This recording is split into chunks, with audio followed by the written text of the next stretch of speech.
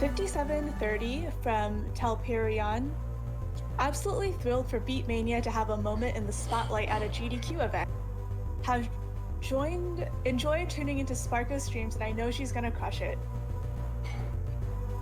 Up next, we have a run of Beatmania 2DX being run by Sparko. And before that, we're going to show a quick ad.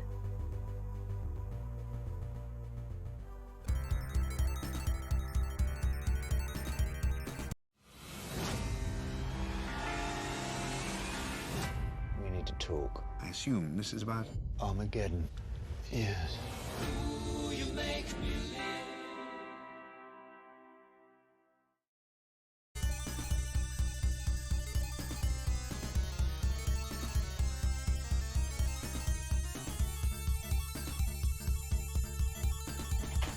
Gotcha. Cool.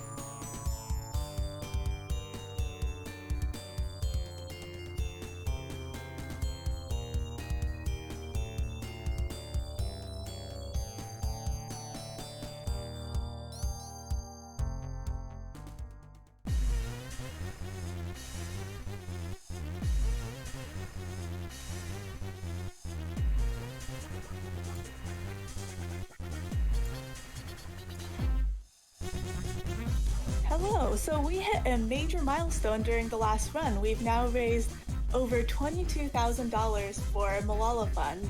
Thanks everyone, and keep those donations coming. We have $100 from Meg MacAttack.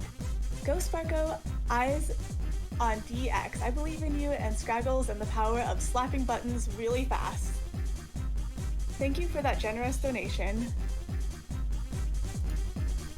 We have $50 from Anonymous with no message. We appreciate all of your donations anyways.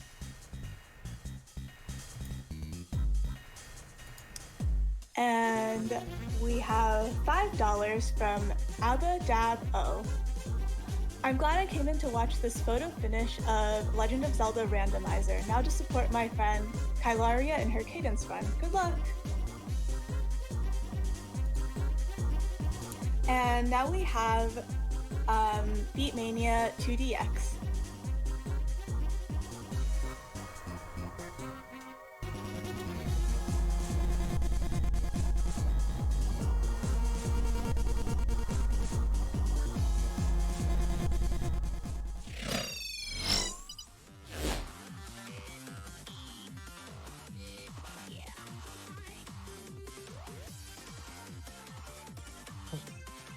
Well then, let's say hello. Hi, I'm Sparkover, and I'm joined by Silent Black Cat. Hi.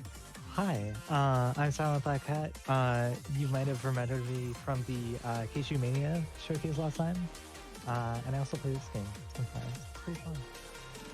It was quite fantastic. Anyway, I'm so happy to be able to show off one of my favorite games. Beatmania 2DX is a rhythm game where you are a club DJ and you have to work hard to entertain your audience.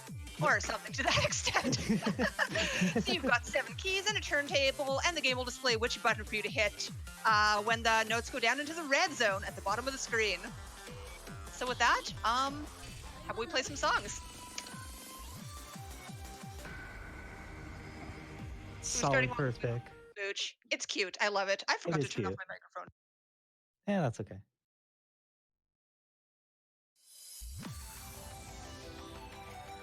Yeah, so she's gonna be turning off her mic while she's playing because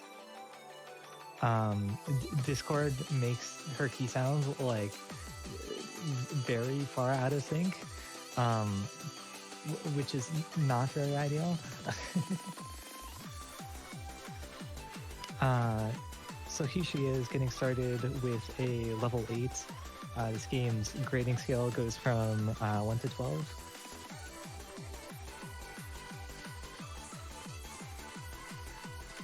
And holding on with a full combo so far. This is a pretty good start.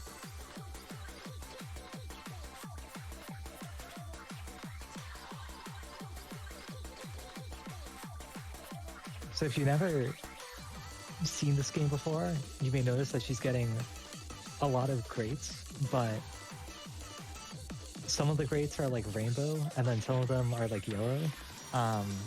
Basically how the timing windows in this game work is rainbow greats are the best judgment. You only have like a 2-frame window to hit them, so about like 30 milliseconds or so. And then after that it's normal greats, and then good, and then bad poor, something like that. So you can see on the right we have some graphs that are like tracking her score progression. Her current score is the blue bar on the left, and then the green bar is her personal best, and then the red bar is a pacemaker that you can set the score of. So I actually just got that AAA like yesterday, and I was very proud of it. But yeah, I adore this song. Thank you so much for some of the explanations there. Yeah, as said, I definitely cannot be on microphone while I am playing because that's a little bit too off sync. I think everyone would be bothered with all the key sounds still going when the song ended, but that is okay. All right, so I am moving over into a 9. I sort of made a little bit of a set list. I sort of moved in between the difficulties just to sort of make sure my hands would be very happy. I definitely just want to say shout outs to the 2DX community. I can see you coming in very strong right now. I appreciate that. You're all lovely. So yeah, I think you actually did a very good job to explain how the timing of it works. Yeah, so pretty much you can have a score from F to AAA. And then whether or not you pass or fail sort of depends on your life bar at the bottom. And in the normal mode, you need 80% or more to win the song. Yes, to win the song, to please the crowd. So you need to get on beat to be accurate.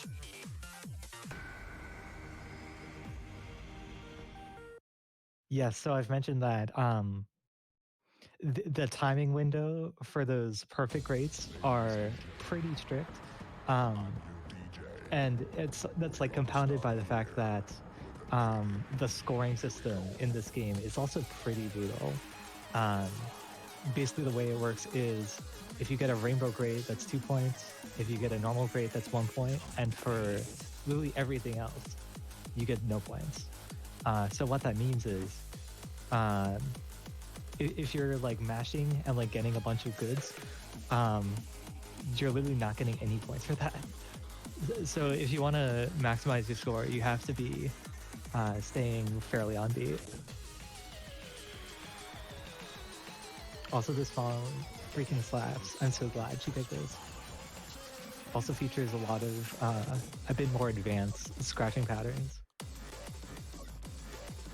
Scratching is sort of an interesting subject in this game because to hit scratches most of the time it requires you to shift your left hand away from sort of like your more comfortable position. So when you have these really frequent scratches, you end up having to move your hands fairly often. And technique in this game generally is a big like point of difficulty. And that's something you master over like years of playing.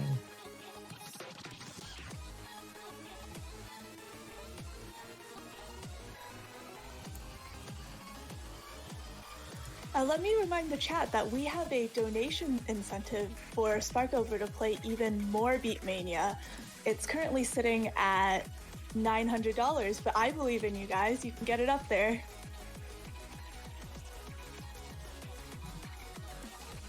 Yeah, rumor has it that she might end up playing Mermaid Girl and Beachside Money. So if you want to hear those, then make sure to donate. I hear there's also a Castlevania song in the bonus block. Ooh, very exciting. I was actually kind of on PB Pace there for a little bit, but not quite. That is all right. I have to be honest, it's a little bit past my bedtime, but Me too, yeah. that is okay. We're having fun with the very good songs late at night. Yeah. Speaking of very good songs, this is probably one of my very favorite ones here. Dirty Androids is one of my favorite groups in 2DX, I Yeah, think. they're really good. Groups in 2DX doesn't really make sense, but you know, the artists that release the music. Yeah. So in case you don't know, this game is made by Konami, and they've been producing the series for like 20 years or something like that. And a big part of this game is that all of the music in this game is original music that's either like licensed or commissioned by Konami themselves. And I actually really like rhythm game music because there's like a bunch of, even if you might end up seeing the same artist a lot of the time, there's a huge variety in sort of the styles that you hear, and this game sort of takes that to the extreme. Like one song you can play a jazz song, the next you can play a classical song, the next you can play a metal song. I don't know. There's really enough music in this game that pretty much everyone can find something they like. Yes, we did get Virtual Self. And that is all that matters. So she's dealing with some pretty fast stream patterns at 173 BPM. Streaming means basically like a fast run of notes, and usually those end up being 16-fifths.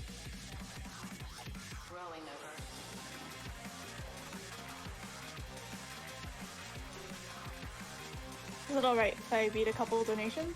Yeah, go ahead. We have $50 from Legend Hoa. Have a great showcase, Sparko. Don't forget to give pets to DJ Scraggles.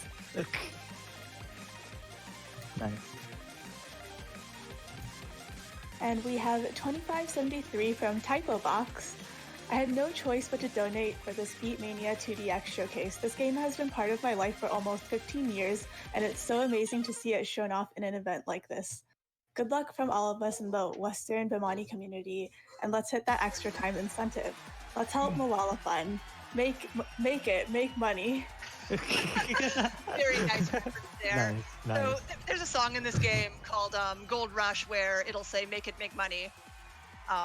So that is a very beautiful reference. By the way, I give you full permission to read so many donations as you playing, since it makes me just very happy to hear them as I am playing. So I chose a song over here. I figured that a song like Radius is probably a little bit important for you know, a video game event. There are some video game influence type songs in here, so I just thought it would be a good choice.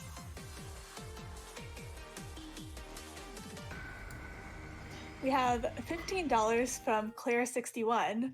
More game time? I'm good with more game time. Let's get a train rolling for Beatmania. Can we get that train rolling? We have $25 from Cold X. Hey Sparkover, had to tune in and support your run. You're doing an awesome job showing off 2DX for everyone in the name of an awesome cause. Keep it up and enjoy yourself. P.S. I'll toss in another $25 if you make it money with some Gold Rush.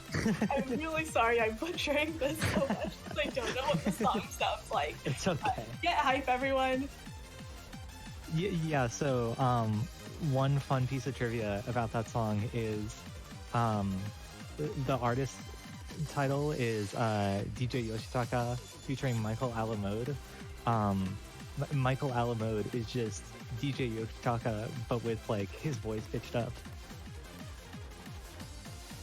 And he butchers a lot of pronunciation. It's really funny.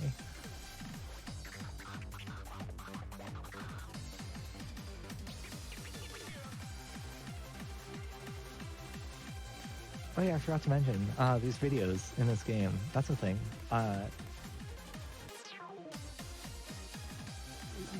They vary a fairly wide amount in terms of like how well produced they are.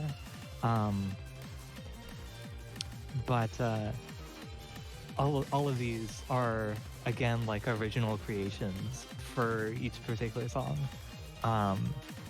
Which I think is cool because there's like so much original content that goes into this game.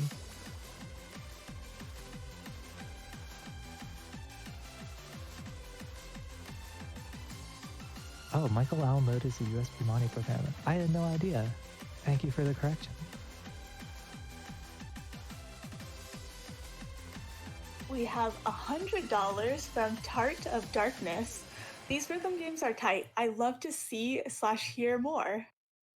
Mówisz? And I think we're about a third of the way there toward this donation incentive, so keep it coming. Nice. Oh, that's amazing. Thank you so much, everyone. I mean, the appropriate 2DX thing to do here would to make some sort of joke about a cheer train, but the truth is the cheer is actually a different term on Twitch. Oh, yeah. Stand by to win. Wow. If what I'm saying doesn't make sense, there is a very large library of songs here. You cannot remember them all, but it's they're You really very can. good. Yeah. So I think actually, have you explained any charge notes yet? Because I did come across a few of those, and I have a feeling I'm about to come across a few more here. Oh yeah, this song has kind of a lot of them. Yeah, so basically, charge notes are when you have to hold down a note, and these actually weren't introduced until the 17th version of this game. And it's also a little bit confusing because there's actually two different systems for it. There's charge notes and then there's held charge notes.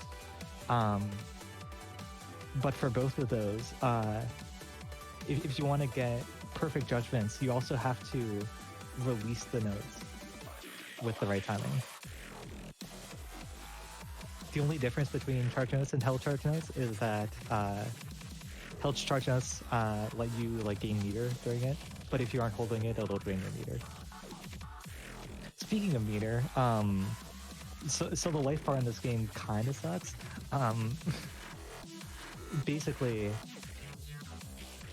a lot of songs in this game have what's called like 2DX endings, which basically means that there's pretty commonly there's like a big burst of like nonsense at the very end of a song, and that's pretty much designed to like tank your meter because as she said before, you need 80% of your meter to pass, but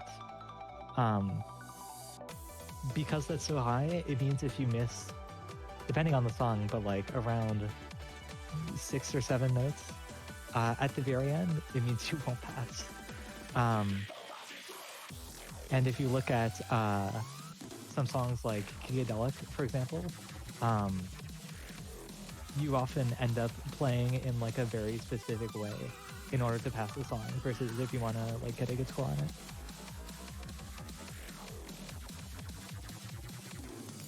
We've got a little bit of a donation train going. Another $25 from Meg McAttack. I'll donate another $25 if DJ Scraggles gets some more pets. More time! We have $35 from Leggy Starscream. It's a bear. Here's $25 to cheer you on for your fantastic button booping, plus $10 to match each time Demi died. Teehee. Donation goes to getting that Final Fantasy III run because I love glitches and memes. And we have $25 from Everdread. I love 2DX and I love you. Aww. So much love. So much. Thank you so much. I would just like to appreciate the 2DX lore is deep, hella deep even. It's very deep, yes. It really is. Yeah. Well, I think I was actually told here if I would give Scraggle some pets, then more money would be donated. And for the greater good, here is Scraggles, my bear, and here are some pets for Scraggles. Aw. So now that that's been done on GDQ, let's play another song. Here are some more charge notes in case you haven't seen enough of them yet. So I actually don't remember the hyper. But the another for the song is interesting. TLDR, most songs have 3 different difficulties: normal, hyper, and other.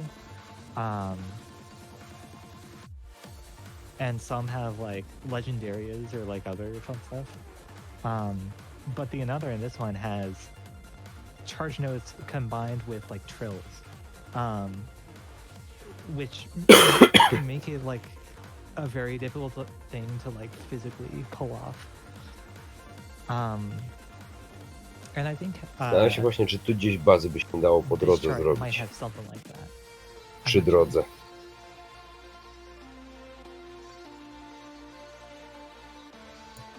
I got another couple of long ones for you. So we have $50 from Dot Phase. Hey Spark and Chat, your boy Dot here. Na przykład tu na Don't jakimś catch me placyku. sideways, but this is unbelievably exciting to finally see Beatmania 2DX on a GDQ event. Thank you for providing this content to all of us and showcasing what this game has to offer. We're all rootaging for you. The community loves you. Let's hit this donation incentive and keep raising funds for Malala Fund. Shoutouts to everyone involved to build this community to make it as strong as it is. I love each and every one of you. I request Pendulum single player. Another. Just kidding. Oh no. Best of luck with the showcase. So there's a lot to unpack in that one. I know. It's a long one. Chrono Diver Pendulums is, I think, a really good song, but also like maybe like one of the hardest 12s in the game. So that's fun. Yeah, I think that one might be a little bit out of my range, but that's all right. So how are we doing on time right now? You're at around the 18-minute mark, so y'all have 12 minutes to get those donations in. Keep them coming.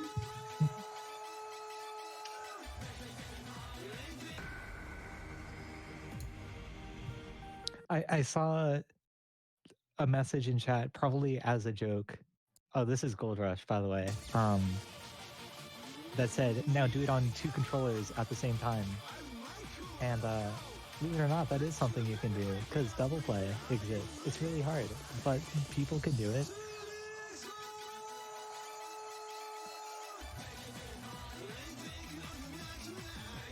I'm loving the chat right now. This is good, yeah. I feel like this song just speaks for itself. Yeah, chat is loving this. Yeah. So as promised, we have $25 from Meg Mac Attack. As promised, $25 for Scraggle's Pets, and also more of this impossible game. And $75 from Coda and Data. Look at those hands fly. Thanks for bringing the beat, Spark over. Let's get this donation train a-going so we can see and hear more. I'm loving these donations. That's the big one. Okay.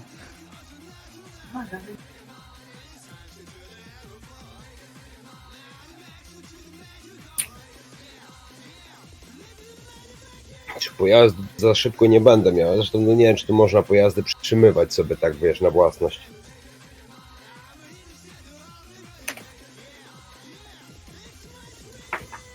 We have $25 from Head Nie, bo kurwa, I'm now sweating from na innych dancing to zasadach działa ten There's serwer. a big message in all caps, and it ends with dollar bills. Nice. So I'm just looking at chat right now. Yeah. Very strong community right here. You are all fantastic. beautiful. Kurczę, nie da się I więcej have niż no words. ten, You've taken all my words niż dwa away, but I'm storage'e very- postawić, kurę, w chacie. I just Trochę wanna give słabo some, z tym, like, really tak genuine zbierać rzeczy. thanks for how many people have shown up here. This is... I cannot imagine, you know, how much enthusiasm Coś is dachu here nie right mogę now. położyć, It's kurę, just do tego chcę beautiful. właśnie przenieść bazę. Oh my gosh, I am... Też You've nie da taken rady, my words pokazuje, że nie away. można You've więcej blown my heart postawić. away. Mam w sumie 2 duże, 1 mały postawiony, więcej się nie da. Jeszcze tak w ogóle ten duży się nie chciał na platformie postawić, tylko tu na ziemi go obok postawiłem właśnie, gdzie jestem w nim.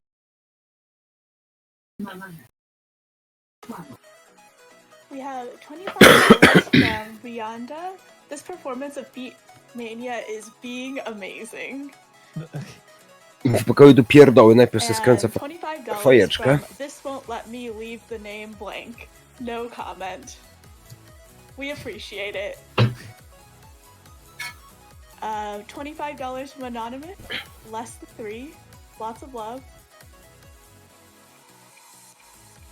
Próbuję wziąć 2 platformy i zobaczyć, czy da rady tam postawić właśnie ten, albo nie wiem, w ogóle wezmę jakąś toporek i kurde tam jedną wyrąbię, w ogóle zrobię.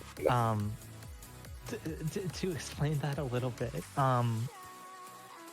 573 is known as the Konami number among a lot of rhythm game players because one possible way to write out that number in Japanese is Konami. And then Yo is Beachside Bunny. It's a thing. We might end up playing it. I don't know. It's a good song. OMG, hi Vicky. Yeah, I play this game sometimes.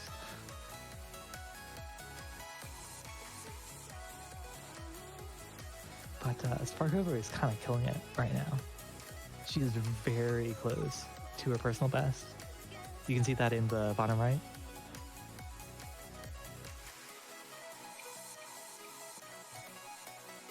We have another $25 from Cold X.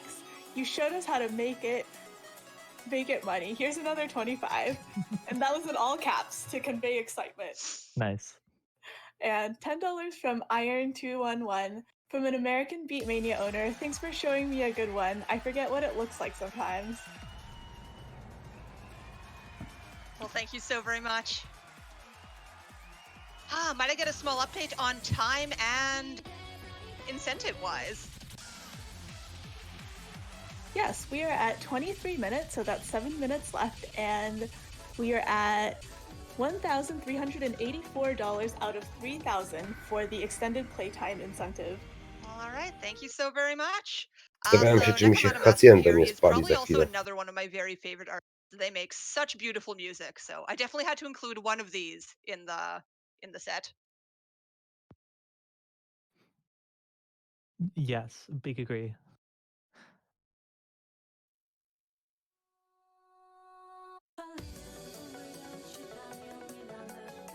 I actually came to this game from Sound Voltex, and that game is known for having lots of like really like fast, intense Wii music or whatever. I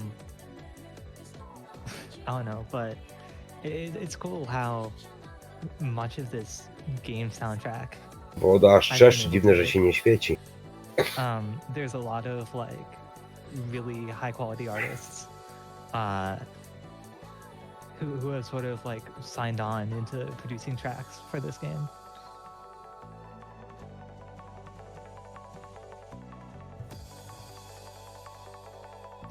So we've got a $5 anonymous donation, no comment, but we still appreciate it.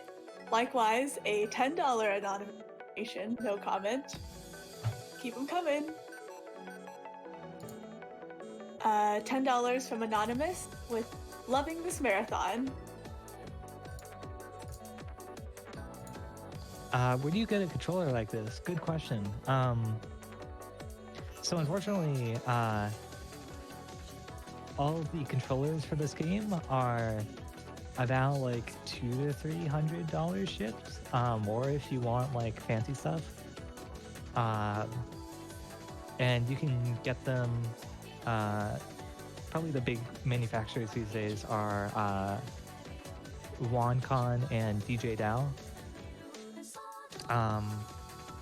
But if you like want to see if you want to get into it, but if you don't have that money to immediately invest, you can always try playing on keyboard. And it's not quite the same experience, but it should give you an idea.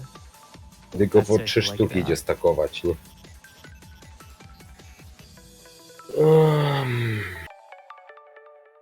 I have a couple of big ones to read. So we have $157.30 from Shinji16.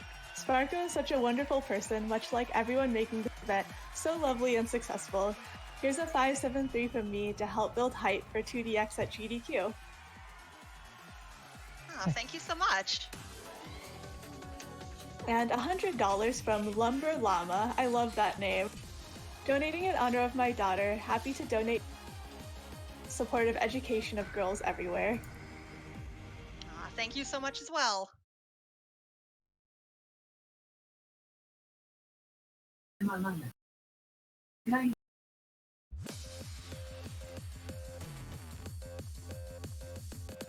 O, sól można stakować po 6, a to People in nowość. chat saying that PS2 controllers work. Yeah, that's a thing. There are actually a bunch of PS2 releases of this game, even though that they are old by quite a bit. They still have like a bunch of content in them. I don't know. That's never really something I experimented with because I don't have a PS2. But if you're looking to get into it, that is also definitely an option. Or you could also see if you have an arcade that has one of these, because they actually exist in America to some capacity. If you go to, what is it, Xenius-i-Fanager.com, they have an arcade map where you can check to see if anything's local to you.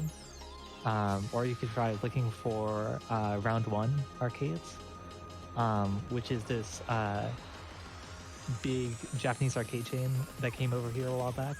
And they also brought all of their rhythm games, including this game, which is pretty fun.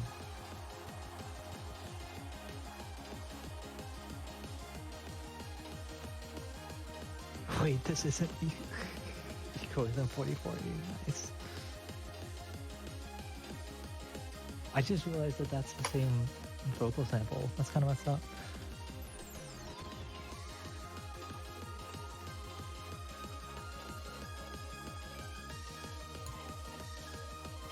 Got a couple more donations to read.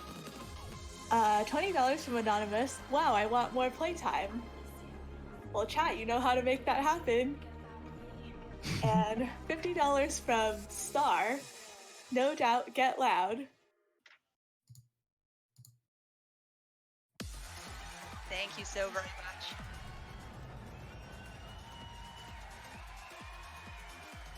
My last song? Well, alright. Well, it was very much fun to play this for everyone, so just in my last song, thank you so very much for letting me play for all of you. This was very much fun to show off one of my very favorite games.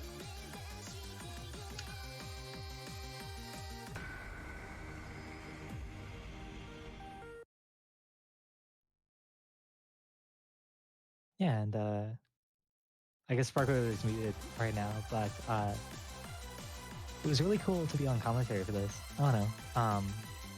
Rhythm games have been a pretty big part of my life for years, and I'm really glad to, I guess, like share some of the enthusiasm I have with other people.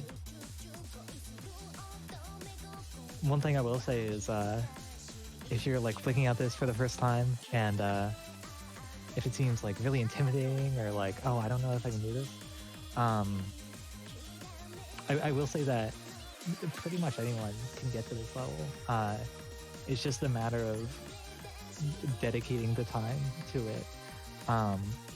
Like when I first started playing these types of games, I was pretty terrible for the first few years. and now I'm in kind of an okay place. And I don't know, it was nice to finally say that I was like good at something, even if that sounds a little bit cheesy. But yeah, I don't know.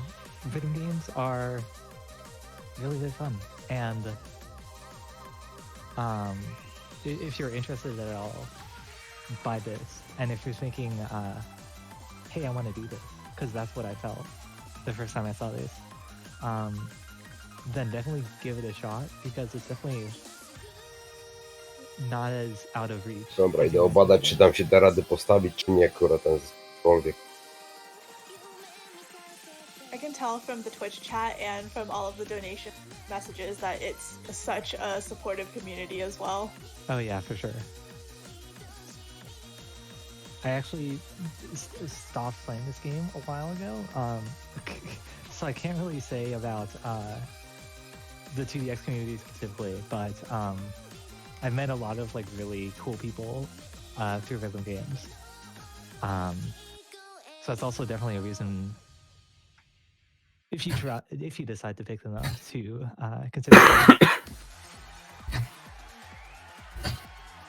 All right, well, I suppose is that going to wrap me off for the night then? Yeah, I can read a nice message to wrap it up for the night. Sure thing. We have a $15 from ThatBoy86. Thank you, Spark, for showing GDQ viewers the greatest rhythm and what our amazing community is all about. Keep the gains coming. Much love from the Georgia crew. Well, thank you so much, everyone. I see a lot of familiar faces in chat and a lot of new faces. Just thank you so much, everyone, for watching my game. This is my last message to you all. I'll be leaving, but you can catch me in chat for the rest of the marathon. Take care, everyone.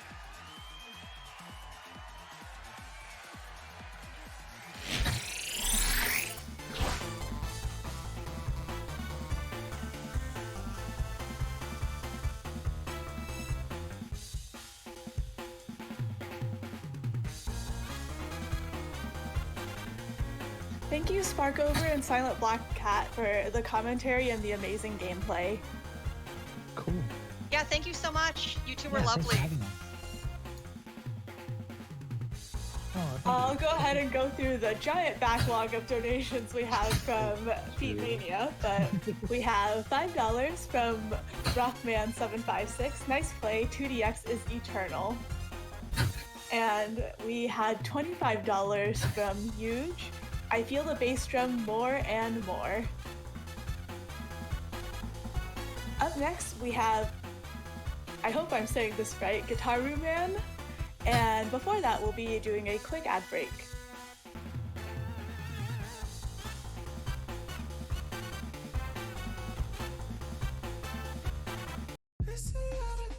I feel like I have to be perfect. There's something about fear that pushes me.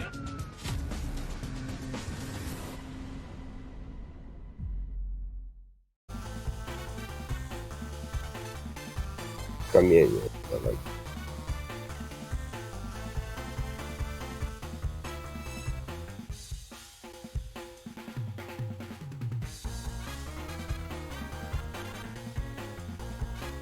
No, na przykład tutaj.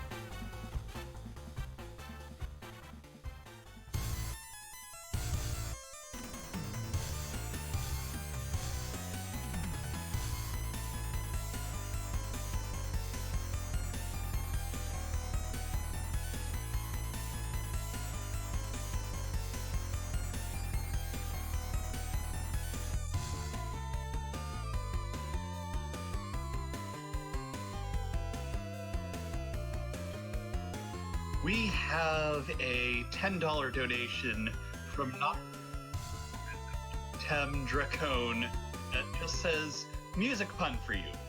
How do you fix a broken tuba? With a tuba glue. We also have $10 from Demarine who says, now that the adrenaline has dropped, I owe up for dying only twice, because donations per death make you play good. Thank you both so much for your generosity.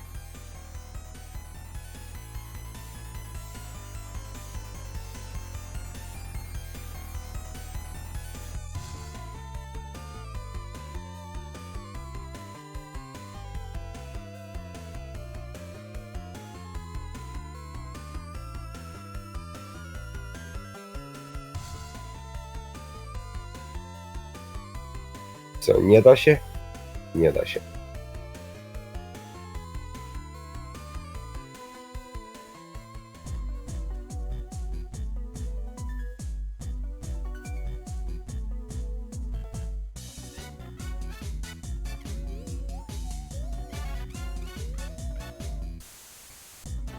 So, while we're waiting on our next run, I'd like to remind everyone of a couple of coming up donation incentives.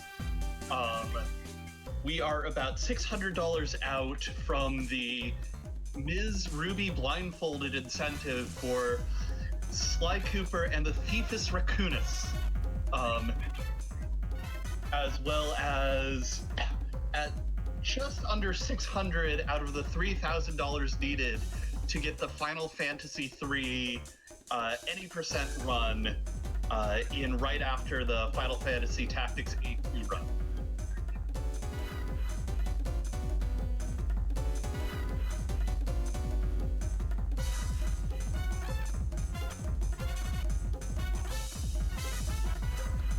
We have a 57 and 30 cent donation from Talarli a Muller that just says, make Malalia Fund money. Thank you so much for your generosity.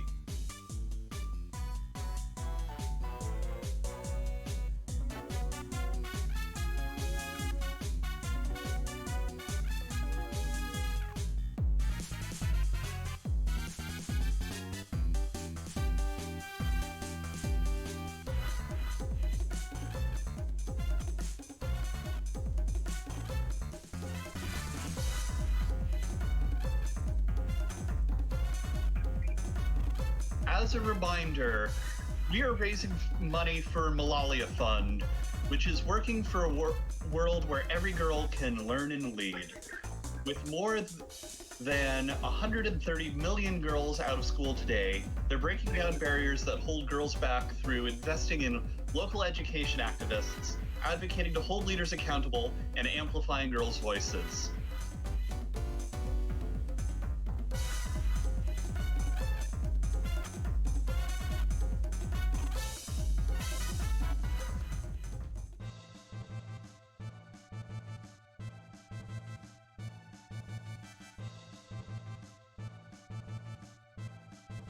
We have a $5 donation from Thunderclap that just says, this is a pretty awesome marathon for an incredible cause. Keep it up, everyone.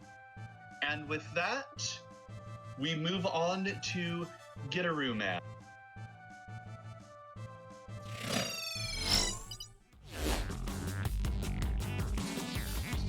Tell us we're live. Hi there. Hi, I'm Bobby the Witcheress. And I'm Brig, our Brigtopian. Do we have sporadic? Yes, I am sporadic Reatic. Can you hear me? Yep, we're good. Sporadic's audio seems relatively quiet compared to you. Maybe turn. Okay, we'll fix that later. Okay, sure. And hey, welcome to this amazing rhythm game.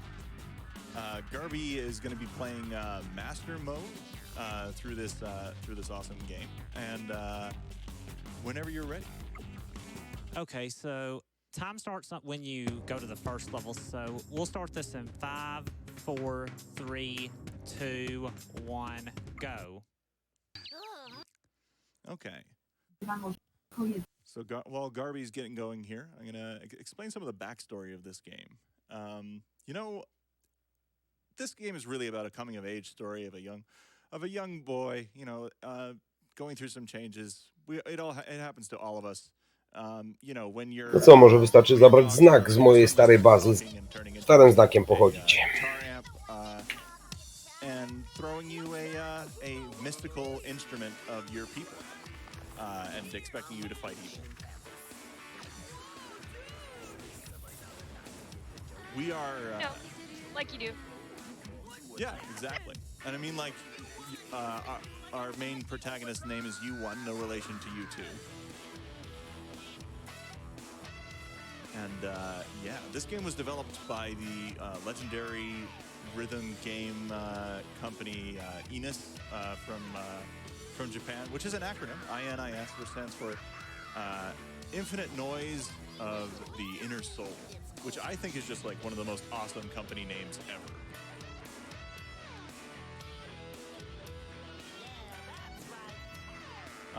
Some of the games that they made are like Elite Beat Agents on the DS, and again on the OS, OS.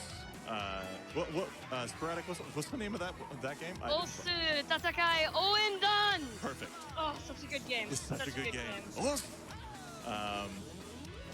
But yeah, so this was one of their earlier rhythm games, and it was extremely ambitious with the number of different controls that it was throwing at the player. We see these trace lines that Garby's going through right now, and you have to use both the analog stick and the buttons to hit those sustain groupings. And really, the only modern equivalent where you're using both an analog and a digital control, other than the amazing Beatmania run we just saw, is something like arcade games like Sound Voltex. So, like, and this is a game from the early 2000s. Fiendishly difficult, this game.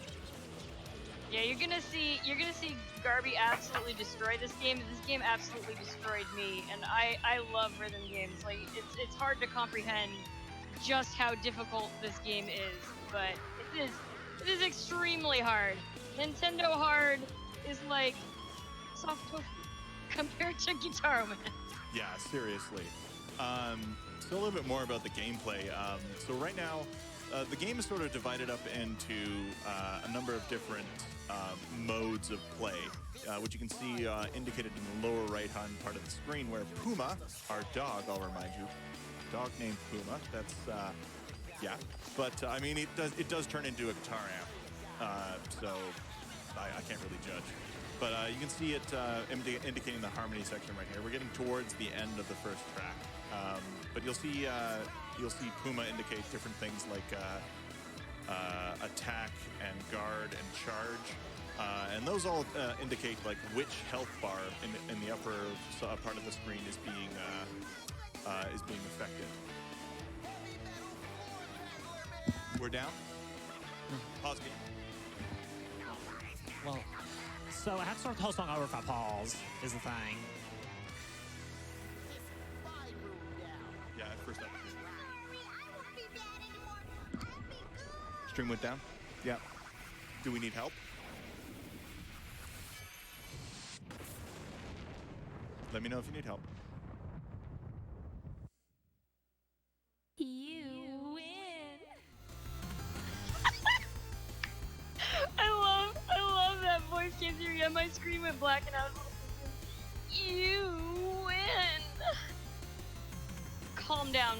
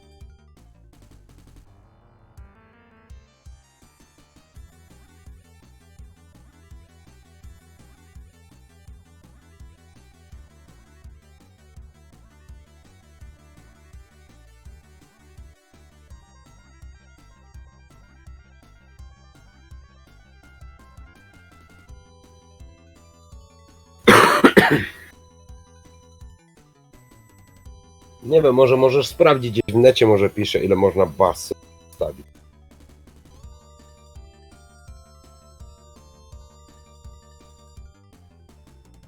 Aha, czyli wszystkie części muszą być najpierw usunięte. No masakra jakaś.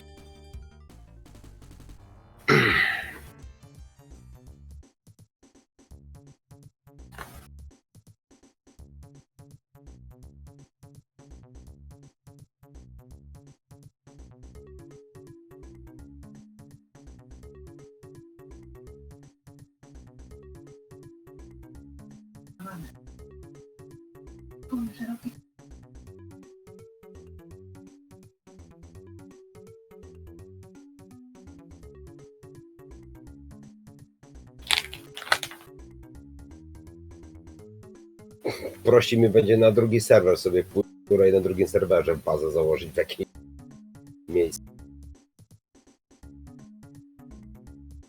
Znaleźć inny serwer.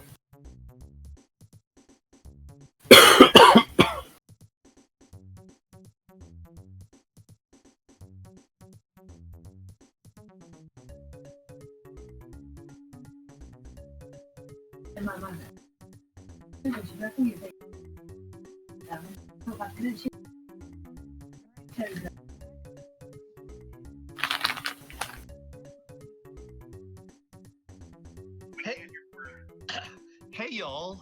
We are back, and let's get back to Gitaruman. Hi there. Well, No i dzisiaj oglądałem właśnie tam ten Seven Days to Die. Jakoś tak nie podpasiła mi graficznie ta gra. Jakoś takie to proste, kwadratowe wszystko mi się wydawało tam. Taki Minecraft. Yeah. So I guess we can resume it. Yeah, you probably. just give us a countdown. Okay, we'll be resuming it in 5, 4, 3, 2, 1, go. Okay, so we missed the end of the first stage. We're just gonna go No slide kurde, right nawet into fajki nie dadzą skręcić. where we are being attacked by yet another No, jakiś ten kurwa piesek I don't przyleciał, know, kurwa, chciał mnie upierdolić. for some vague reason. Saucers. Yes, monster. We're being attacked by vaguely described monsters for vague reasons. But I mean, look at that design. I mean, they don't like you, and also they're made of keyboards, so. Oh yeah, and there's our Elvis impersonator. Standard comes in every shopping district. The extras in this scene are just amazing. I really like this track too. It's really bopping. I really like your backup band. Like shows up out of nowhere. Like they heard you rocking out in your bedroom in your Power Ranger pajamas, and they're like, I want in on that. So if you look for them, they all put their kigurumis on. So like I was explaining earlier, the game is sort of divided up into several different modes of combat. Right now it's in charge mode, which is how U1, our protagonist, gains a health meter. And eventually we'll go into defense and attack. And those pretty self-explanatory. But the interesting part is how this game actually you sort of navigate through it and get sort of move through the different stages of the songs. And that's what makes the speedrun sort of interesting. The sections that you can get are sort of dictated somewhat by RNG, but there's different sets for different amounts of HP of the enemy. So if the HP for the enemy is full, then you'll get randomly one of a set of between 1 and 4 different patterns. And then as their HP is decreased, as you attack, you'll get different sets of patterns. But what this means is you will lose time if you don't do the attack sections perfectly. And in some cases, you can even skip ahead. And unfortunately, we missed the section skip in the first track. But we can yeah, if you don't play perfectly, then you might have to redo a section, even though the enemy's HP might fall. And so, yeah, that's how you proceed through that. That's how you win the game fast. That's what we're doing here, right? This is wins games fast. That's the marathon name, right? Would you say in this section that aliens are kidnapping people and forcing them to dance? I don't know. They look pretty willing to dance. Yeah, they're super into it. I don't know what the deal is with all the little hearts coming out of that. They just love you so much. Yeah, either that or it has the power of hypnosis. You don't know. I'll buy that. Yeah. I'll buy that for $1. Yeah. I just love the design of this enemy type. It's just like it's got piano. Zastanawiam się, czy całą bazę przenosić, czy nie. I think that's just my aesthetic. Flailing arm aesthetic. Push up the angry space hamburger. Angry space. Wiem, oglądałem to, ale jakoś tak to nie wiem, nie pasowało mi to. Graficznie mi ta gra nie odpowiadała po prostu. Yeah, there we go. And then, oh no! Randomly, This old woman like yeets you onto the console. It's like, go get him, kid! out of the way. I think she just wanted to take the spotlight. I remember when my dog turned into a guitar amp and told me that I was the last surviving member of a resistance force against the ancient intergalactic evil.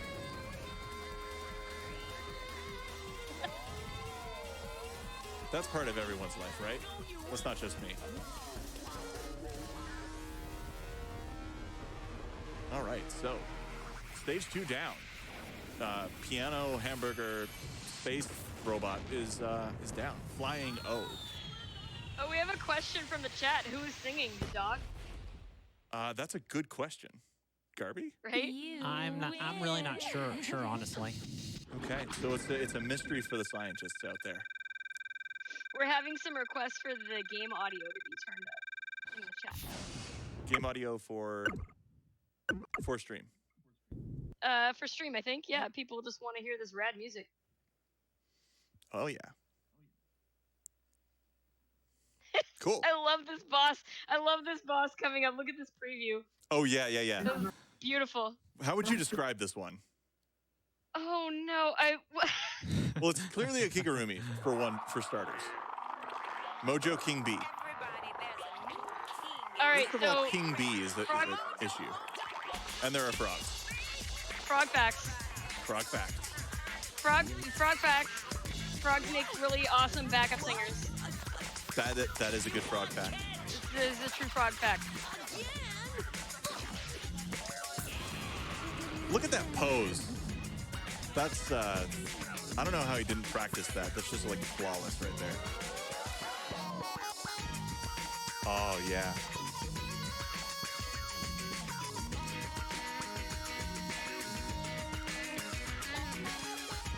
And Garby's making this look super easy. But like not only we're playing this in master mode, which means the reaction time is way less than in normal mode. The patterns are similar. Sometimes there are more notes in master mode, but yeah, you get way less time to react to those things coming at you. These sections in particular, the guard sections, are just. I gave this game a try during the break, and I am just in awe of what Garby can achieve here. Yeah, it's so wildly difficult. I love that this boss is going to take you down with Look at those! Like, are you hearing those frogs? Those frogs are amazing. Are they singing? Yeah, they're going hey hey hey. Just in perfect harmony. I mean, like, Mojo King B, you gotta give it up for him. He knows how to train a band. Look at those wings, dude. Like, just the enemy design in this game is amazing. Do we have a window for a donation or two? I think that we do. All right. We have a $5 donation from Hey Stella.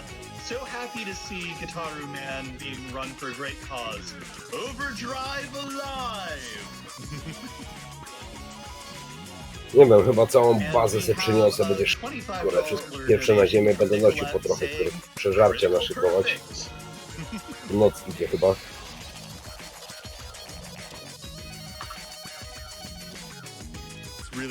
It's really easy to get hypnotized by this game. I really want to hand it to Mojo King B for being able to stand on that branch for those platforms. Nie, wcześniej rano w sumie.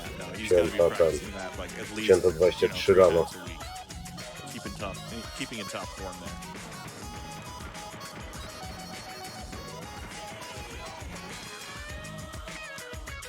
As we shoot lightning from our Gitaru.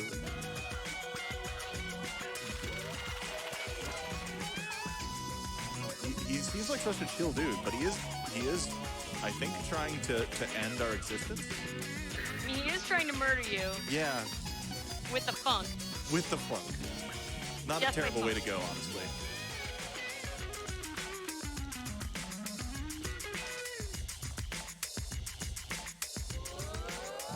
So Sporadic, you looked up some fun facts earlier. Oh, about Mojo King B. Hold on, give me a moment to okay. Hook you Look up at that! with Look at those moves. That's Zaraz się okaże, że poskładam to wszystko i nie da się tego tam postawić. We're zapping the bee right in the stinger. Bro, smażę to mięso, zjem i pójdę na inny serwer zobaczyć. Float like a butterfly and float like a bee. Look at some airtime. Yeah. I mean, he's a king bee. Look at the size of that thorax.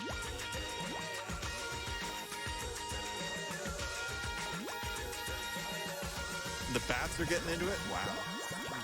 Oh, and there he goes. So yeah, so I read that basically the way that you defeat this boss is that you don't give him a chance to take a breath. That's the idea. Is that he, like, I don't know, did he like drown at the end? Yeah, he just drowned. Just, like runs out of breath and like he falls just in the noped water. out. So we now know that Mojo King Bees, their one weakness is drowning. Yep. Is the lack of circular breathing. It's true. Yeah, it's a very difficult skill, especially for insects, considering they breathe through their skin. And so this is the one stage which doesn't have any attack. The trace line section. It's only defense. Right.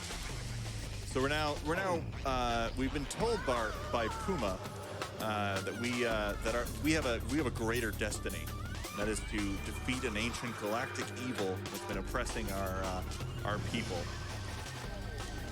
And so now we're trying to travel through space onwards to the fields of battle. We're being attacked by Ben K, this like hammerhead shark looking dude. Zobacz jakiś bardziej ruchliwy serwer.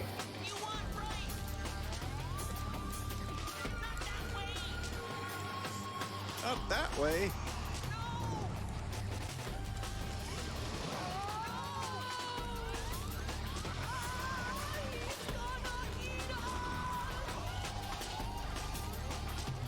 Yeah, as we all know, giant warped space hammerhead sharks eat only the finest.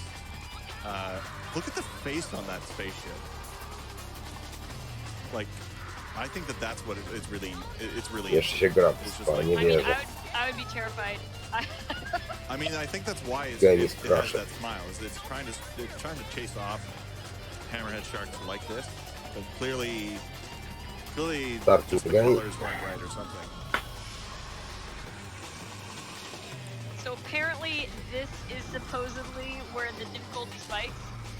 Right. Which, I don't know. I felt like the difficulty spiked when you first picked up the controller. So. Right, and like I wanted to say, like You made it.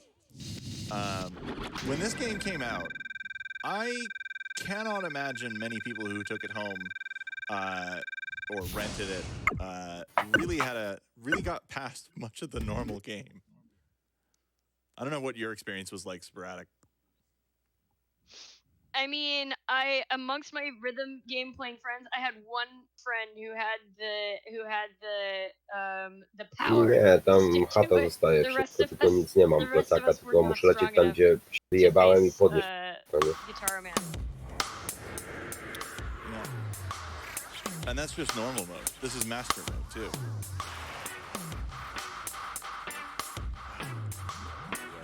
So in this stage, like it can be punishing if you aren't able to sustain the note. Like you notice me holding out the note. It can be punishing if you're unable to sustain because you won't get Benkei's held down low enough. And the notes are really long in this stage in particular. And this is the stage. This is the one stage where you're not playing as you two. Well, you're playing as you want in the yeah, you want in the robot. So yeah. I just want to point out that you are fighting a reggae space shark with turntable titties. Jak są gdzieś to z dalekiej those wiem, że... turntables as it's attempting to murder you.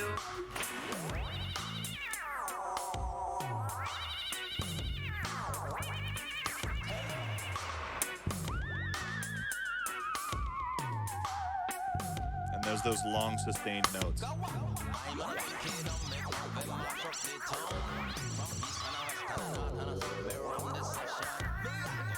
Again, these sustains are what we're using to damage the enemy health. And Ciężko powiedzieć, jaki serwer jest ruchliwy, bo teraz jest rano i w sumie może nie być graczy w ogóle. quite well enough, then we have to repeat sections, and that's how you really lose time in this game. What other rhythm game have you played that has a theremin? I mean, That's a good point. the range in this game. I don't know who needs to hear this, but no one else has this range.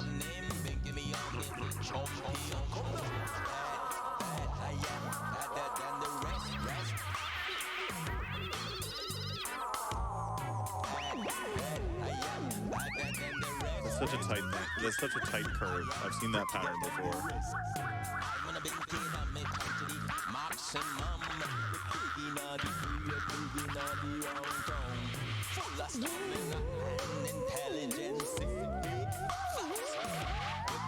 Guitar Man, already a difficult game. These the difficulty curve really spikes up, so we're getting into the part of the run where we're going to be giving Garby quite a bit of quiet time.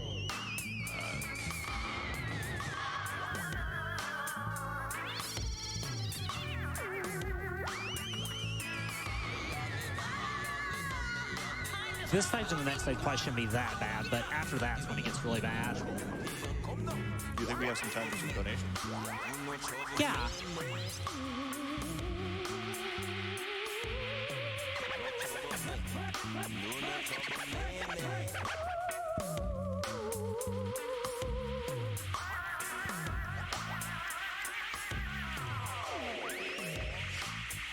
Do we have any donations?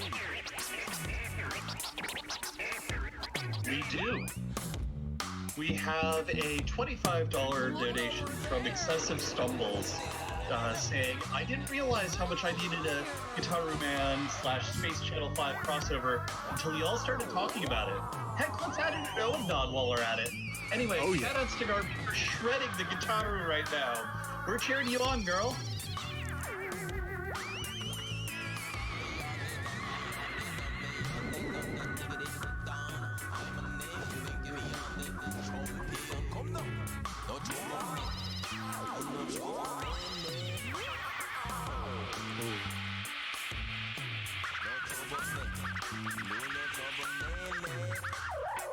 Holding these out can be really tricky. Yeah. Should be good now, I think. Yep. But yeah, for reference in this section, losing, like, not getting the fastest cycle loses probably about a minute or so, so yeah. That's how the game can be.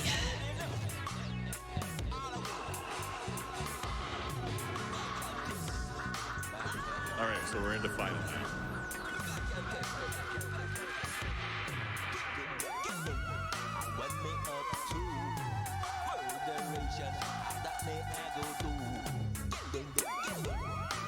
This song is the most wild bop. Yeah, seriously.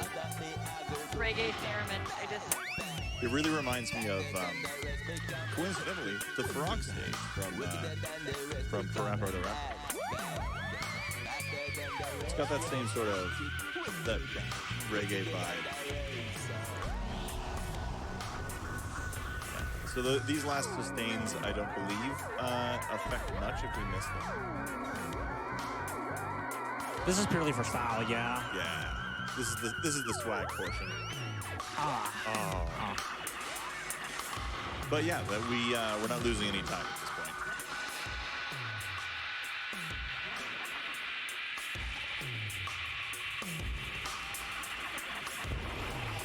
Zobaczmy tego. And there he goes. And we are gaining pieces of the legendary guitar.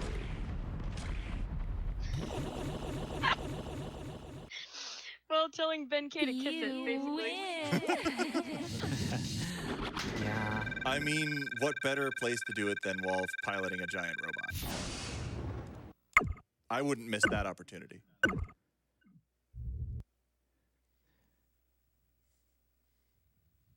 All right. So, Sporadic, who's this? Oh, Kira, right? This is Kira. Yeah. Your love interest, who you can't hook up with, or like, I think that's a big part of the beginning. Where you have like a rival, has more money than you, and Yeah, U1 has just generally been not acknowledged by his peers at school. that's okay. Now, Now we're gonna play Wonderwall. yeah, right. Now he's gonna. He's picked up do whatever he dude in high school does when he wants to impress a chick. He's gonna play Wonderwall.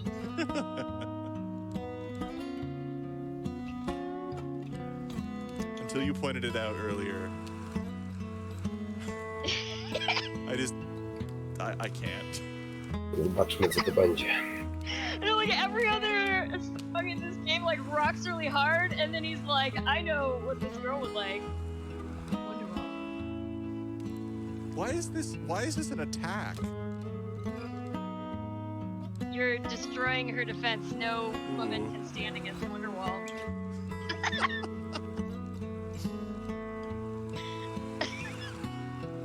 I mean, I can't. I mean, most women can. It's the great secret.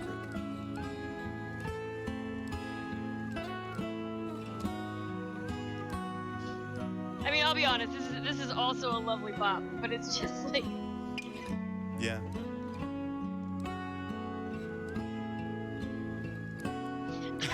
Like, the Kiguru crew is there. They're in the background. It's not creepy at all. Yeah, we steadily accrue more and more side cast members.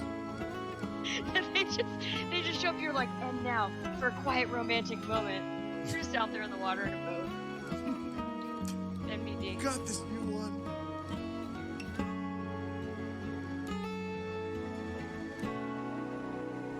Not wingman, but boatman. Traditional whip.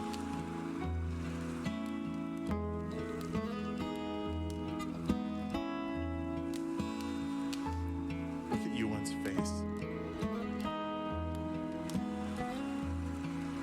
Do we have time for a chill beat donation? Oh yeah. So we've got $10 from Sozanko saying, some amazing skill on display here. A great cause. No more excuses, just head donate now. Greetings from the Netherlands and keep up the good work. Hey. I like that you defeated her by putting her to sleep. Yeah. So now is when it gets hard. Oh, just now. Well, this is where I'm worried about potentially losing. We're gonna need a bunch of quiet time during this section. This is pretty much. Would you say it's the run killer? Well, yeah, I'd say so. Y'all can talk. I just won't be able to respond to anything. Yeah. This is the Sandbone Tree. Their xylophonic skills are gonna blitz us. This is the Guitaru Man equivalent of Through the Fire and Flames. Just dodge, you one. Keep dodging. And also, you don't get a charge at the beginning either, because Puma is captured.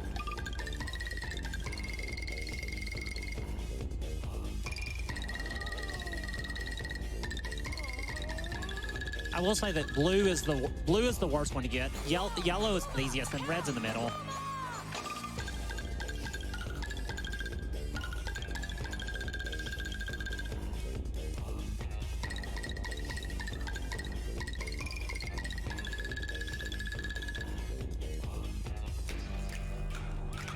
Just pathetic.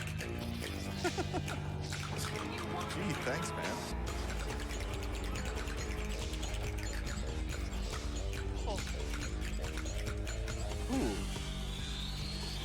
So there, if you make 4 misses, you lose the stage. So that, and with all that out there, that can be a pretty expensive part. Guitaru! Who's saying?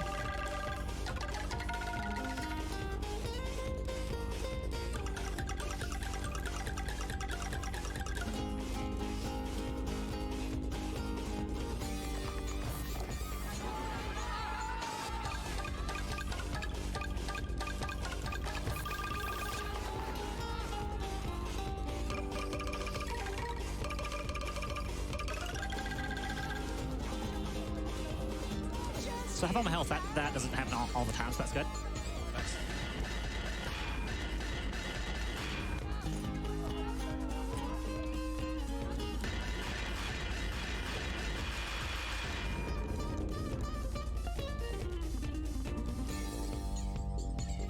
So far, so good.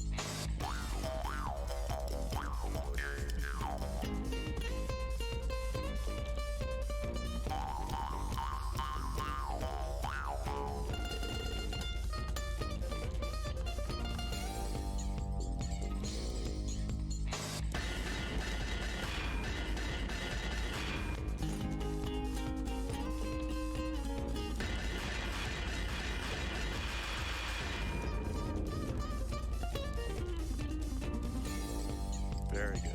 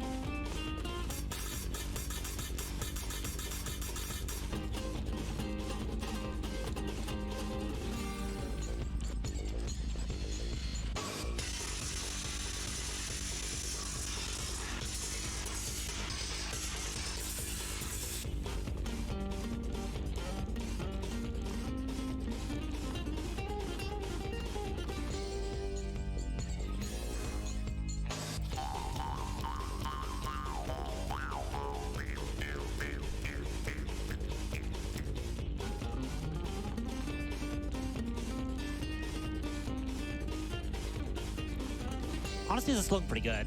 Yeah. You're getting yellow a lot. Usually get when all 3 of them pack, and that's pretty hard. So it's gonna got this. You just have to have a lot of notes here, and I'm matching all the buttons. That's kind of an exploit that makes this part easier. You don't get penalized for hitting all. Yeah. No i taki plecak to ja rozumiem. Dla mnie. And I'd say at this point, serious time's pretty much over. Okay. Amazing work. Thank you. During the first half of that, I think I only saw like 3 misses, which is very, very good. Yeah, thanks.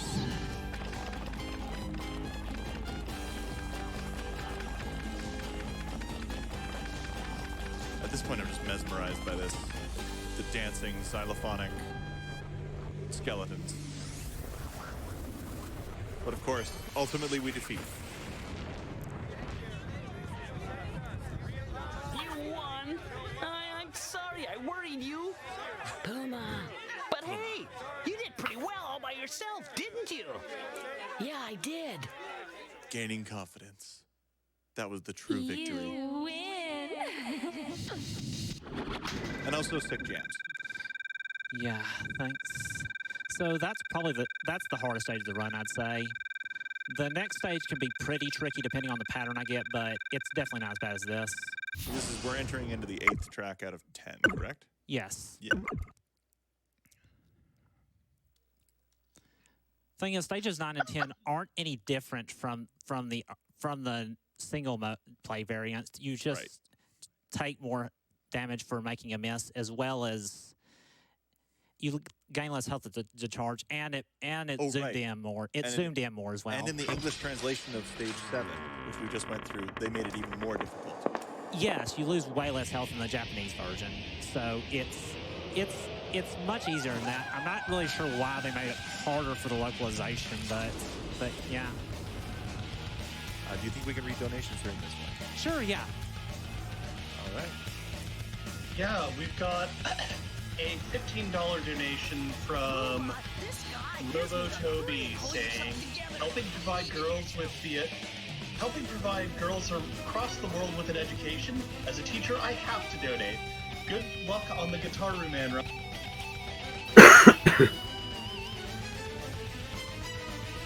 And then we have a $50 donation from Kraystar saying, this is one of my favorite games, and I knew I had to donate once I saw it on the tracker. Good luck, let's continue to raise money for such a great cause. Thank you very much.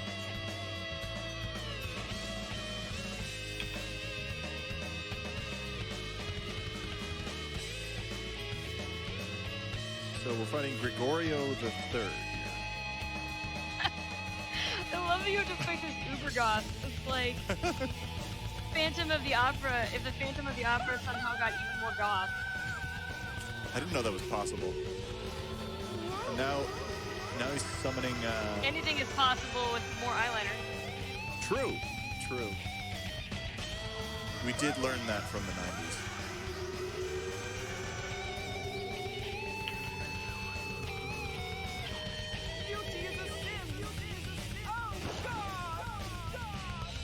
Oh, okay. Weird flex, but okay.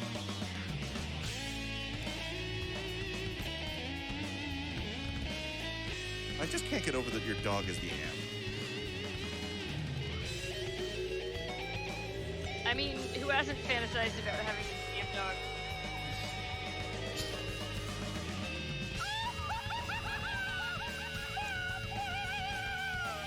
Can we give it up for the voice actors in this game?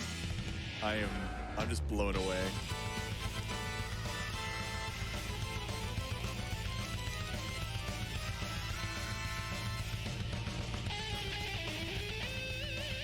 So this is the hardest pattern in the stage, so that's unfortunate, but hopefully I should still be okay, hopefully.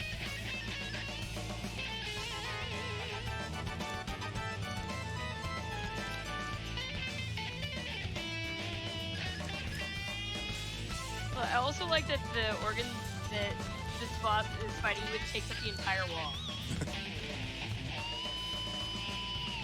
Okay, so you didn't miss during the attack, so that's good. Yeah, this has been going pretty well so far, honestly. So, really good.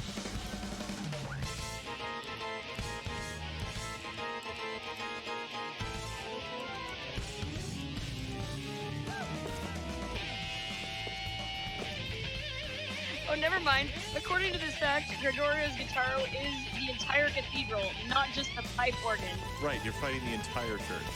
The entire room. Being attacked by a church.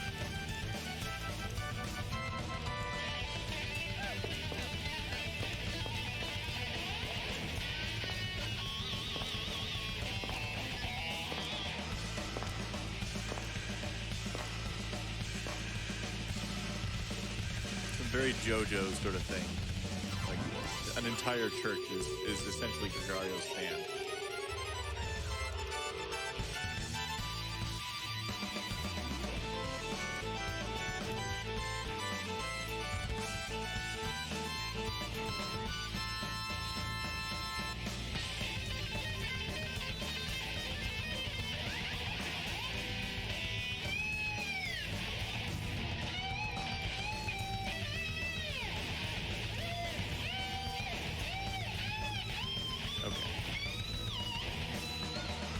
So we hit 0 HP on the boss, and now we're just going through the final section.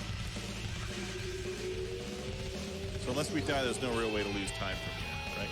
Yeah, that's correct. This stage generally, I usually don't want to lose time in this stage. It isn't that hard to get Grigorio's health down to the correct values.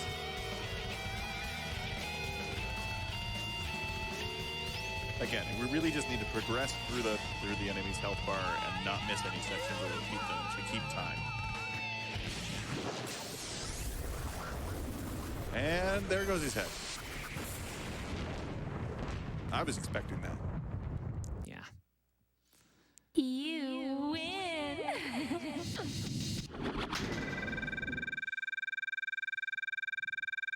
Fantastic.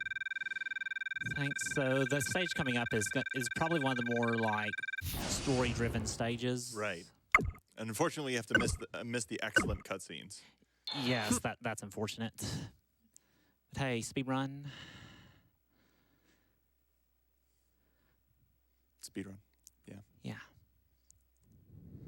So here we're going through an epic, seemingly an epic duel, but all is not as it seems, and we will see. All will be revealed in time. But our retinue is here. We're surrounded by screaming patrons of this Colosseum of jam. Plus, you find out that Kira knows how to shred. True.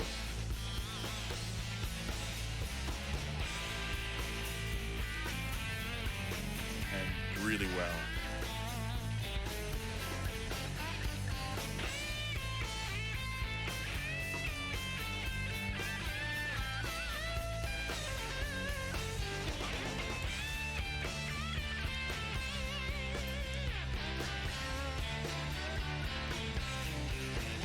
It's kind of the best twist. Kira's like Wonderwall. Hold my beer.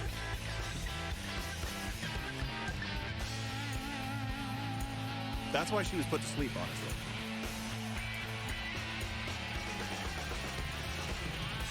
She just needed the tempo.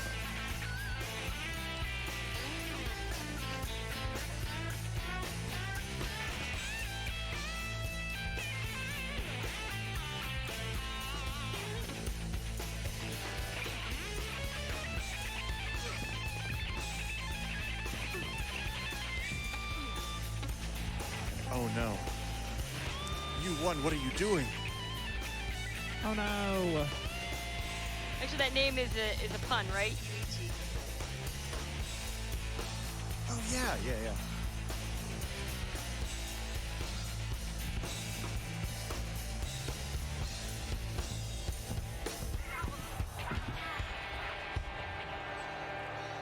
Stand up, Gitaru man.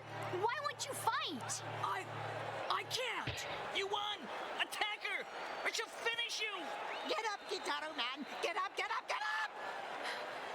You won. Stand up. I can't fight Kira. I just can't. Gitaru man, stand up, fight. I won't fight you, Kira. The real enemy is going. So what'll happen now? We're gonna play Wonderwall. Yeah. We're gonna play Wonderwall so well. We're gonna start a fight against a galactic. Yeah.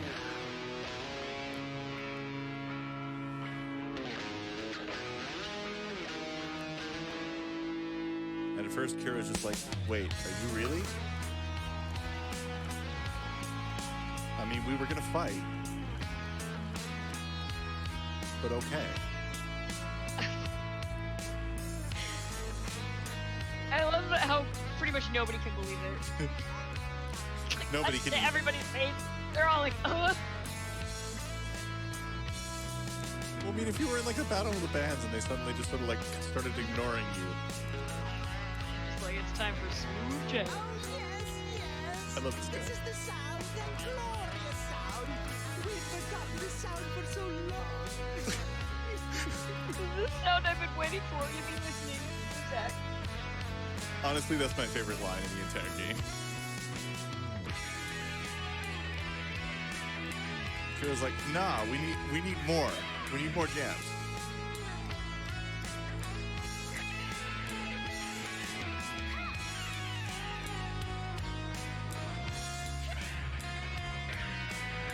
She just can't even. Sound I've been waiting for. I heard this in the waiting room. I love waiting.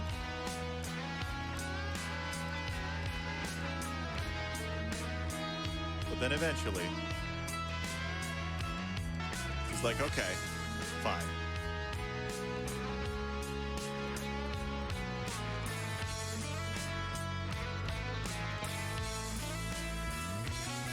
And we flap our headwinds.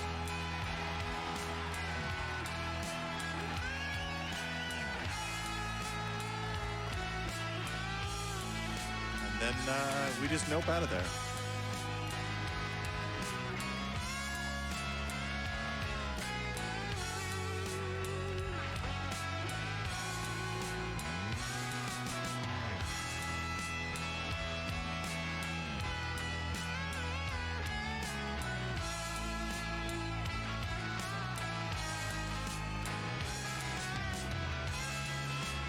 I would say, what is she playing? But so far you've got, you know, some skeletons that were playing their own riffs, so... Yeah. And an entire cathedral, so why not? Yeah. Honestly, I like the design of Kira's instrument a lot more.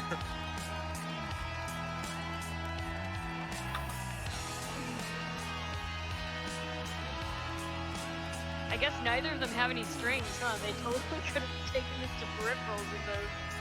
They already designed them. I'm waiting for the Joy-Cons. Guitar Man, catch! All right, and that's the last piece. The legendary Gitaru. And we fulfill an ancient prophecy. Yeah. What could this be? You are the true You are the true Gitaru Man. Gitaru Man. Yeah. All right. And the ultimate bop. The ultimate bop in space. Do we have time for another quick donation? Yeah. Yep. So Mewtwo also donates $10 and says, "Never heard of this game before, but this is amazing. You're killing it, Garby." Thanks. Highly recommend trying this game out. There was also a remake on the PSP that might be a little easier to grab. Yeah. This is a really great game. I definitely recommend it.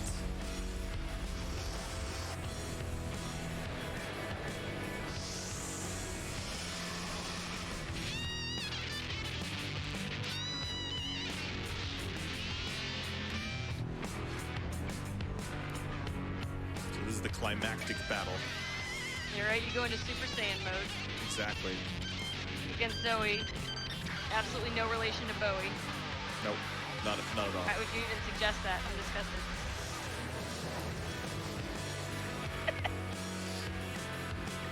So we're traveling around the planet. We're having an epic battle in the sky.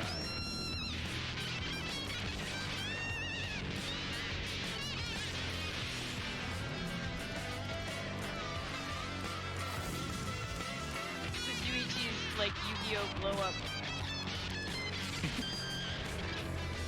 Get it, Yuichi.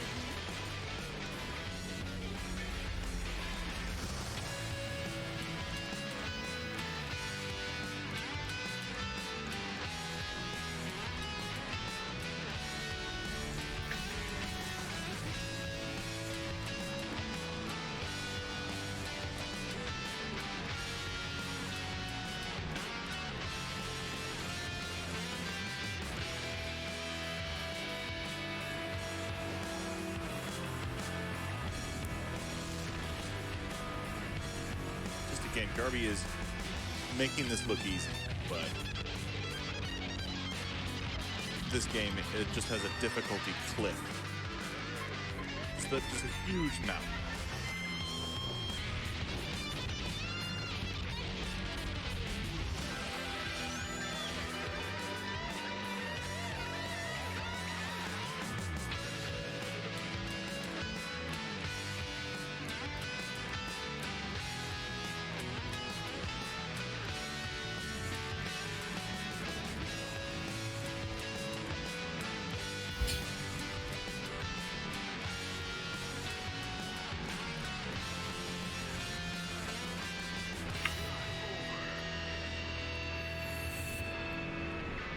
Braddock, you want to find another fun fact? Sorry, I'm being carried away by the pop. It's true. I am hypnotized.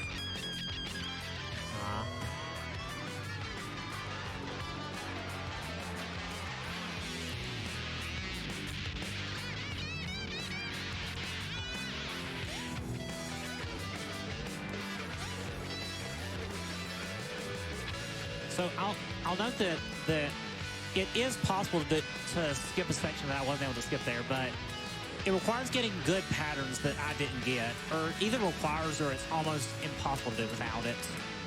Right. Again, each stage of enemy HP triggers a different a pull from a different pool of sets that you can get in that region, and it's RNG what you get. And this final one, I believe, has the most variance. There you go. Straight from the tropes. Emperor Zoe is not David Bowie. Was definitely not named after the guy's first son. And the mismatched eyes and camp mannerisms of Gregorio III aren't meant to remind you of Bowie either. And he's clearly not a pastiche of post-1991 Michael Jackson. Clearly, I don't know why anyone would ever think any of those things. So we're nearing the finals, so time should be coming in probably about a minute or a minute and 20 or so. Yes, so time will be once the lightning strikes the true Gitaru man. So there's final. Time is coming. And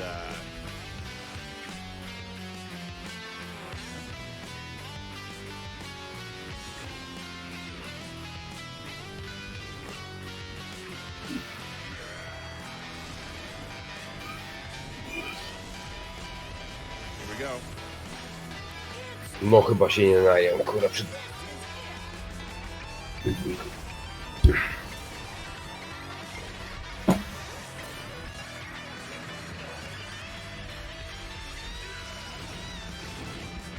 So it's going to come up in a little bit. And time. Amazing. Thanks. That I really enjoyed that. It was a lot of fun. That was spectacular. Yeah, I'm just glad that stage 7 went well. Oh yeah, no, that was really impressive. Yeah, that stage it can be, yeah, but and now that we're the legendary Gitaru, of course we would stay with the people we just saved, of course, right? Oh well. Well, no. Well, nah, we're having to go. Kuma just dragged us back to our class. Yeah. And but now we have confidence, and so really it was not the journey along the way; it was the confidence we found to be awesome in front of our friends. Yeah. But in the interest of time, I think I'll just I'm Garby Glittress, and I enjoyed playing this. So thanks for having me. Thank you.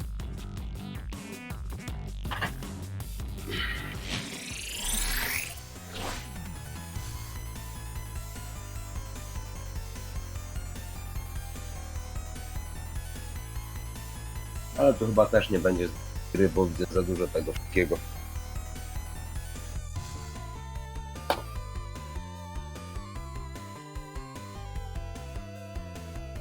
So, I just want to take this opportunity to remind everyone that we are raising money for Malala Fund, which is working for a world where every girl can learn and lead. With more than 130 million girls out of school today, they're breaking down barriers that hold girls back through investing in local education activists, advocating to hold leaders accountable, and amplifying girls' voices.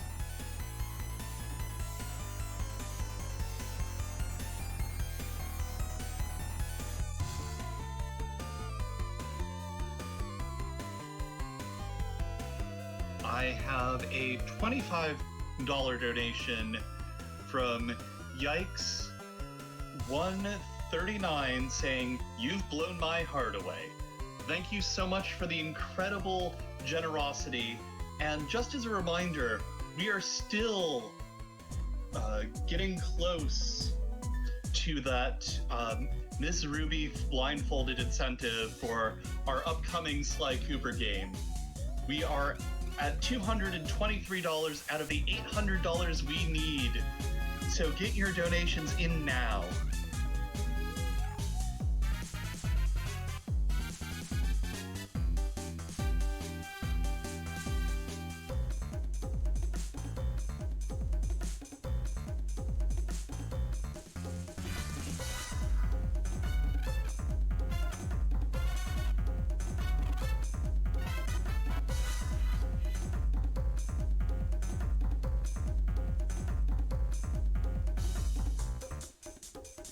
And as a final reminder, Frost Fatales and other hotfix events and shows are brought to you by viewers like you. Your subscriptions and bits help keep the channel running for these fun events, including shows like Frost Fatales, Random Number Generation, Retro Reboot, Time Capsule, Learning with Liz, and many more.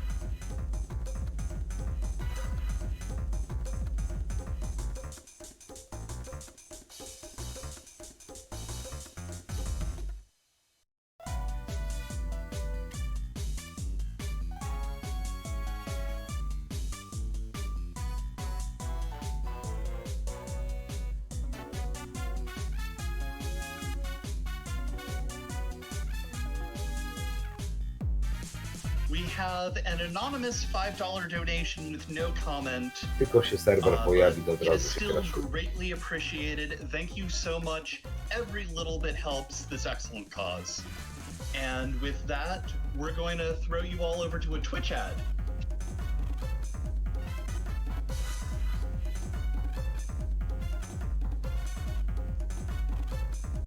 People love superheroes, but if you knew half the stuff they get up to, it's diabolical. It's where I come in. Come in to do what? Przez jakiś eksperymental serwis, ten serwer, tego nie patrzyłem. Nie wiem, czy to w ogóle działa. Boom. Cool, cool, cool.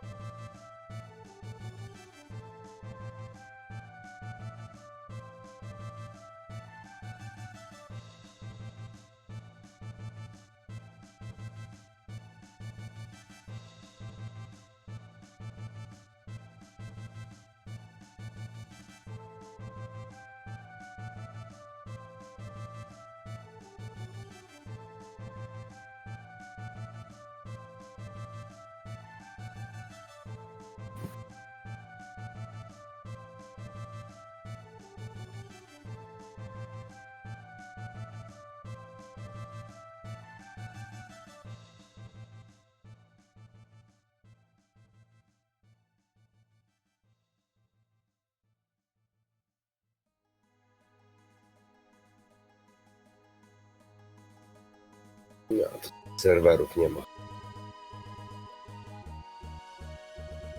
Nie wiem, co za experimental service, ten serwer.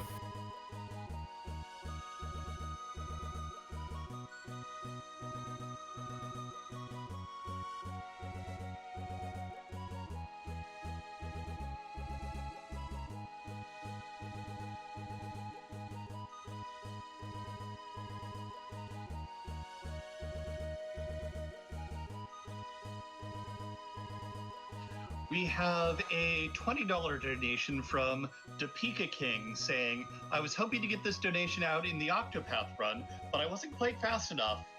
It's all good though. Congrats to the runner for completing the run, especially for such a good cause.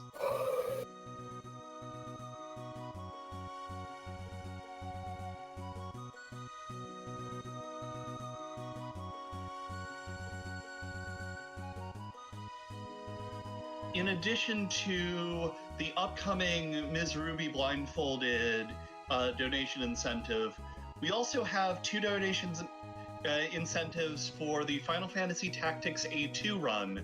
One is a bid war to choose the name that our runner will give to the main character, and the other is to get a super fast, super glitchy, super awesome run of Final Fantasy III NES, and that is at $618 out of 3,000.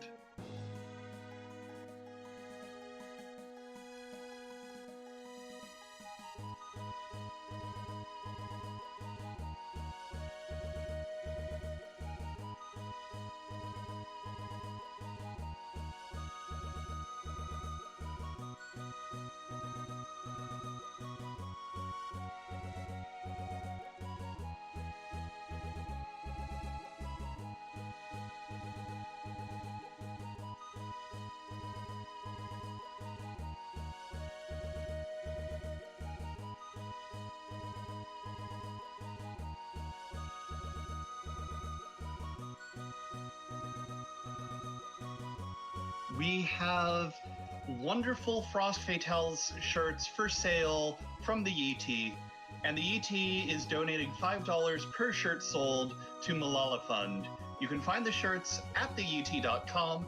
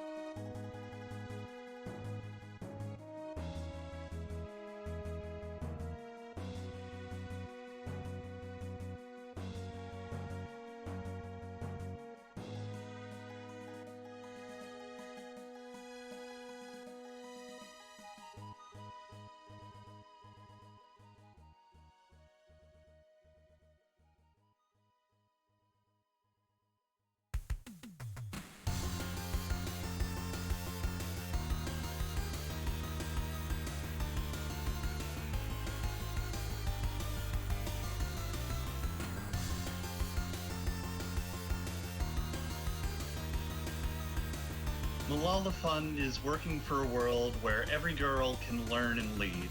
With more than 130 million girls out of school today, they're breaking down barriers that hold girls back through investing in local education activists, advocating to hold leaders accountable, and amplifying girls' voices. All donations during this marathon will go to help Malala Fund with their goals.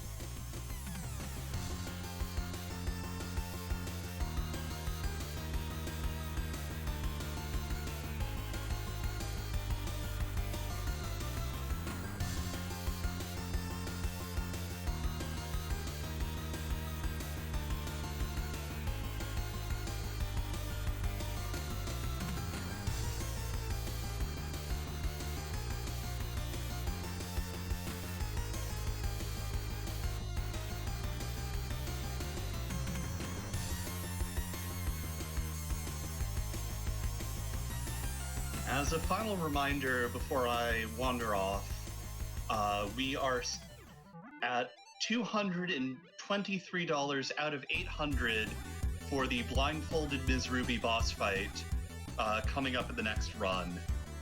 And at this point, I hand it off to our next host. Hi, I'm Cyril. Welcome. Thank you, Leggy.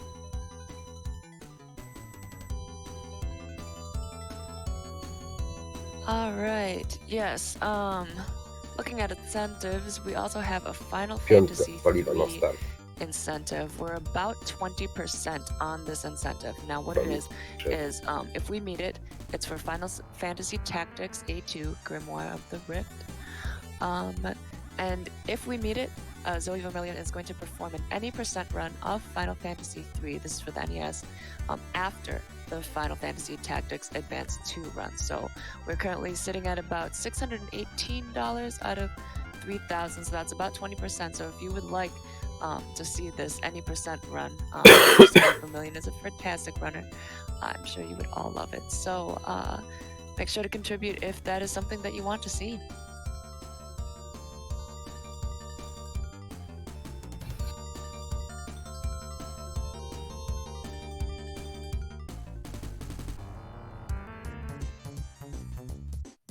Drop Bear has a $5 donation and says 2DX goal.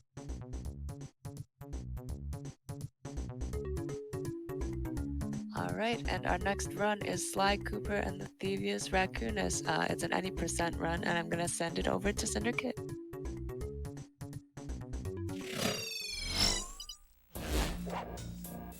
Cool. Hi. I'm Cinderkit. This is Sly Cooper and the Thievius Raccoonus. Is Ari in here too? Hey. Hey. All right. So I'm ready. So I guess I'll do a countdown, and then we'll start. So 3, 2, 1, go. So this is Sly Cooper and the Thievius Raccoonus. We are going to start off by skipping this entire beginning section of the game by just jumping off of the roof here between a death barrier, and there we go. Carmelita's supposed to be chasing after you here, but we just kind of skipped all of that. And then we're just done with this first level. And the reason we load from a save file is so that we can skip the cutscenes that would normally play just now. They were very long, and it was a community decision, so that's why we load from a 0%. Yeah, we can just, basically to skip the cutscenes, I just mash like the triangle and start button, because we've already set up a file where we've already watched all the cutscenes.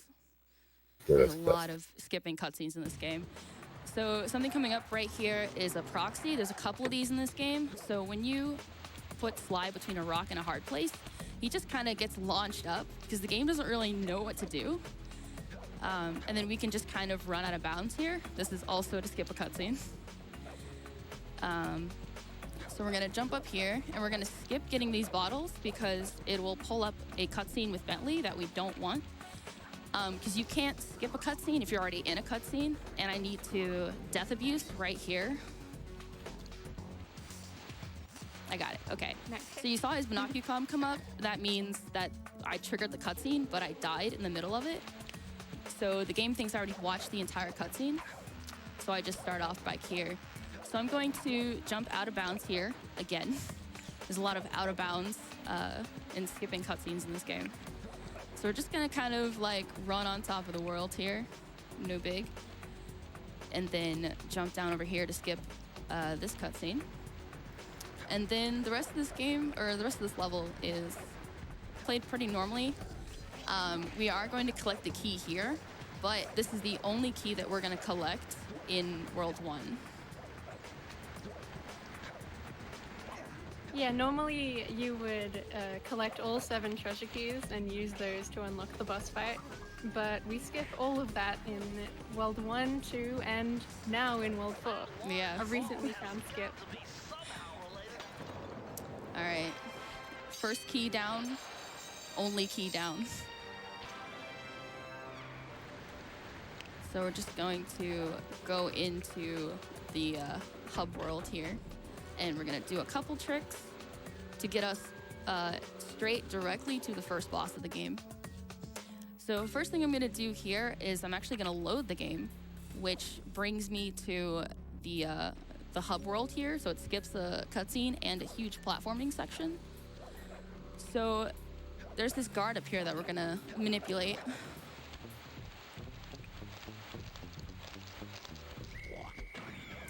So what he does, as you saw right there, he targets you, and if you fall down on the roof, he can actually destroy the generator that you would normally need 3 keys to collect. So we're gonna do a pipe jump here.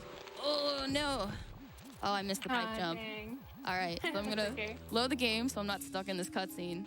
And we're going to go manipulate that guard again to break the generator, because the generator is back because I had to load the game.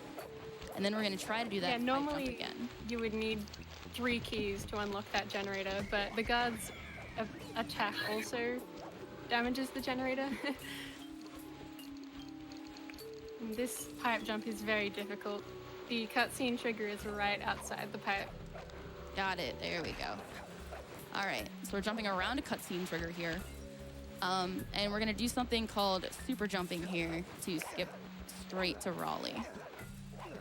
And what a super jump is basically just whenever you take damage or get stuck somewhere, the game tries to put Sly back to where he thinks he is. And it thinks we're behind the cannon, and the path happens to launch us right through the cutscene trigger and into the boss fight. Yeah, so the trigger there for Raleigh inside the cannon is actually always active. And basically the super jumping is we like set our grounded position behind the cannon. And then what we do is we jump, swing our cane, and then jump again. And the game doesn't actually register Sly touching the ground. So when I shoved myself into that crack, the game just sent me back to where I was standing like before, which happened to be behind the cannon. And in the process of that, we just kind of glitch right through it and then go straight to Raleigh.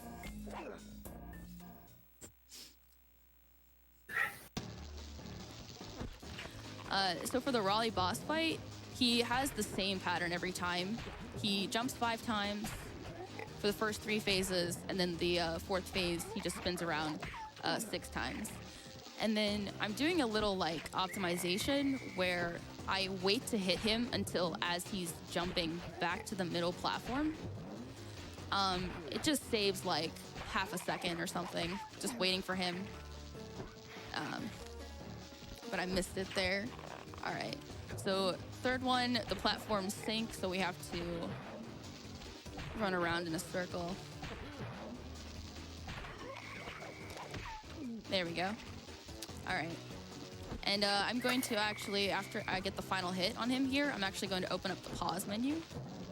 2, 3, 4, 5, 6. Okay, so we're going to view map and go to the hideout. So as I got the final hit on Raleigh, an autosave came up. So the game thinks that I beat Raleigh and everything because I got the final hit on him. And so then we just view map, hideout, go to the next world to skip a massive cutscene. And I'll let Ari talk about what's coming up.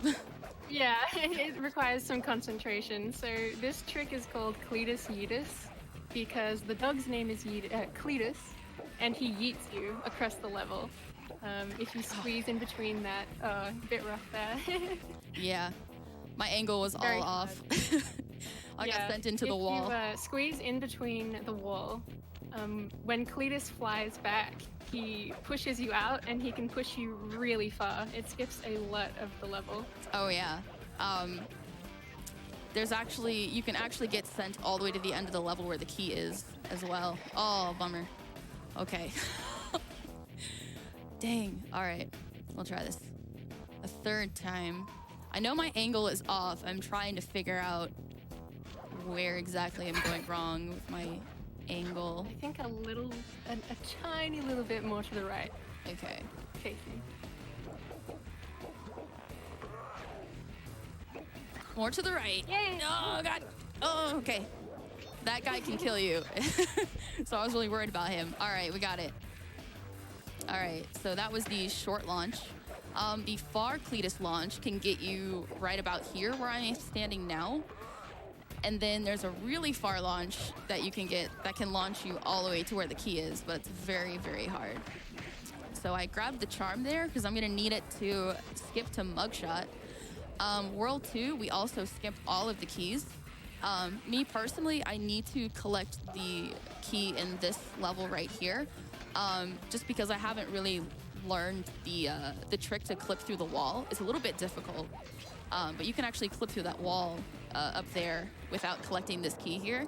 But I need to collect the key. Yeah, it's because like I the don't want only to risk thing- it. I haven't like really learned this trick very much. It's not that it's a super new trick. I just don't like it. I haven't learned it either, don't worry. Oh, really? You haven't? Okay. No. Yeah, you do DSJ, and yeah. DSJ is another trick I don't do, so. So we're gonna load the game here to get into the hub like we did with World 1, and then we're gonna load again to skip a couple. No niespecjalnie And właśnie. we're going to do another proxy like what we did with the sign coming up here.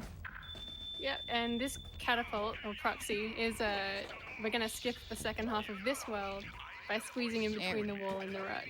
And she made it look really easy, but it's actually a little bit difficult. Yeah, I almost fell there. All right.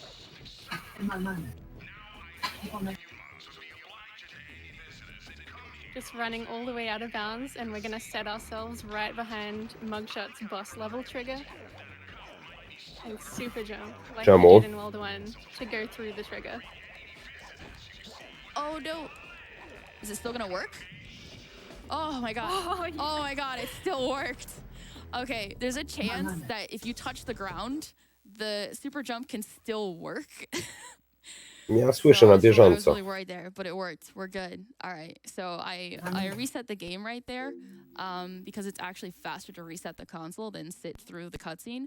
And we actually do that with every single boss in this game, except for the final one.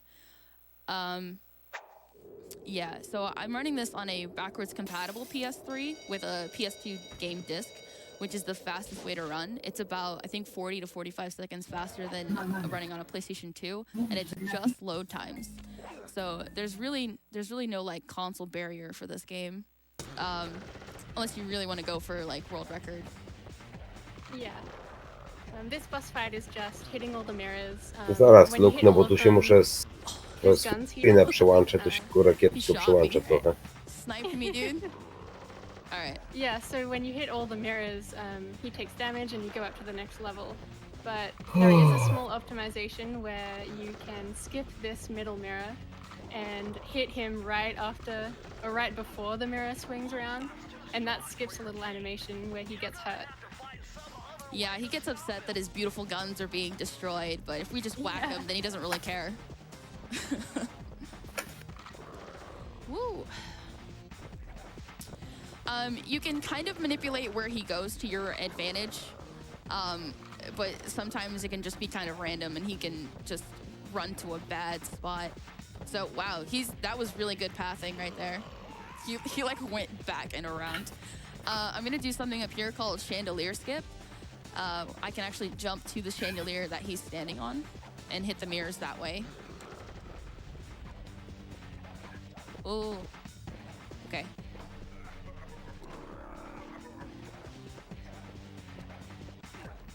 Okay, I saved it. All right. Ooh, we got So I didn't have enough time to hit all of the mirrors before Mugshot shoots at me. But if you just whack him with your cane right before he's Ja about chyba to się shoot you, rozbiję za daleko. then it just cancels. And he won't actually shoot you. And there's like a little audio cue. It's like right when he starts growling. So yeah, now we're already on World 3. Already. All right. World 3 is the only world that you need to collect the keys in. Yeah. There's like a $300 bounty to find World 3 skip. Oh yeah. If you're interested. World 3 skip, because we just found World 4 skip recently. So World 3 skip is like the last barrier for any percent. And we really, really want to find it. So there's actually a pot of money for it. So basically whoever finds World 3 skip is probably going to get a couple $100. I have some money in there myself as well. All right. So what I was trying to do there, I was trying to time my jump specifically to ledge grab up there and grab that charm. Woo. There we go. Also just casually jumping on that tree to skip a cutscene. But I wanted that charm for later in the game. Because World 4 skip can be pretty tricky. And it's just I nice guess now having an would be a extra good life. time to read donations. Sure thing. Kurde, jakiś We have plustry Master popłomienny. Conberry with a $5 donation. And the comment is Bramza? Bramza. Patrzę na tego priva. I also just want to take a moment to plug our t-shirts. If you haven't seen the Frame Fatales t-shirts that we have, Ale nic this mi nie year, wysłałeś, they panie, are chyba. fabulous, and there are 3 different styles. So you can find them at theyeti.com, and the Yeti will Nic nie donate mam. $5 per Frost Fatale shirt purchase to Malala Fund. All right, so this is the first main level of World 3. So we're going to load the game here to skip this cutscene. And then, so this was one of the longest levels in this game, casually speaking. But it's pretty broken speedrunning wise. We're just gonna kind of do like a cane jump up here to get out of bounds. There we go. Myślałem, że na Discordzie. Yeah, as you can see, a cane jump is just jumping away from a pipe, and canceling it, you get extra distance, and you can go places you're not supposed to go. And we do it in this run, I think 2 more times in any percent. Yeah.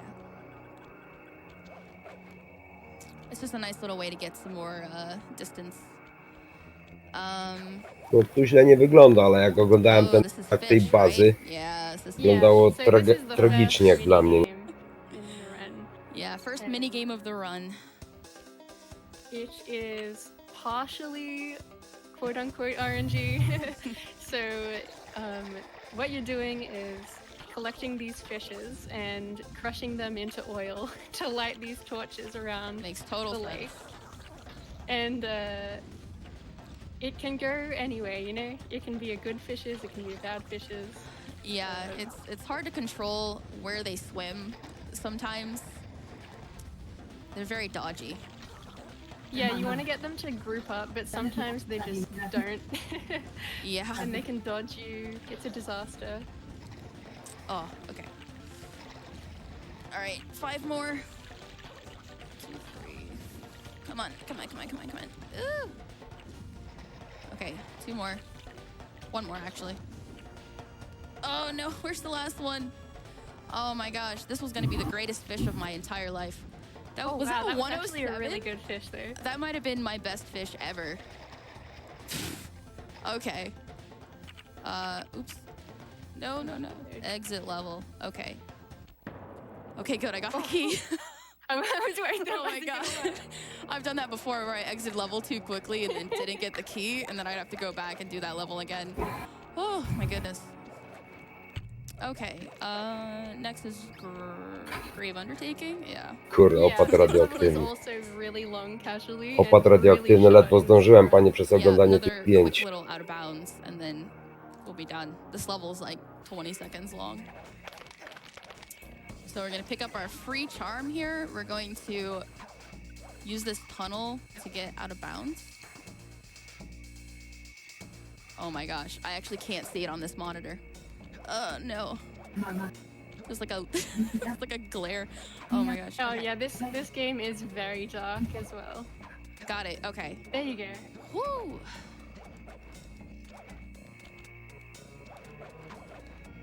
Okay. Might as well have been blindfolded for that. Awesome. Okay. Oh no. All right, everything's fine. Okay, good. I wanted to make sure I didn't jump too early and fall down. No Oh gosh. to jest niefajne. That was really close. Jak przez CPN przechodzi do góry na wylot, masakra. All right, that level is over. All right, so we're gonna do a little bit. Have the next mini game. Oh yeah. Go for it. Chicken. Chickens.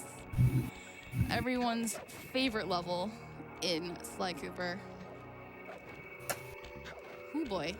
But yeah, I did a little out of bounds jump there to skip a cutscene and go around here. Lots of out of bounds. Yeah, that was just a short out of bounds to skip having to unlock the second half of the hub again. Czy wiesz, chodzi, żeby szybko nie nabijało, nie? Bo to trwa chwilę, ten to nabije tam do 30%, jak się dobrze schowasz. And he will give us the key if we help him make some chicken gumbo by whacking 50 chickens. But there are these like bomb-toting roosters that run around, and they pop out from a random hole. Well, I think it's Bo niby gdzie mam się schować przed tym akurat, jako początkujący gracz? No nie ma gdzie. Sometimes it seems like they just come out right next to you. Yeah.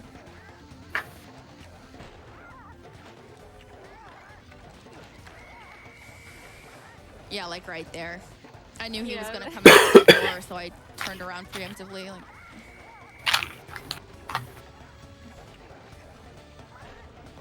All right, come on, chickens, group up for me. Oh no! Oh.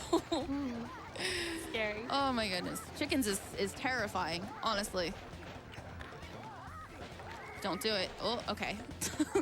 Not bad there. Whew. All right. This is actually a pretty good run. Jako fajeczkę skręcę. Oh yeah. Oh, I mean, Cletus was a little bit sketchy, but Yeah. Cletus is always kind of meh. This next level is just one giant, uninteresting auto scroller. Yeah. So if there's like any donations or anything, now's like a perfect time. Perfect, because we have a donation. We have Nave35794 donates $5 and says, "Hi Cinder, I woke up specifically to watch your run. So glad to see you at GDQ. Thank you for always being so entertaining and teaching me about sly speed runs when I'm in your chat. Kurde, jeszcze Good luck, zielono na smiley." dworze. Thanks, Nave.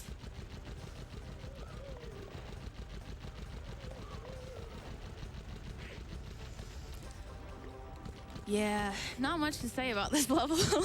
Yeah. You're just kind of, actually this is the only level where you're on a vehicle. There used to be 2 levels, but now that we skip World 4, we skip the other vehicle level. Whoa. And it's good because that level was awful. Yes, that level was an awful run killer trick. So if you've now ever it's seen gone. a Sly Cooper run before January this year, it was spinning is like the biggest meme. It's basically just a level with this vehicle and you spin in a corner and sometimes it launches you out out of bounds where you want to go. And this this level is just insanely loud for some reason. Like the game. Yeah, I don't know. I guess when they were making the game, they like mixed this level wrong or something. It's just so much louder than any other level in the game.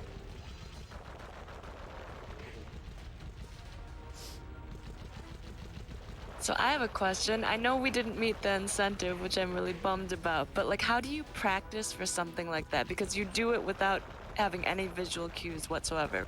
Oh, the blindfold? Yes. Yeah, so the actual DDR part of Miss Ruby's fight is pretty easy because it's the same pattern every single time. Her zigzag voodoo pattern. So I just have to remember that, zig is square, zag is circle, etc. The hard part was learning the platforming section in the beginning. So I had to memorize where to jump and how far to jump and where the spires are and all that stuff. So that took a couple hours of just sitting there and doing it over and over again until I memorized the pattern for that. So here we're doing another cane jump to get onto this platform early. And we're gonna do a skip that's called To wychodzi, że kurtka puchowa jest lepsza od kamizelki wojskowej. For some reason, the water plane doesn't fully extend properly in this cave. So if you jump in far enough and do a double jump, it's really easy to just go underneath the water plane. And just run all the way to the key.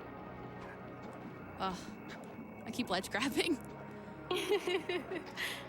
Got it, okay. Yeah, there we go. Cool. Alright. So that's scuba, just kind of like running underwater. Because apparently you can't like drown down there. It's important. Yeah. So I viewed map to chickens because it's the fastest way to get to Ms. Ruby. Or just to double check, I'm not doing the blindfolded, right? That's correct. I don't think it was met, which I'm really sad about. Ja, no It's PvE really serwer cool. poszedłem No sobie, worries żeby though. się pomóc, I w do ogóle się do w it tą on my grach stream wprowadza. occasionally if anybody wants to check me out there. Że możesz walczyć na I'll tych do it for serwerach normalnych, Um, oficjalnych. But yeah. So we're going to No, zombie. reset the game here to skip this cutscene, as we do with every boss fight. I think I still have a charm, which is good for World 4 skip. I guess this is a good time to talk about World 4 skip. So we recently just found a skip for World 4, which means we don't have to collect any of the keys and we can just go straight to the boss, like we've done in World 1 and 2. World 4 skip was found, I think, 3 or 4 days after I submitted my run for Frame Fatale. And just to give you an idea, World 4 skip saves about 8 to 9 minutes. So it just completely uprooted the entire community and the leaderboard, and things were crazy for like the first 2 weeks. Things are still kind of crazy. So yeah. I'm yeah, going I mean, to... sorry, Oh yeah, sorry. to put it into perspective, it's like we've had World 1 and 2 skip since 2012. Yeah.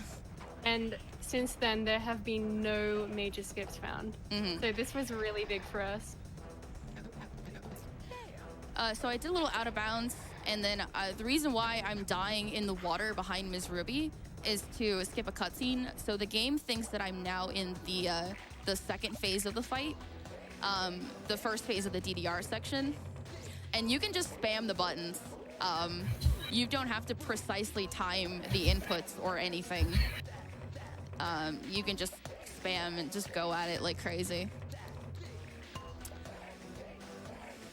Zag, zig, zag. And it's the same pattern every single time. And we are gonna do a trick where we completely skip the third phase of Ms. Ruby as well by getting a double hit on her, which is apparently a thing. You can hit her twice and it counts for actually hitting her twice, if that makes sense.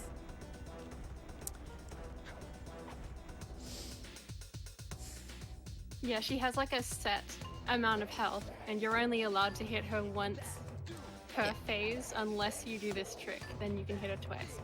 And it deals just the right amount of damage you need to beat her fully.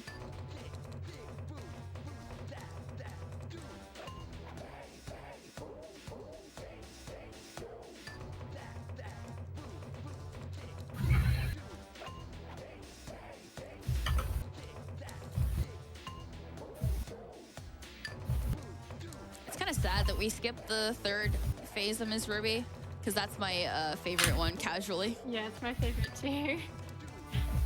It's so intense. Oh yeah, it's very intense. Especially when you're blindfolded. I can't say I know that. Yeah, you should try it sometime.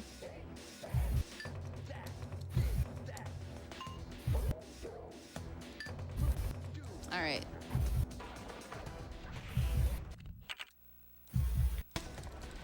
All right, good. Nice. So the autosave popped up in the bottom left, which means I got the double hit on Ruby. So I technically beat her, even though I didn't even do the third phase of the fight. So then we just view map to hide out, and we go to World 4. I just want to do a quick shout out here for the people that made World 4 skip possible. T-Sparkles for making the mod menu and finding out that the trigger for panicking was active all the time. And for Paul and all the other people in the community that banded together to basically like find a setup for it that was somewhat consistent. And it's still being tweaked too, but sorry, I just casually went out of bounds and I'm running on top of the world. It just happens. Yeah, that was I don't even think about it. I'm like, wait, I should probably mention the fact that I'm, not playing the game as intended. Yeah, like right there too. I did a little jump right there over the door. Normally you'd have to go around that. And since World 4 skip exists now, we don't have to get the key in this level. We can just kind of like glitch ourselves through the door using super jump. So it's the exact same thing we did for glitching into the cannon and glitching into mugshots. And you can actually jump and hit these fireworks here. And when you do, the game just like places you in here because the game thinks that, oh, if you hit those fireworks, then you must be up in that room, even though we're not in that room. So I'm gonna kill this guard here. Woo. And we're gonna do a series of super jumps and get ourselves stuck in this tree here and just go through the level trigger. So World 4 skip is coming up. If you get it first try, I will donate $200. Are you serious? No pressure. Oh my god. Oh. No pressure. Oh my goodness. So I'll explain World 4 skip while we're going out of bounds. So how it works is there is a water plane and there's a void, and we're going to jump right in between the void and the water plane so that we kind of slink underneath it, or slide underneath it rather. In this game, whenever Sly lands in water, he starts drowning, and you can press X to cancel any charms that you have. So when you land in between the void and the water plane, you start sliding down. And if you press X at the right time, you launch far enough to go right to the end, right into Panda King's hideout, which is up very high in like a statue. So you have to have the right starting position. You have to land in the water properly to get the right, in between the void and the water plane. And you also have to press X at the right time so that you get enough distance. It's very difficult. So good luck, Cinder.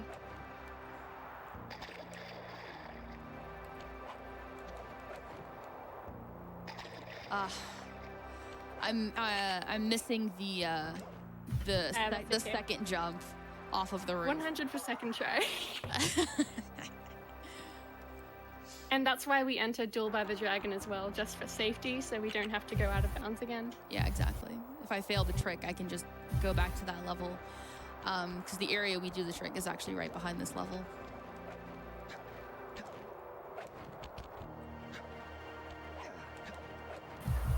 Did it again. All right. I got this. You got this.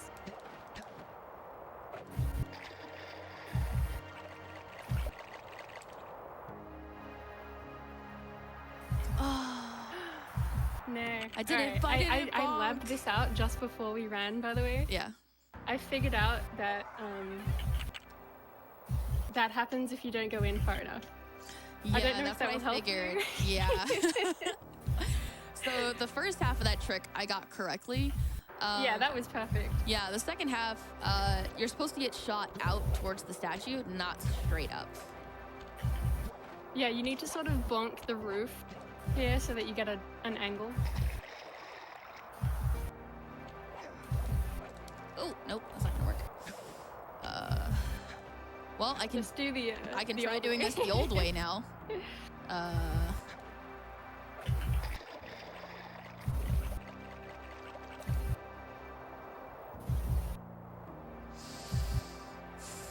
don't know if this is a good angle. It's too late. Dang. Okay.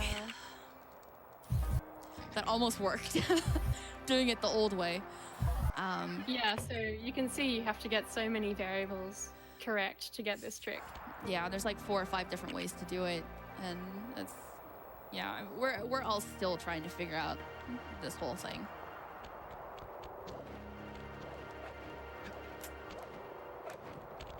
But this is the reason why. So the world record is 37 minutes. But my estimate is an hour because of this trick. It's not easy. It's not easy. But it's definitely faster to do it than to spend time collecting every single key. So yeah. In case this trick does take me too long, I do have a backup save. No, you'll get it. Yeah. Just in case, though.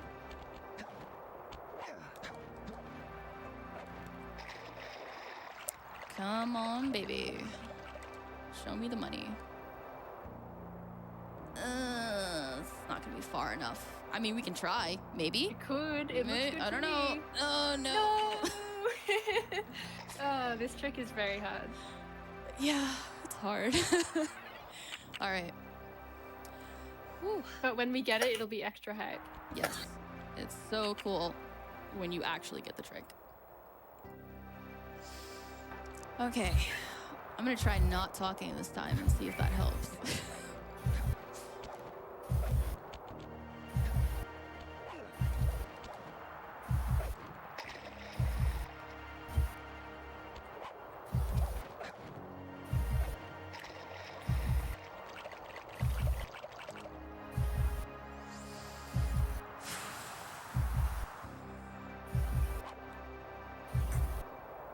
O, to będzie normalnie. Oh my god. Good job. Okay. We got it. How many tries did that take? Like 10? Whew. Okay. So, we are resetting here to skip a cutscene with panicking. And I'm going to do a little like optimization where actually, I can let you explain it, Ari. Yeah, you'll have to count, so I'll just. I have to explain count it. to 10, and I need 100% of my concentration to do that. So every 10 hits on Panda King, he knocks you back and resets his attack cycle. But if you get real snug and cozy next to him, jump and attack him at the same time, and push forward, you can get stuck underneath his belly, and he can't push you out. So he gets stuck just like that. There we go. He gets stuck in his cowering Kurde, animation. syński It pająk, saves like a second each time, so it's a really good time save. All right.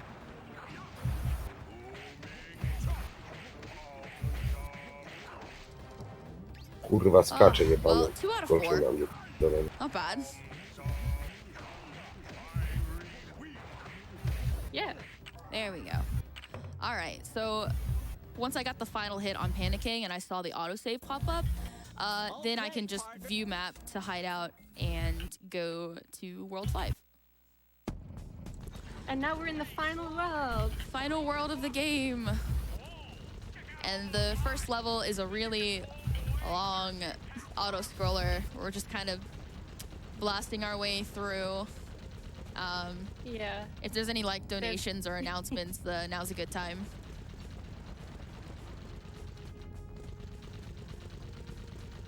All right, yes. Summer Games done quick, so the GDQ 2020 submission period is going to be open coming up next week, so from March 4th to the 14th. They're looking for runners and volunteers, so please submit if you're interested at gamesdonequick.com. Oh, I'm definitely going to submit this for sure.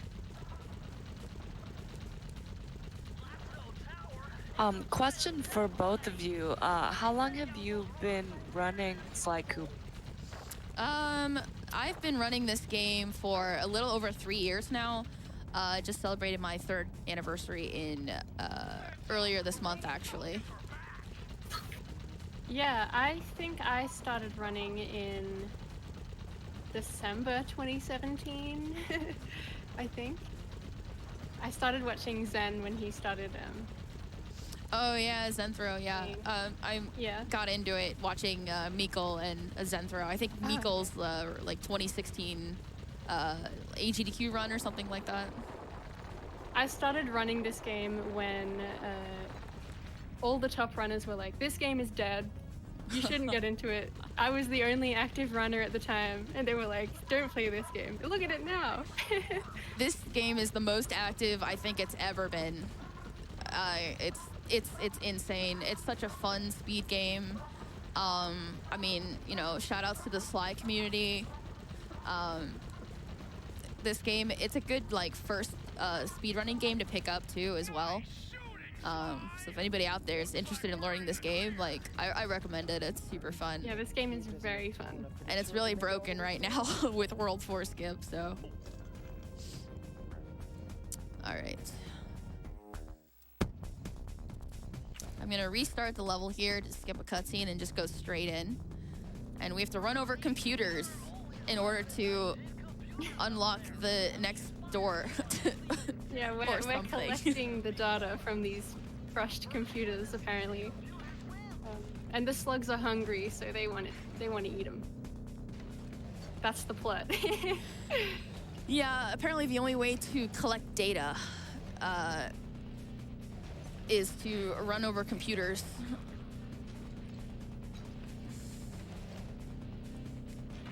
Oh, I guess this would be a good time to explain Bentley Skip because there's not much going on in this level. So Bentley Skip is like regarded as one of the hardest tricks in this game, and it's right at the end. What happens is Clockwork has kidnapped Carmelita, the Fox policewoman who is Sly's rival, and Sly tries to kidnap her, but it is a trap. And there's a cutscene at the end of the level that puts you into another level where Bentley hacks and saves you. But that level is really long and we don't like it, so we skip it. Because the level trigger for the next level is always active and it's just behind Carmelita. So what we do is there's a turret, and it opens when you land on this trapped floor. So you can jump onto the turret as the lid is opening, and it launches you over the cutscene trigger and into the next level. I explained it now because it's very hard and I want Cinder to be able to concentrate. Yeah, it's hard and while it she happens does it. very quickly too. Not as hard as World 4 Skip, but you can horribly No. soft lock, and we don't want that.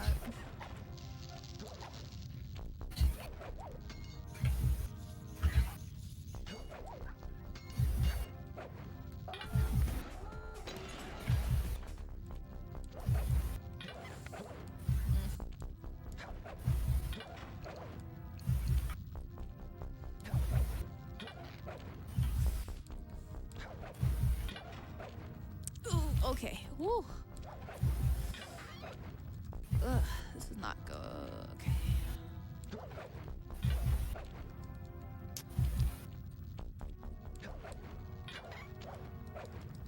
Oh, man. Okay. All right. So unfortunately, I triggered the cutscene here. So once the cutscene's over, I'm going to view map back to this level and try it again. Otherwise, you have to do the hacking level with Bentley, which is really long. It's like 4 or 5 minutes long. You get a lot of tries of this trick before it's worth doing the hacking level. Yeah. At least you get some plot here, you know, so you kind of know what's going on, because we've literally skipped every single cutscene in this game. He's doing some hacking. All right. Yeah, that's right. And that's then he true. taunts you. He's like, haven't had to do this in a while. And I'm So like, whenever yeah, you miss that's it in a accurate. run, he's like, Definitely have not had to do that in a while.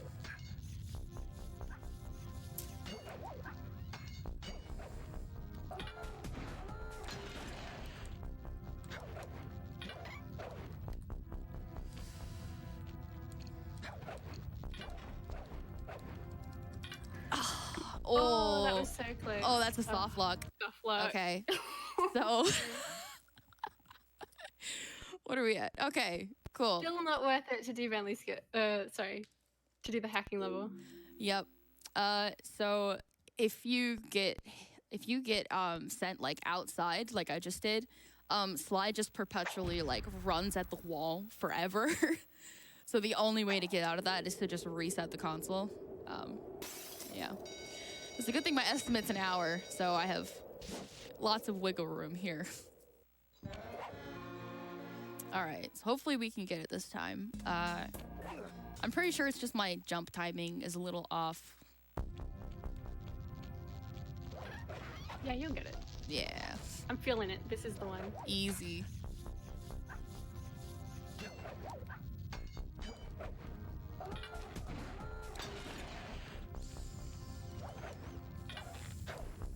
Oh, that could have made it.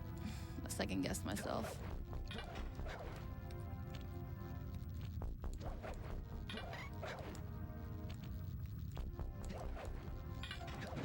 Oh, he shot me. All right. Whew. Okay. No stress. It happens.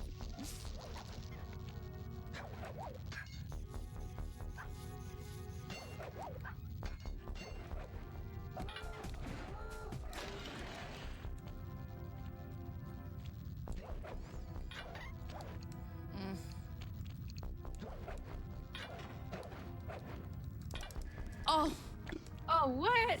That totally shouldn't have. That should have worked. Ridiculous. That definitely should have worked. All right.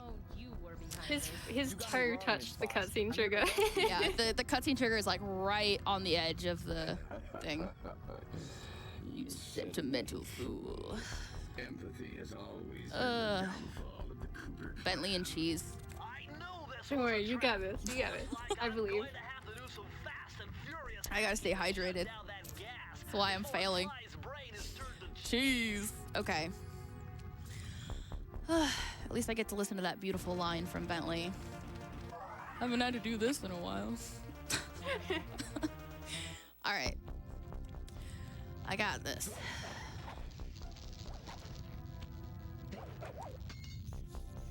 Just a minor setback.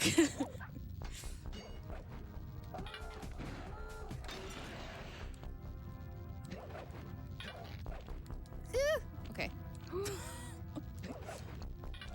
No, don't shoot me. Oh boy.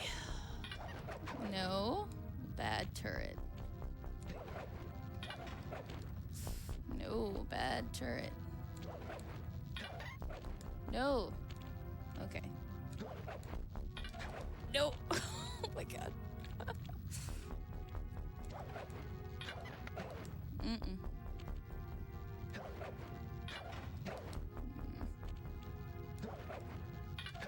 Oh, that was way too far. No, I don't want to go that direction.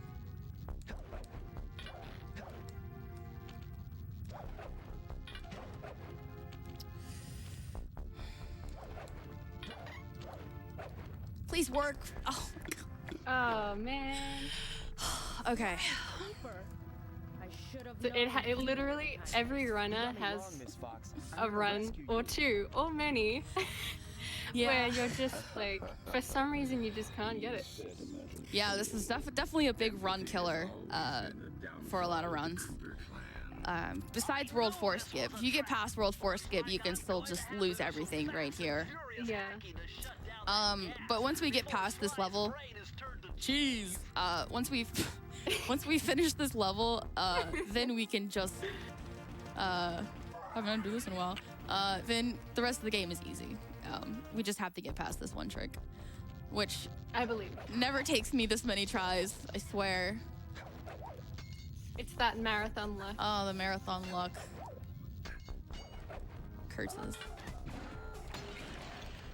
I know how to do this trick. Yeah, we need a Bentley skip. Yes. All right. I know how to do this. This is easy. Come on. Ugh. Don't worry, they'll have it done by the time Summer Games Done Quick comes around. Oh, yeah.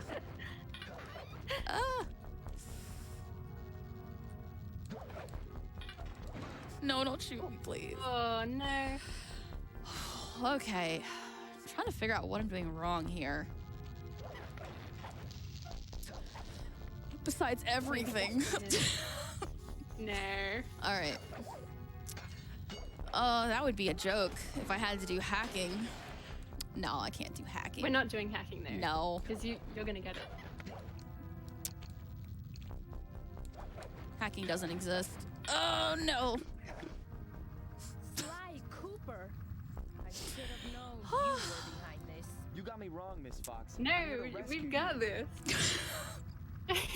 How many minutes have I been on this trick, dude? Okay. The Goober Glan. Yeah, I know, Bentley. I know. Hacking. Cheese. I really hope that there's a lot of cheese in chat. I can only hope. There is actually a fair amount of cheese. Oh, thanks. That makes me feel better. Oh no. Jeez. They're bringing up how I couldn't get the cane jump in Sinking Peril for like an hour. Sinking Peril cane jump is so easy. I get it every time. I know. Don't you dare. Oh, dang. Okay. Sly Cooper. All right. Should have known you were behind Yeah, I'm we're getting a trying little to get heated. That little portal that's right at the end. I got it. You sentimental fool. Okay. Empathy has always been the downfall. I have a solution. I think Yeah. you should just do it blindfolded. It'll work. She's practiced, right? Oh man. Yeah, I totally practiced this blindfolded. Jeez. At least I get to hear Bentley say cheese. That's the only good thing about this. The one good thing about the hacking level, though, is it has really good music. That's about it, though. Oh, yeah.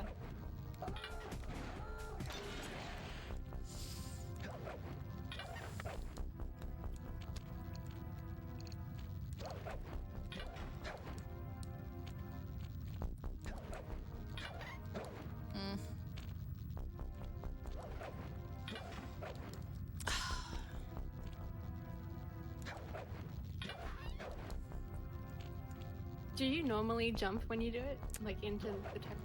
Yeah, I'm trying to do it the same way I always do it. Double jump and then single jump. I feel like the only one who doesn't. But I'm missing the timing of my second jump. My jump onto the turret, I'm timing it wrong. I think I'm hitting it too early.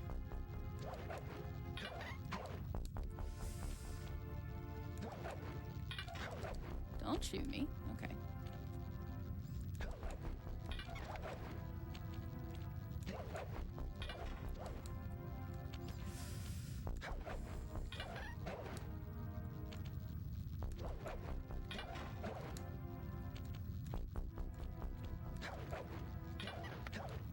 Nope, that's not gonna work. Okay.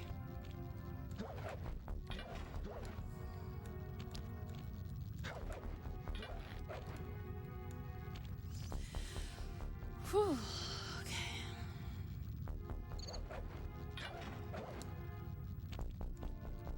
You got this.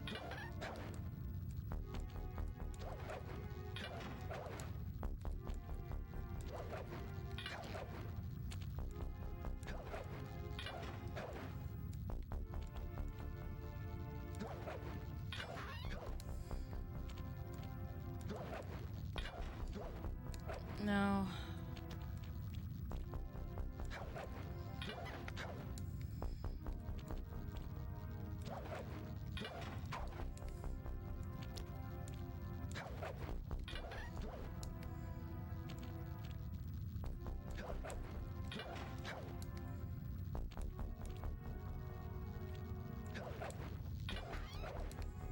I'm so close. I'm so close.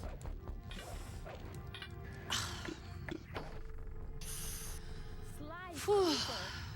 I should have known you were behind this. You got me wrong, Miss Fox. I'm here to rescue you. Do we have time for a donation? Oh yeah. Yeah. Oh yeah. Great. All right, we have A128 donates $25 and says, "I'm loving the Sly English Cooper run, or Polish donating language. for the Final Fantasy Tactics name because it is that important to me." Jeez. Oh man. All right. Those marathon nerves really. Yeah, get sure, to of you. course. Yeah, I believe. Do not stress. Yeah, I'm just so confused because I feel like I'm doing it correctly, but I'm just not getting the results that I need.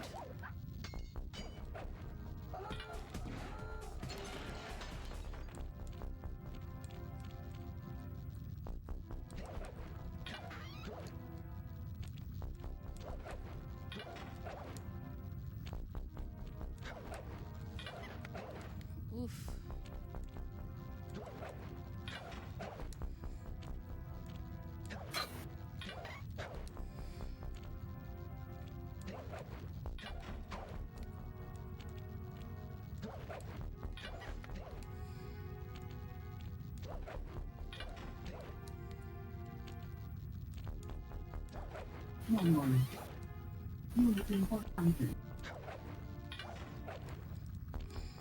Yeah, I'm playing the survival game. drink, pills, medicals, everything. So you're saying if I miss it again, I should just do the hacking level? Okay.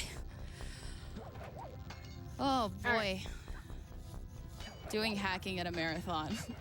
What is the world coming to? All right. I mean, I think that's kind of legendary, to be honest. Yeah. Try, if I may, just jumping like more in the middle of the chart again. Maybe. Yeah.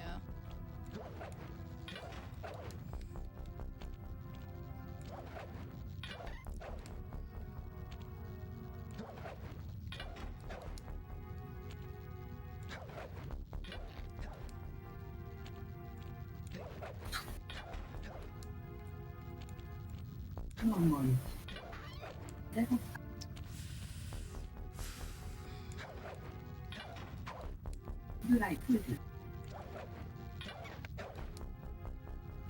Yeah, I'm doing that one all the time. See, I got a drink and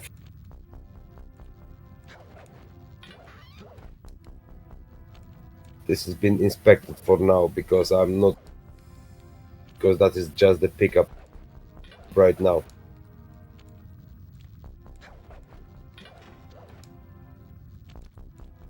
Come on. You know the night.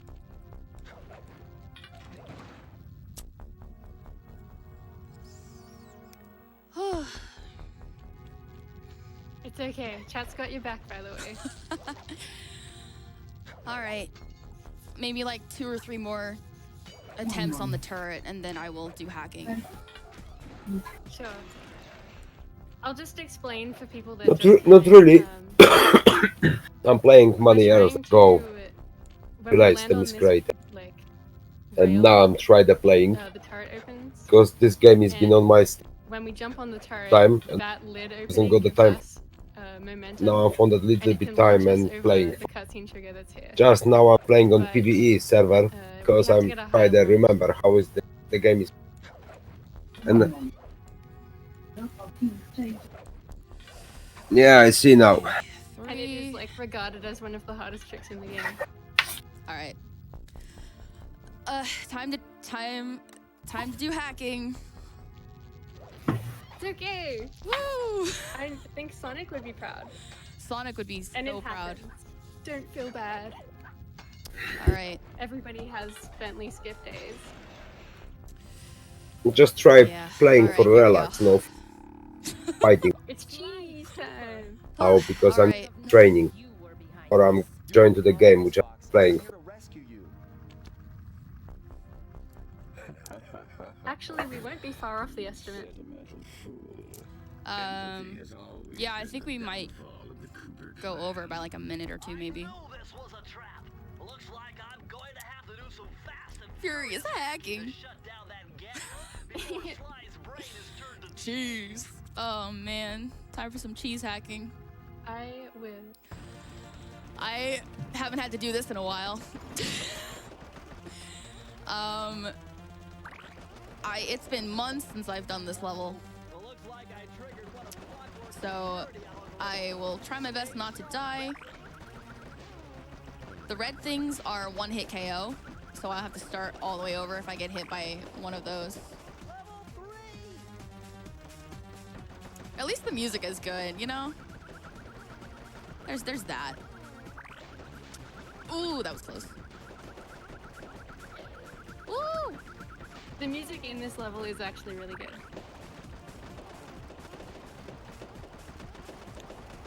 Sometimes it's no worth deleted items. Level 4! Alright, this is the final level.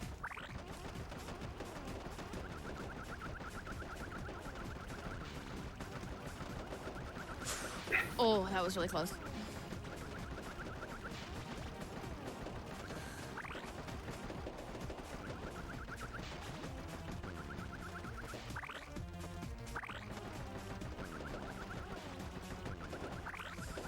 Alright, where's the last one?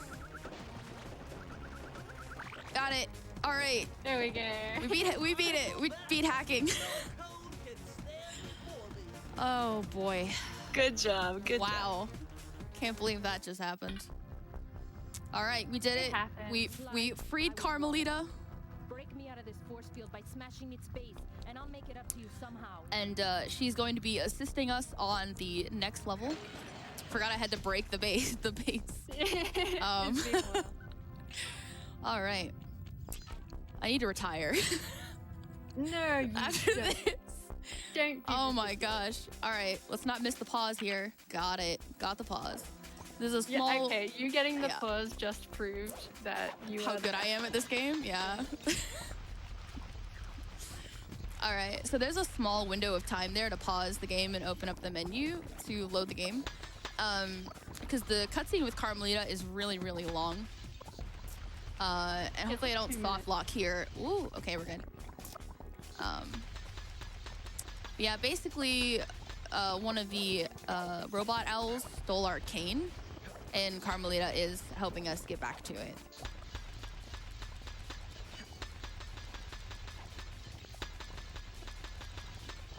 Yeah, there are a lot of soft locks in this level, but we've passed all of them, so...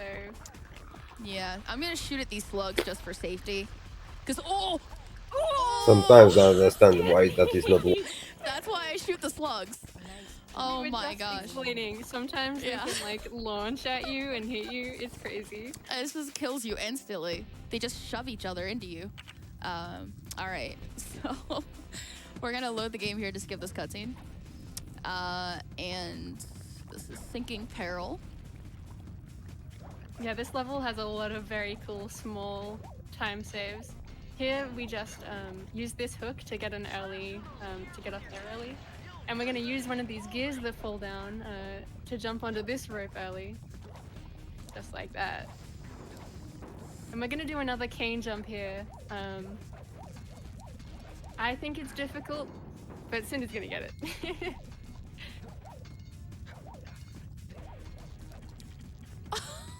Okay. All right. Now you got this.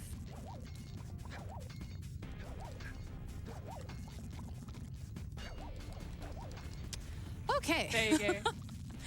in all the an hour on that practices. one. Yeah. In all the practices, I've gotten that first try, so that threw me off a little bit. All right. Final boss time. Now we just have to fight Clockwork, and this will all be over. All right. So we're gonna load the game here to skip this cutscene with Clockwork. So our regular missiles can't hurt Clockwork, but Carmelita's missiles can like create a gap in his armor. So we're shooting at the gaps that her missiles create in order to damage Clockwork. He has 3 phases. First 2 phases are flying phases, and it's the same pattern every time where you hit him. Second phase has something called Purple Ring, which is something that can happen about 2% of the time. Clockwork shoots purple rings at you, but there's a chance that they can double fire. So the purple ring can explode twice behind you, and it can hit you, and there's literally nothing you can do about it. It's just a completely random like fault of the game, where you can just die in the middle of the Clockwork. So hopefully fight. that doesn't happen. Yeah, hopefully. There's Hopefully no it way doesn't to tell. It just happens, and you're like, oh, I'm dead now. Okay. Yeah. I mean, it's a marathon, so you never know.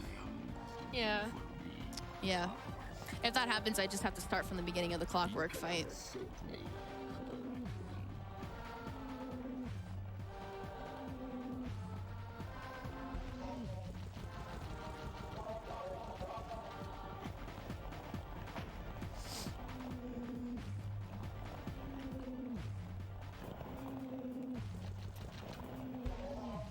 The pattern for his purple rings can be a bit random, like which pattern you get. But you're always shooting him in the same spot. That much is the same. Like the last hit here will always be on his right wing.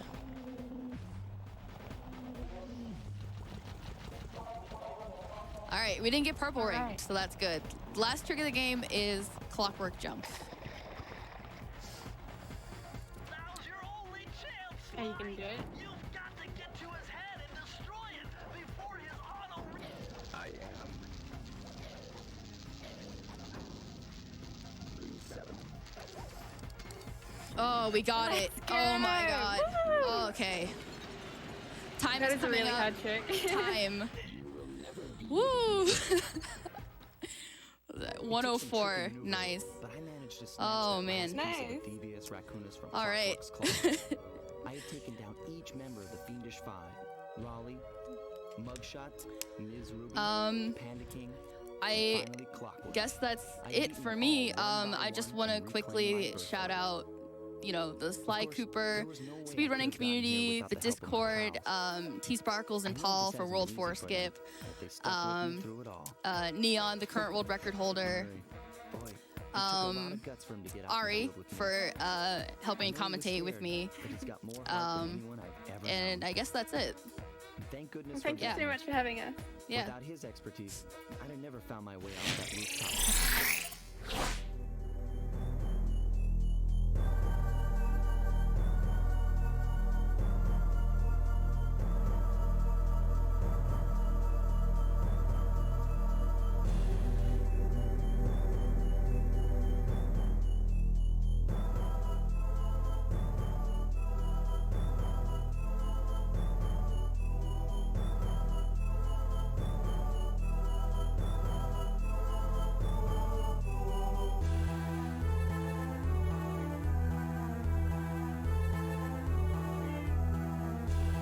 That was the Sly Cooper run.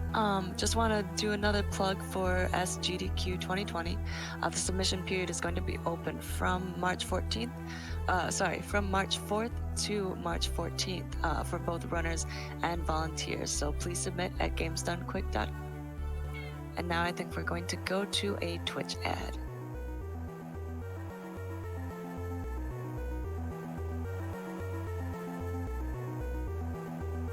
People love superheroes, but if you knew half the stuff they get up to, it's diabolical.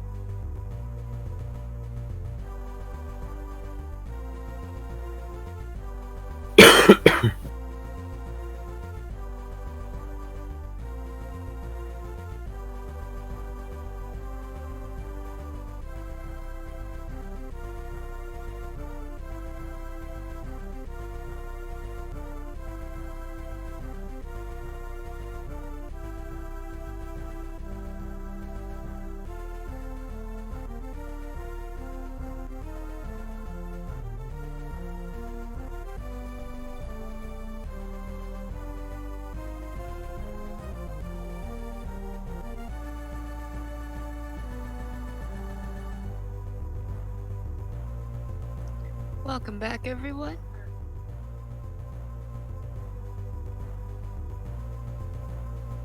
I just want to do a plug for the Yeti shirts. The Yeti is going to be donating $5 per Frost Fatales shirt purchase to the Malala Fund. So you can find those t-shirts at theyeti.com.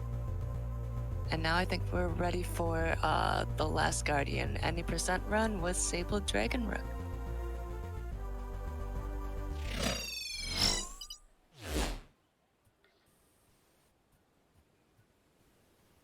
Sweet. Hello. Looks like we're good to go. Yeah. Hey. So, Welcome. timing is going to start when I hit yes here. So let's get timer ready to go in 3, 2, 1, go.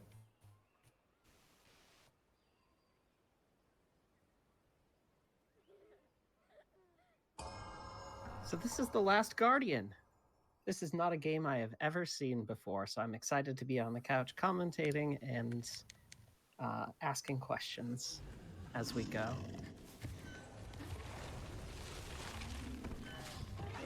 I love this game. I am so excited to see it here. Sable, what's your story with The Last Guardian? You know, how did you just... Well, when I choose things that I want to speedrun, right, it's because I don't want to stop playing a game. And my husband got this for Christmas because, you know, he has Shadow of the Colossus and Eco and the other games. And he was like, this seems like one that you would sort of like. And I played it, and I never wanted it to be over. And as soon as it was over, I was like, I'm going to play this again, like right now. So it was just an immediate, like, I don't ever want to stop playing this game type of thing. And that was that. It was history after that. Awesome. This game was in development for a long time, wasn't it? Yeah, for a long time, people weren't sure if it was actually going to come out. Because it started as a PS3 release, right? And then it became a PS4 one after the decade it spent in development. You could certainly tell if you play through it yourself that the controls are meant for a different system than it came out on. Oops. It happens though. Sometimes like games get delayed. Complications happen. Chaos is all around us. So what are we doing right now? Well, all we know, and I mean, we skipped an intro cutscene, but it wouldn't really have told us anything except for that this creature is called a Trico, and that he seems to be kind of the top of the mythological food chain. We woke up next to him. He's over there chained to the ground. It's kind of hard to see, but he's got some armor on that's chaining him to the ground, and we just woke up and we're like, boy, I don't know how I got here. And there's a giant, supposedly man-eating beast. I guess I'll feed it. That makes sense. Maybe it won't eat me if I feed it. Perfect. So it had some spears in it. We took the one out of his leg already. And for the sake of, you know, speed running this game, we're actually not going to take this one out of his shoulder right away. Instead, I'm going to pop his little collar off here. It's chaining him to the ground, so once it's off, he'll be able to get up. And then we won't have to do that after this second cutscene. We'll just get it done now. Sweet. Do you want to introduce yourself, by the way, while you take care of removing that collar and the sphere? Yeah, we're going to actually have quite a long time here. So, I'm Sable Dragon Rook. You can call me Sable.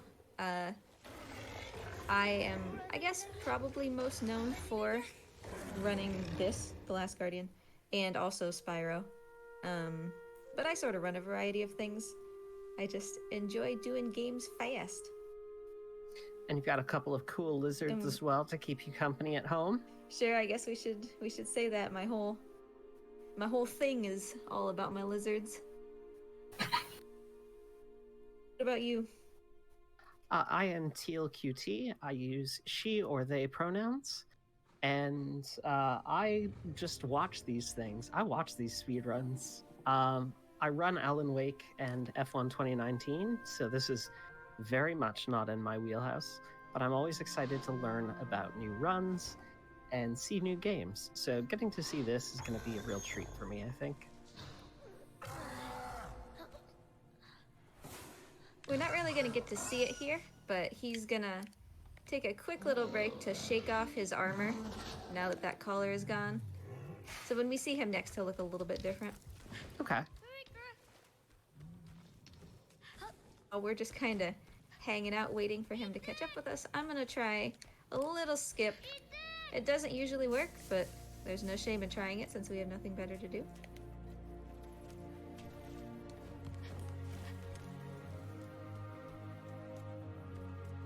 I mean, with a 3-hour, almost 4-hour run, you may as well try all the skips at least once. And if you get it, you get it. Yeah, So I mean, this one would save, 20 seconds or something. Gotcha. It's not too major.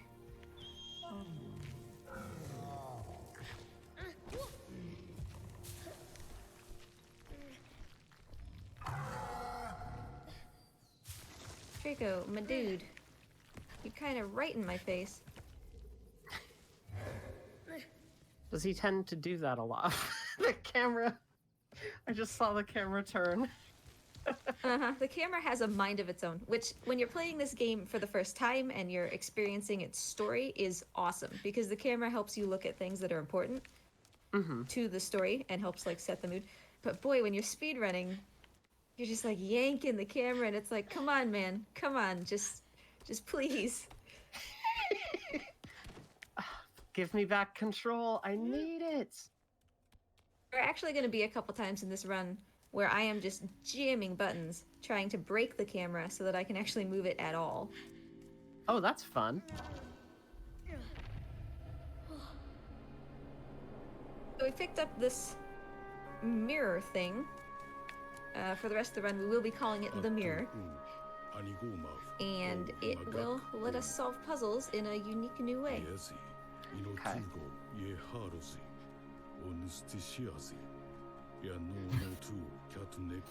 So right now we're effectively in a prison break kind of situation here. Hey, we're trying to get out of wherever we've been locked up. Yeah, that's exactly it. Is basically the only place we could go. I got one question from chat if you've got a moment. Sure. Do you have, is this running on PS4 or PS4 Pro? It's PS4 Pro. Okay. That's going to help a little bit with load times because we're going to be doing a lot of checkpoint restarts and Ale ja na innym serwerze quite gram as long powrotem. for the game to load. The point of those checkpoint restarts is going to be so that we don't have to wait for Trico to hold it to us. A lot of times if we trigger a checkpoint and then reset, Ten jakiś kurwa Trico will be straszny, right który behind tam. us. No i tak się gra wyjebie. Right next to us. Trico also does appear to have laser eyes, and I don't know if I that. He's got a couple special little features. I love special features. My favorite parts of the DVDs.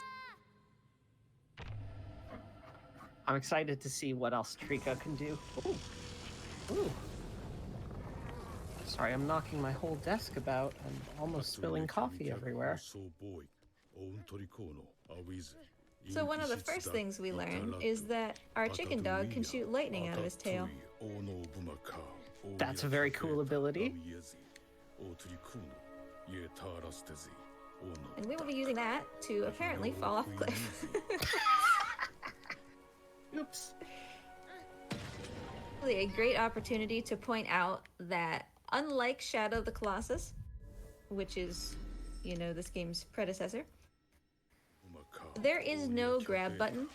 There is no way for me to tell the boy, hold on to this, or, please grab this, any of that. So I have to rely on the game to make sure that it understands collision between the boy and whatever he's interacting with, which can sometimes cause things like that. The boy just kind of slides off of something.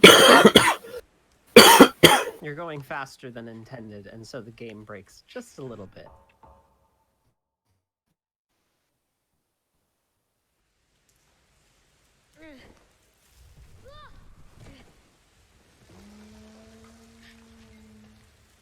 Mint Kuro in the chat pointing out, to be fair, Trico is pretty special overall. Not many cat, bird, ferret, dog, weasels with stoplight lights around. That is a perfect way to describe Trico. I love my weird dog. I've gotta say, there's a little talk of weird frogs. Oh, sorry, no weird dogs. How about weird frogs? Would you like a frog fact? Fact. A frog fact. Here is your first frog fact of the night. The gray foam nest tree frog can turn completely white to keep itself cool. Well, now you know. The more you know about frogs.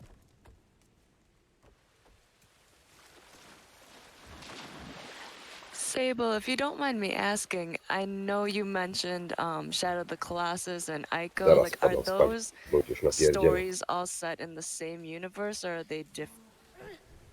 What are you doing, dude? As far as we can tell, they are all in the same universe. We're not entirely sure how.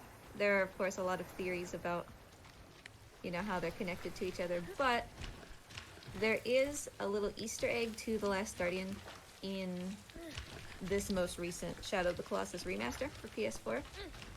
So I would certainly say that they're in the same universe. Whether this is a prequel, a sequel, that's kind of up to you.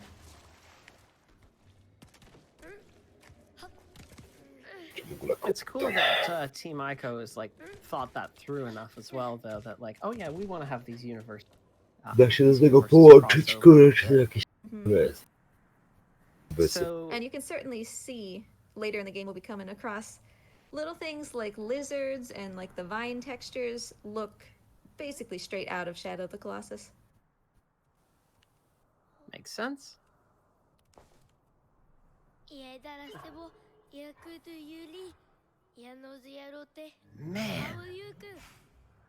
it's a little freaky to see it just looking at you, tunnel. Some real, like, this game very clearly has like a lot of just really evocative imagery. The imagery is amazing. As when we get toward the end of the game, there's going to be lighting that is just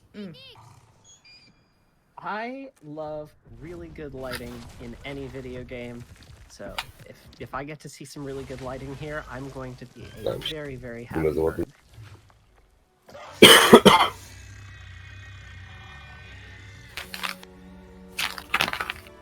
So here's the White Tower. That's what he's looking up at. As the little kid, we don't have any idea where we are or what's happening. So Trico seems to want to go to that White Tower, and as far as we're concerned, that's a great idea. We don't have anywhere else we want to be. He probably knows more than we do. So that's going to be our goal for the majority of the game. Well, I guess for all of the game, is to get to that White Tower. And we're gonna do some interesting stuff at that White Tower. Not to spoil it, but we're gonna see some pretty interesting things as we get closer and closer.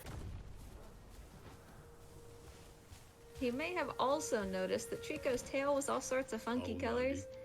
He's not normally that way, but if you take the time and effort to collect... Boy, I don't even know, honestly, how many barrels it is. I think it takes like 4 playthroughs of giving him every barrel in the game. You can unlock basically a spray paint can, and I have taken the liberty of painting Trico's tail in Malala Fund colors. Don't forget to donate.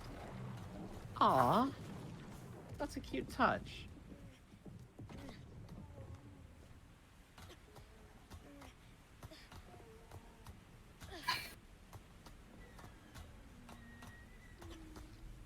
So as you've been doing runs, like, have you platinumed the game in all of the runs? Well, the game is actually, you can sort of tell that they were struggling to come up with trophies for it. So it's actually quite hard to platinum through normal play. It takes, like, concerted effort. One of the trophies is to hear every hint, and in order to do that, you literally have to sit and, like, not solve puzzles. You just, like, sit in one place for, like, 10 minutes and wait for the game to give you a hint. So I do have the platinum because I love this game so much, but it's not really the type that you get, you know, like by course. It's not really like, it doesn't seem like a super fun trophy to have to seek out if you're doing trophy hunting stuff. Yeah, most people are really not a fan of that particular one. The rest of them are fine. You know, the rest of them are, you know, shoot enemies with Trico's tail and, you know, things like that. Zappy, zappy, lightning, lightning, let's go.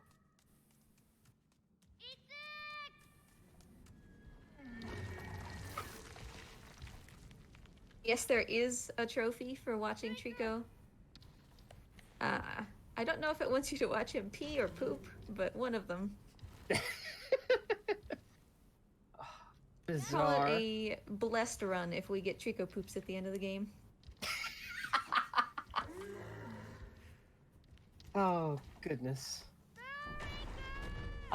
So while we have a little bit of time here, I'm also going to say, if folks have questions about this run in the chat, I would love to see them, and I'll relay them on to Sable here so we can talk about some cool stuff.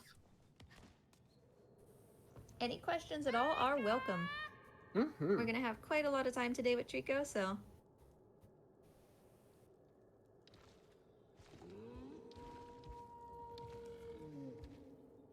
For this beginning part of the game, I have no way to control Trico. We will eventually get the ability to command him, but for right now, I just need to sort of call his name and hope that he generally walks towards me. And that's part of the game, like AI design, correct? Mm-hmm. This game, I really do have to give it praise for the AI. Most people, you know, when they hear about people running this game, they're like, oh, that must be so challenging to run something where so much of it isn't reliant on you. But in actuality, Trico does a very good job. There are some things that he can get a little wonky, but for the most part, what we're going to be struggling with is actually getting this boy to do what we want to do, not Trico. All right, so I've got a couple questions to start us off here. Yeah, so our first question here comes from Sumu, and they ask, what made you pick up this game for the first time? In part, it was a love of, you know, Shadow of the Colossus. I used to play that game to death as a kid, the original PlayStation 2. And part of it is just because I have such an affinity for story-based games, games that tell a good story. So this was like the perfect storm for me. I'm right there with you. Which I think is why my husband was like, you should probably be the one to play this one. Okay, I have another question. This one comes from Super Blooper DX, and they ask, are there any major skips in this game? There are not glitches as such. You know, we're not going to be clipping through walls and things like that. We have basically one major skip, not glitch, that we will be attempting about 2.5 hours into the run, called the White Tower skip. I will do my best to show that off. If we can get it, it'll save about 5 minutes. If we can't, you know, we just get to see a different part of the game instead of doing that. Other than that, we have one small glitch that I've found and have been working to make consistent, where we can cause a couple of suits of armor to not spawn, and so we won't have to fight them. But other than that, it's really just, it's movement optimization, it's knowing how to solve puzzles efficiently. So it's a lot of execution in this run, then? Definitely. All right. Next question, if you're ready for that. Got these little eyeball things. Anytime we see those, we're going to need to take care of them before Trico will progress. He's terrified of them for some reason. I just wanted to point that out since we're going to be seeing a lot of those as we go. Yeah, all good. But another question? Questions. Yes, all right. So this comes from Comics K, and they ask, is this audio in Japanese or some other language? It's in a made-up language, but if you know Japanese, you can tell that there are like similarities. You can tell that a Japanese person came up with the fake language. But I don't know. I'm saying that as a person who has a linguistics degree, so that's kind of like where that comes from.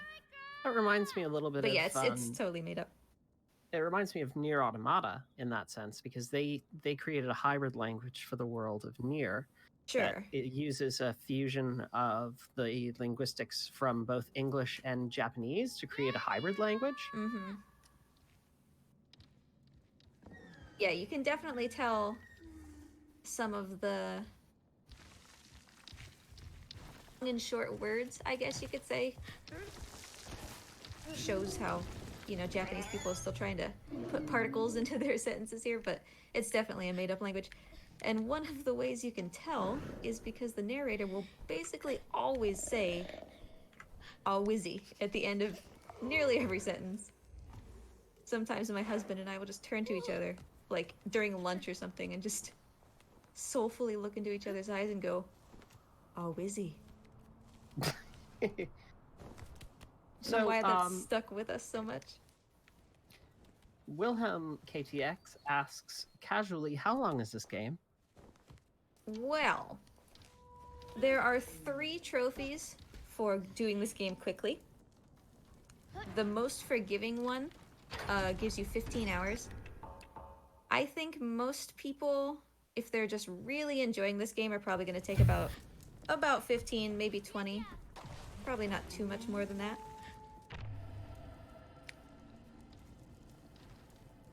Do you think you'd recommend it for, would you recommend it for just a casual playthrough? I would recommend that everybody at least try it. It's not for everybody. Game you like, but you'll know basically by the point that we're already at, whether you like it or not. That makes sense. Yeah, like, I've definitely heard some mixed things about The Last Guardian. Not ever in terms of its narrative or aesthetics, but always just in terms of it plays a little rough, it feels a little dated. So like if that's a turn off, then it's definitely not going to be for you. Yes. Like I love this game, and even I will admit the controls are not great. So I've got a question about the run history here as well. Mm-hmm. If you wouldn't mind.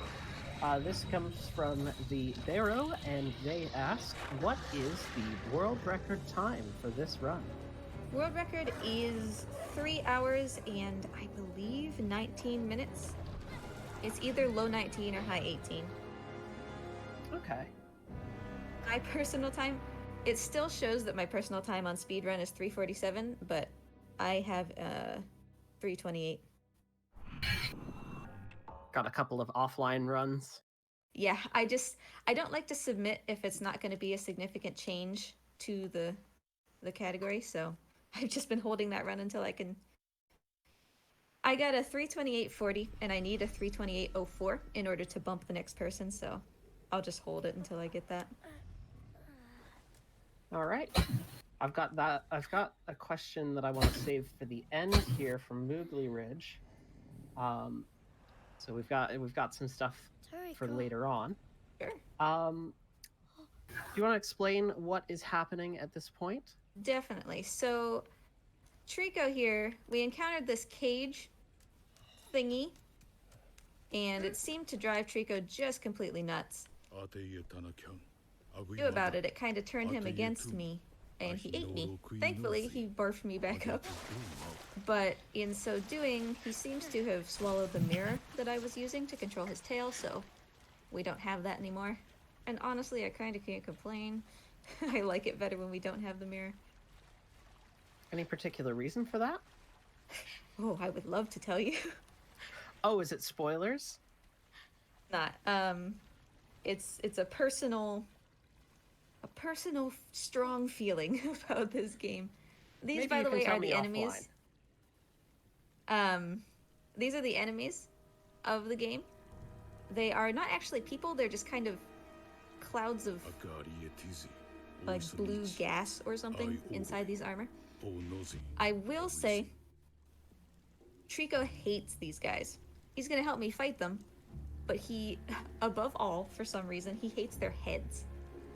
And we're gonna actually try to use that to our advantage here in just a minute to trigger a pretty helpful little skip. But it's gonna be totally dependent on Trico, which means, you know, RNG, AI, that whole thing. In essence, Trico's gonna help us fight these guys, and when he fights, he's got a couple different attacks that he can use. If he swipes with his hands or grabs one of the armors in his mouth and shakes, that's gonna throw them way off of this tiny little bridge that he's fighting on, and we're not gonna be able to get their helmets. But if he leaves us just one helmet, that's going to be good enough. We're going to be able to throw that into a room that he wouldn't normally be in, and because he hates those helmets so much, he's going to chase it. And then we will be able to climb him while he's still angry, instead of petting him and calming him down, and that's going to let us progress without him. It should make more sense once it starts to happen. Particular moment, that's what I've got to focus on.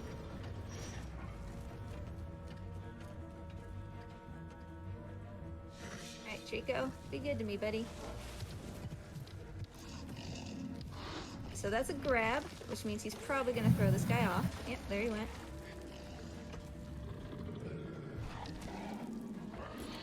That's good, that's a straight down stomp. Give me your face. Where's your face? Actually, this is even better, because okay, well, never mind. Here's a helmet, so that's good enough. We've got a helmet. We're gonna chuck it in here. And we want this helmet to just be gone, please.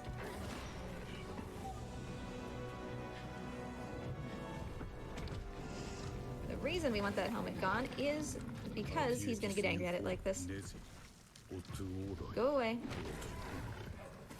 I'm after this one, my dude. Yeah. Things. Oh, camera. Oh, camera. Where am I? I don't know.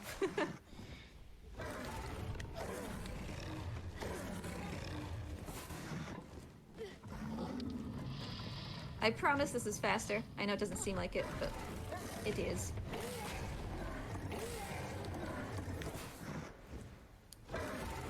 Let us do the thing. So we're actually gonna calm him down. He kind of got into a weird situation here. It happens. Dude, chill.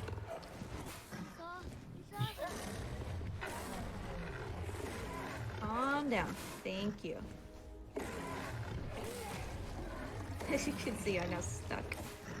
Chico, could you, like, walk forward a bit, my dude? Hi. So we were trying to keep him in that room so that I could climb his back while he was still angry and not have to calm him down, but it's always real finicky since that one really relies on him. So instead, we'll do this. Over. We are back to being able to take questions.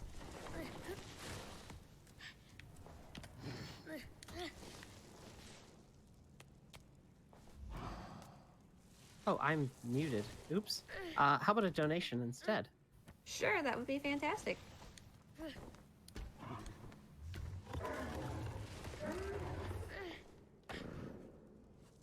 Sarah, do you have any donations? I was muted as well, so things are great today. Yes, we have an anonymous $50 donation. No comment, but thank you very much, Anonymous, for your generosity. We also have Numos donates $5 and says, enjoying these runs from the comfort of chat. Sending love from all of us. Aw, thanks. Thank you so much. So we've had a donation. maybe it's time for another frog fact if we have time, or do you want to explain what's going on first? Well, the only thing that's going to be happening, this is actually probably a great time, because Trico's going to do a little pre-scripted thing, and then he's just going to look up at the White Tower again to remind us that that's where we want to be going. So, frog fact away. Frog fact away. All right, here is a frog fact for everyone. All toads are frogs, but not all frogs are toads. There's no real distinction between frogs and toads. But only the Bufonidae family is considered true toads, and they're characterized by their toothlessness and warty appearance. So, are you telling me that, like, most of them have teeth? Most frogs do have a little bit of teeth on the upper jaw. I had no it helps idea. them. Yeah, it helps them grip onto. It helps them grip onto their prey. And I said this on the. I said this on the Super Mario Sunshine stream as well. But they swallow their food with their eyes by pushing their eyes back into their head. Of course they do. It's bizarre. Frogs are weird. Just in case chat didn't know. Trico's taking a look up here. Here's the White Tower again.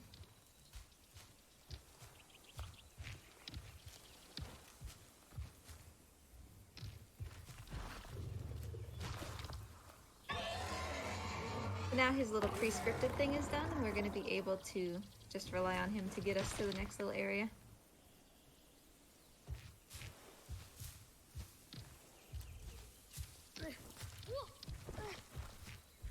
Quick little fact, you see how Trico jumped and the boy just kind of went flopping everywhere?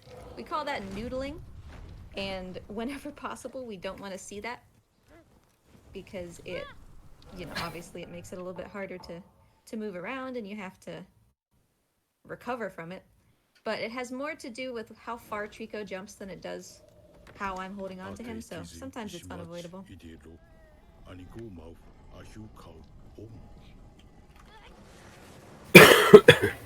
So now, Sable, I have to ask, did you get the E3 Trico plushie? I didn't. And I'm so sad.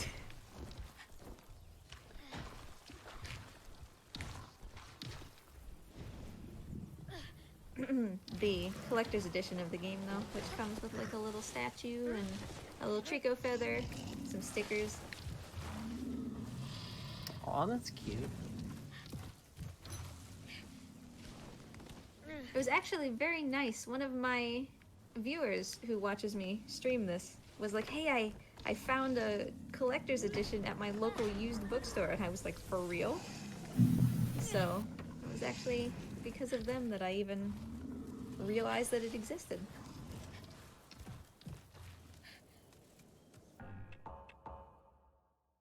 So do we have time for a couple more questions? Sure thing. All right. This one comes from D Orbital Split, and they ask, is there a significant graphical difference between being on a PS4 and a PS4 Pro?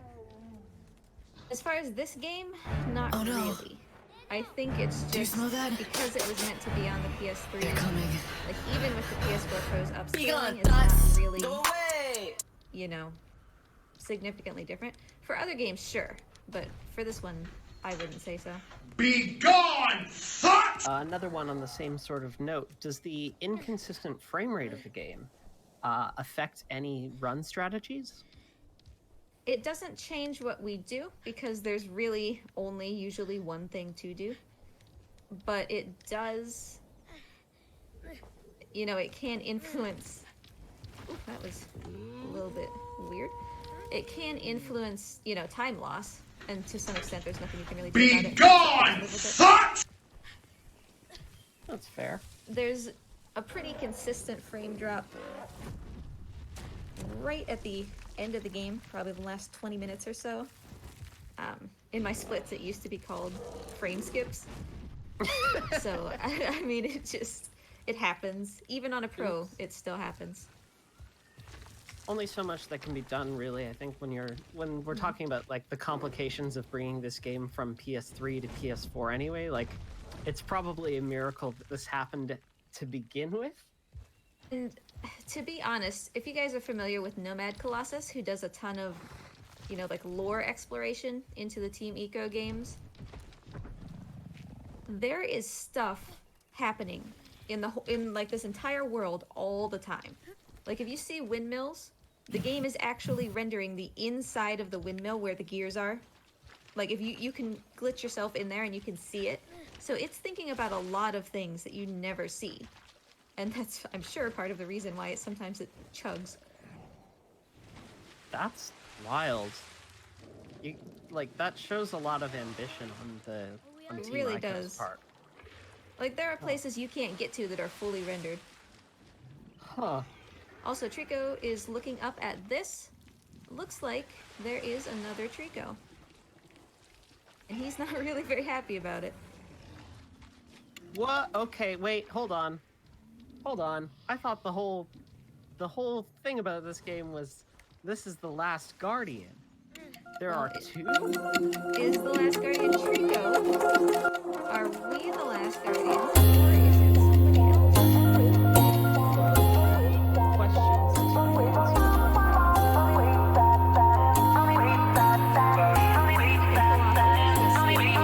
You're the superstar above me when the sun goes down.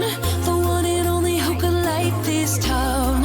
And when you're feeling like you're burning out, I will remind you that you're a superstar and you don't need a golden crown. 'Cause everybody needs a hero now. And when the weight is like £1,000,000, I'll stand behind you. 'Cause you're a superstar.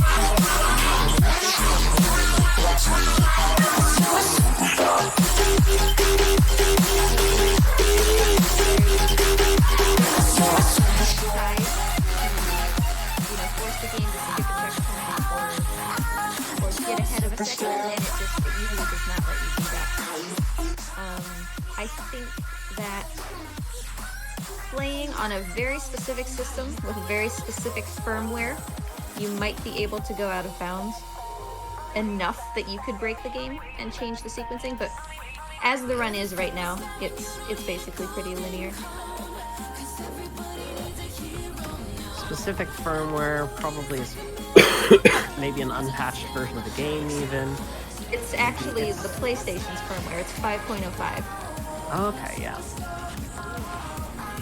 That only works like on 5.05, but okay. Mint Kuro, by the way, asked if you would mind feeding Trico a tasty barrel at some point. Oh, I would love to feed Trico a tasty barrel. Why does Trico like barrels so much? Well, the question is, what's in the barrel, and why does he like that so much? Thankfully, at the end of the run, we're going to be able to see, or at least get a hint about what might be in those barrels. Oh, that's fun. Okay. All right. There's actually going to be a couple skips revolving around giving Trico barrels, because sometimes, because he's a little goober, he's going to say, I'm hungry, and I'm not going to move until you feed me. And in those situations, we're going to give him a barrel, obviously, because we're speedrunners, in the fastest way possible. Maximum barrel efficiency. That's what we strive for here.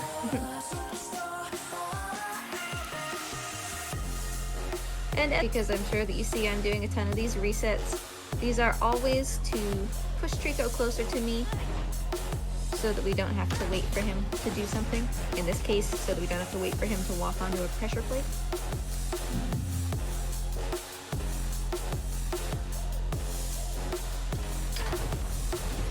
Whew, good luck with those armors. Maybe a little bit troublesome. They are almost always troublesome right here. If they grab you, they're going to try to take you into a blue door. under no circumstances do we want to ever go through a blue door. That's going to be a death, and we're going to have to start back at the previous checkpoint, so we don't want to do that. Sometimes we do want to get captured, because that'll encourage Trico to fight and like help us, but we don't ever want to get dragged away. Blue door bad, capturing sometimes good. All right, I'm picking up the notes here. In this particular spot right now, maybe not exactly what I wanted, but it's fine. I just didn't really want Trico to get distracted from the enemy that he's currently fighting, which is way back here.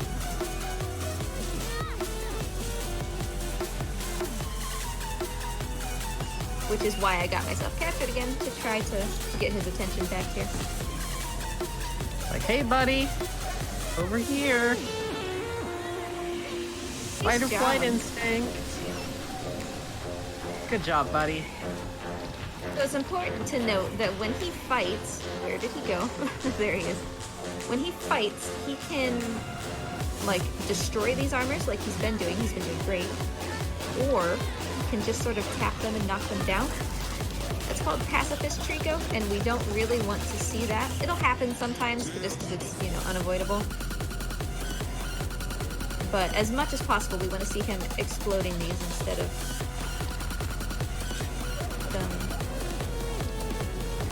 tapping them down.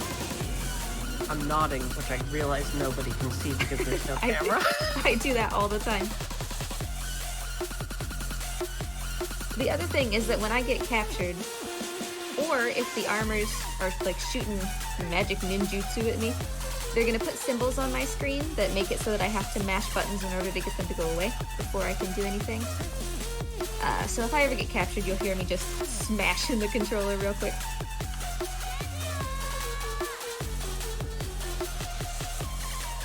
This is the room where we're gonna learn how to control Trico. However, the game wants you to do it in a very lengthy way. It wants us to break that box over there and then realize that we can tell Trico to do that. That takes a long time because we have to wait for the narrator to tell us, like, oh, maybe you should try like telling him what to do. So instead, I'm gonna pet Trico's head to make him sit down. And let me get up on this pillar. And then we're gonna just hop over here and the entire room is complete. That is called Command Skip, and it saves us about 3 minutes. Very fast. Nice work. Yeah. I'm actually relieved because lately the boy has just not wanted to grab that staircase.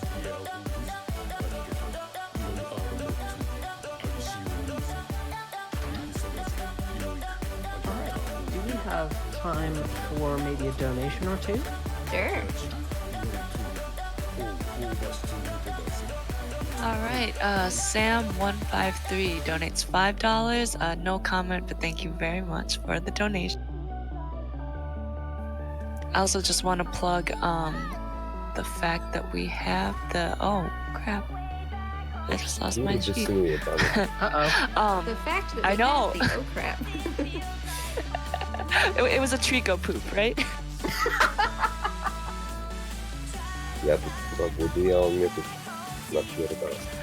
Alright, I found it. Let's see. We have the SGDQ 2020 submission period that's going to be opening up from March 4th to March 14th. They're looking for both runners and volunteers, so if you're interested in helping out in any way, definitely get over to gamesdonequick.com and get your submission in. And hey, check out games. Wow. I can speak words good. English. What is that? I've never heard of it. If you go to gamesdonequick.com/donate now, you can check out that page and chip in a little bit to the Malala Fund. It's a great cause, and I'd love to see a $5 donation train for some frog facts. Could we do that, chat? You know what to do. Facts. We need them. I've got so many of them. I spent like a couple hours researching frog facts for this run.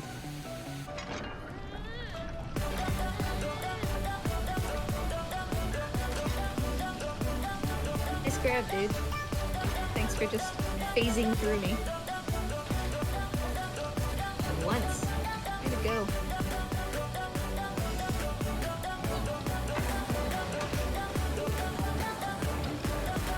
As a reminder for chat as well, we're taking questions throughout this run, so if you have questions about the game or the run, feel free to put them in here, and we'll see if we can get them answered.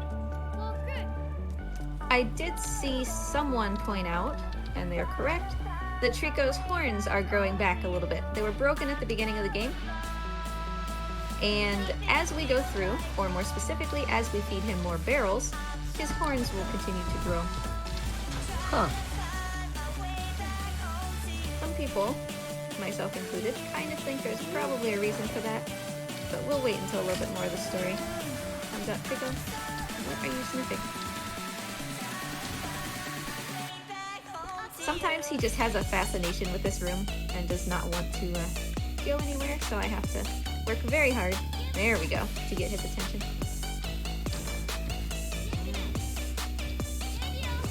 We've got a couple of questions in the chat that we've answered before, so I'll just get them out of the way really quick. Sure. Where90 asks if the run has glitches or if it's just efficient gameplay. It's just being efficient at your gameplay. It's all execution. And a casual playthrough of the game, to answer the Terminese question, is about 15 to 20 hours. Yep, I would say so.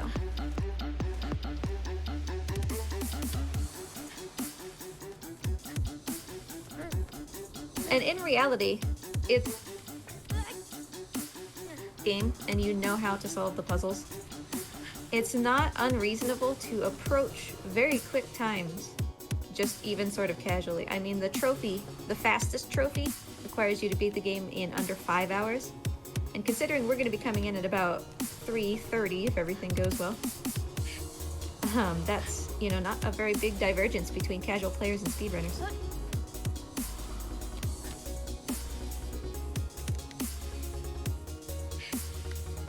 That boy did a funky grab earlier. I did see him kind of just go everywhere. That was great. Oh, he does it sometimes. Like, there was once thank you, little boy, at a very crucial time when he grabbed with his arms completely like inverted and backwards.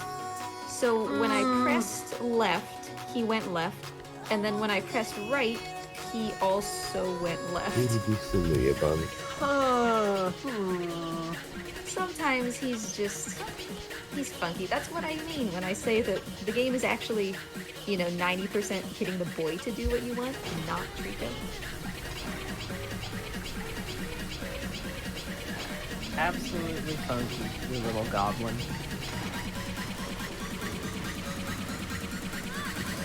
So again, I'm going to be getting myself caught here on purpose to try to encourage Trico to fight. That guy just got decimated. Oh, Trico. Trico, why did you do that, buddy? Funny. So we're back here because Trico thought that he didn't really want a travel companion anymore.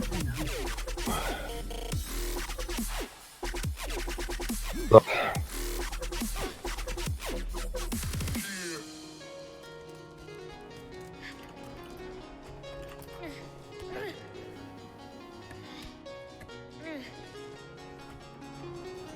I suppose you could say that's the negative of intentionally getting caught. Sometimes Trico can just smack you into oblivion.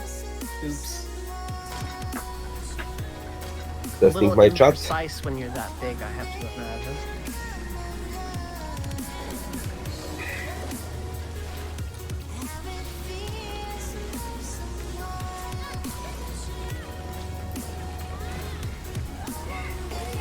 All right, I see we've maybe got a few donations in. Is this a good time? Sure.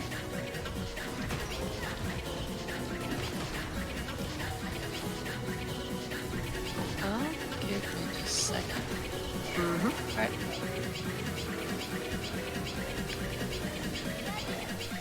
But yes, the screen is showing donations, but my screen is not showing donations, so give me a second.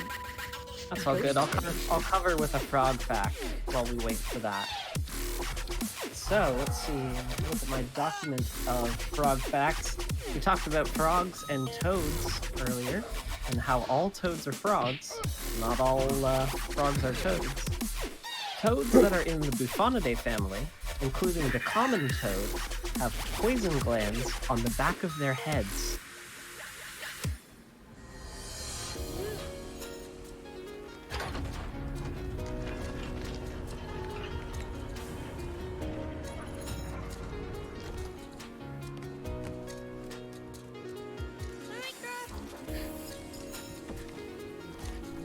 So I see we've got one of those mirrors there. Yeah, he is definitely not a fan of those, so we want to get those out of the way whenever we can. Come on, dude. Yeah. Does the story ever explain why he doesn't like those eye window things? I think that we're kind of just expected to understand that, like, it's probably just most likely that he was, you know, punished presence to teach him not to pass into areas where those hung, so that they could, you know, better control what he did. But no, there's no real explanation besides speculation. Seeing that not only are those things going to be sitting on the ground, but enemies will have shields that are just mini versions of those, and so Trico will refuse to fight whenever enemies have those shields until we take care of them. Huh. Idę w kimę jebać.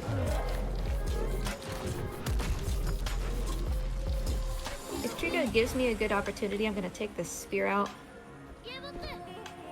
I love Trico. Normally we don't have a ton of time to take spears out, but we do want to make sure that we don't have too many. Late in the run, if he has too many spears, we're not going to be able to progress. So we want to keep these kind of on the down low as we go on. Save the animals. Yes. One other frog fact while we do this little bit of platforming with Trico. All right. This is another frog fact. We are still cataloging brand new species of frogs.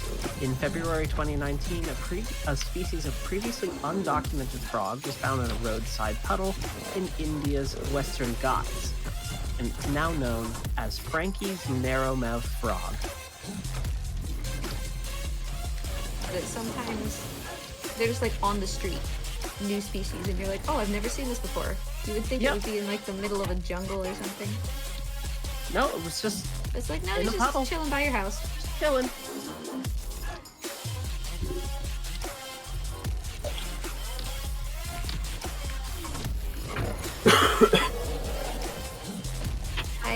To trick the game here into thinking that we haven't fallen far enough to take fall damage. If we take fall damage, the boy will limp, and that takes time, and nobody wants that. But we're gonna fail, so we don't even have to worry about it. And the boy there.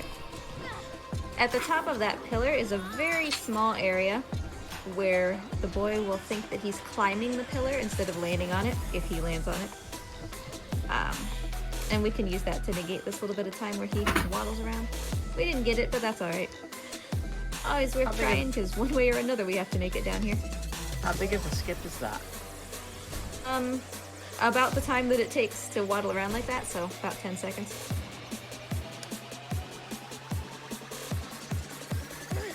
To be honest, that's actually the first time I've missed that in like probably 3 months. It happens from time to time. That reminds Where me Tibia? of what I saw earlier as well, if this is a good opportunity. Sure. How many runs of this game have you done? Oh boy. I think that my splits say like 30-ish since my last like significant PV. Mm-hmm. So I mean it's over 100. I'm not really sure. It's not like 1,000 or anything, but it's quite a few. I've been running this since the beginning of my time speedrunning on Twitch, which has now been easily more than a year, so. Yeah, I have to imagine this isn't a super reset-heavy game. It's not really. In the room where those armors were kind of turtled into the ground, and we were trying to get Trico into the room to help us with them, that's basically the last point where you might reset. Now and then you can get an essentially completely pacifist Trico right from the beginning, and that's just... it's just a bad Trico day, you know? So if you get to that room and he's just not cooperating, you might reset for better Trico AI, but the last time I've reset this run. Because so much can change at any point because this is a run that relies on an AI. So there's really no sense in resetting unless you just completely flub the first like 5 minutes, you know?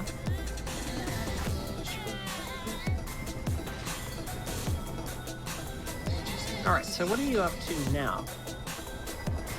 Well, can't get through this door because he's far too big and because it relies on him yanking on that chain, which I've tricked him into yanking by putting a barrel full of whatever that blue goo is that he likes.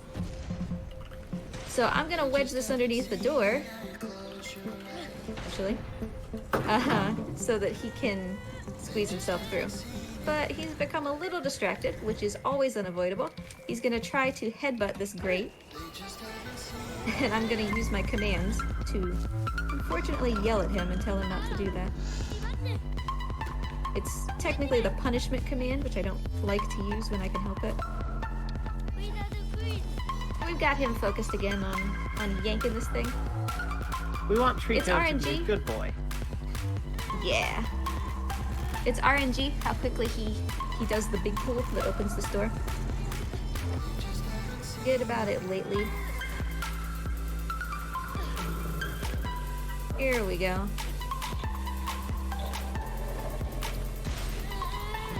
Now, I don't know what this thing is, an axle, a something, I don't know. He loves it. He is obsessed with it. So, yeah, I don't know. So he's gonna come over and sniff it, and the best we can do is just try to get his attention. Sometimes he'll just come right to us, sometimes we'll be here for a minute, you know? Yoo-hoo, big boy. Yeah, Trico, buddy. Come on. It's an old rusty doodad. I'm sure there's more interesting things over here. Let's go. Here you go. Trico. Come on, bud. He'll do the... oh, here we go. He'll do the same in the next room. We've got some mirrors coming up. That can be a little bit confusing, that the speedrunning community calls both the boy's tool and those eyeball things mirrors. But the eyeball things that he hates are similarly called mirrors. May I propose a new name for the eyeball things? Absolutely. Eyeball things. You can apply that to both the shields and the mirrors. Well, then we're going to be taking out some eyeball things while this cutscene is playing.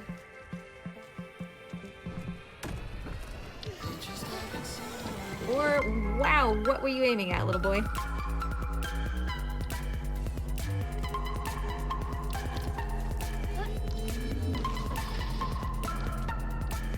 You see, he's very upset until we take these out of his life. Smashing mirrors. The unsuccessful follow-up band to Smashing Pumpkins. I was just going to say that Smashing Mirrors sounds like an epic band name. They had their fans, I'm sure. Just like with the axle thing back there, sometimes we can get his attention right away, sometimes he just really likes this eyeball. Here you go. Yoo-hoo!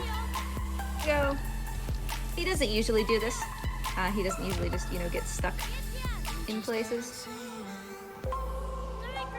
Yoo-hoo! There you go. It's gonna blow out.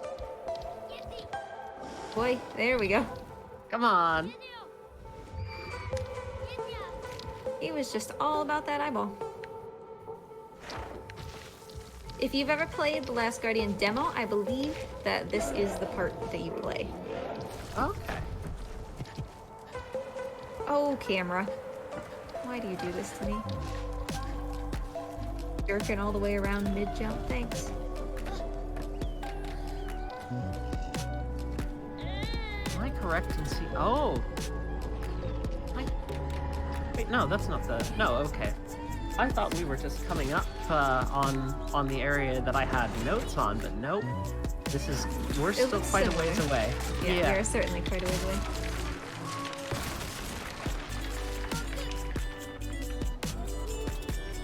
Do you want to explain what you're doing through this section? This is really the first section of the game where you just cannot solve these puzzles without Trico. So I need to use commands and sort of our understanding of each other to get myself across these broken platforms. This is going to be the first time in the game. You ready, buddy? That we're going to be able to do this.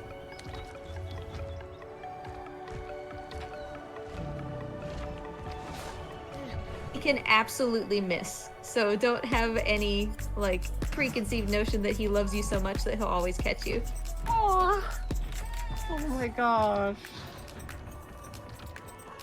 There are definitely runs where, you know, everything's going great and then you just see Trico. He doesn't even open his mouth. He just stares down at you as you fall to your death. What a sweetheart. He's such a good guy.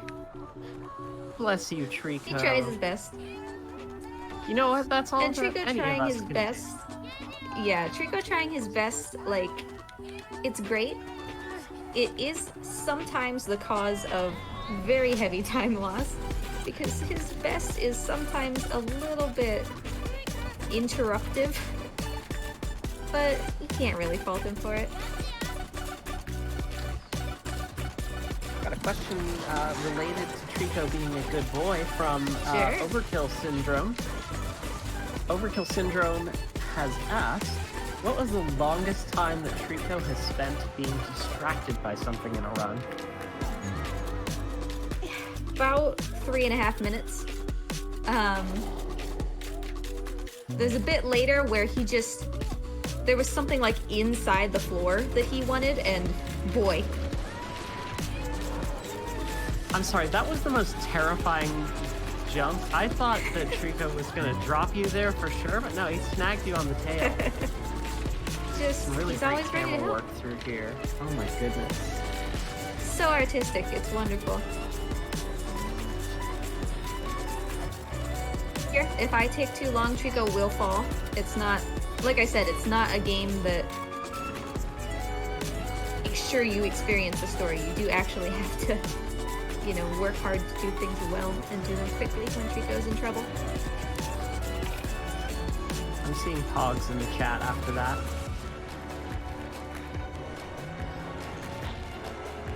Trico can have little a distraction as a treat.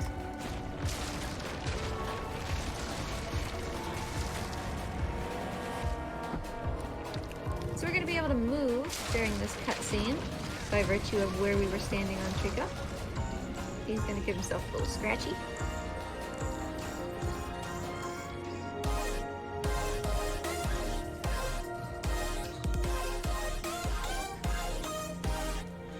So, this guy in the back has a spear. Normally that'd be fine, except when we go close to him, he pulls out a sword. And he'll stand in our way. Unless Trico's here, which I just summon him to me by restarting the checkpoint. So now, that guy will keep his spear and he'll walk right out of our way so that we don't have to deal with him.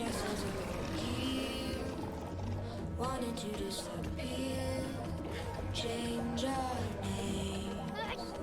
Live on the sun, where every sound is clearer, burns a little deeper. These quick chains climbing like movements that I'm doing are actually credit to Vanquish, also known as the Eevee Bro, and Arthelian.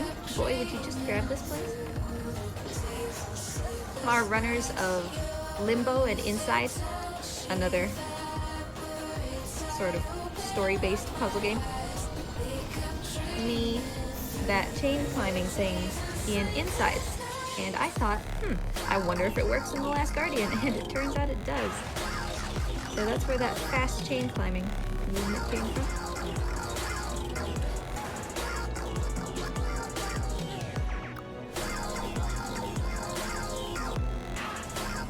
Got some more questions if you're ready and able. Okay. Alright, so this comes from Cuttlefish Man, and they ask, how interested in this game were you before the release? Did you come to it from Shadow of the Colossus or Ico? I came to it from Shadow of the Colossus, and all I knew was that it was a game sort of like Ico, however you choose to pronounce it, in the sense of like how it would play with puzzle solving and things like that, except that instead of a girl, it's a chicken dog. Like, that was all that I knew.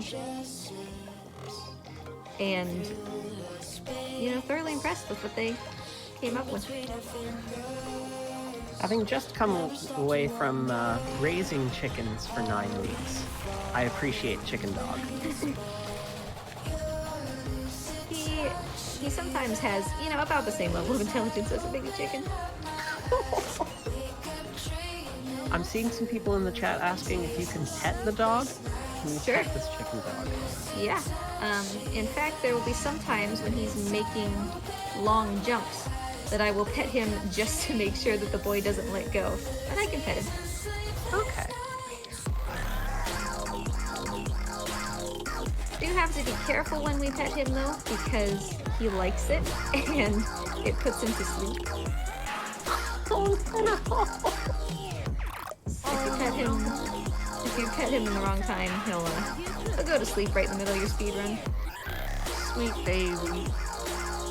We can't have that, but oh my goodness. Yawn sound. The sound designers did like an awesome job with that. It's the cutest thing.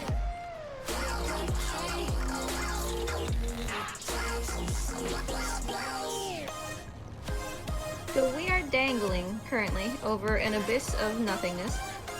Seems to get not rid great. of this eyeball, which is what I'm currently climbing.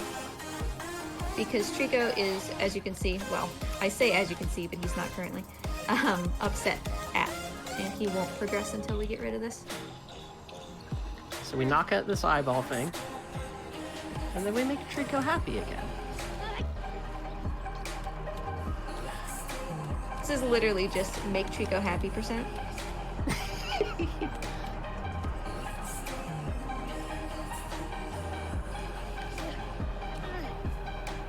The one thing that's always amazed me about this game is that there is no fear of heights. Like, this boy is fearless. Absolutely. Like, if you said, okay, you can have a Trico chicken dog, but you have to do this first, I'd be like, do I really need a Trico chicken dog in my life? But he's just like, nope. Advanced stunts. I mean, I guess he doesn't, what does he have to lose? I guess he's stuck in this valley. He might as well, like, try these things, because the alternative is just being stuck here forever. I guess.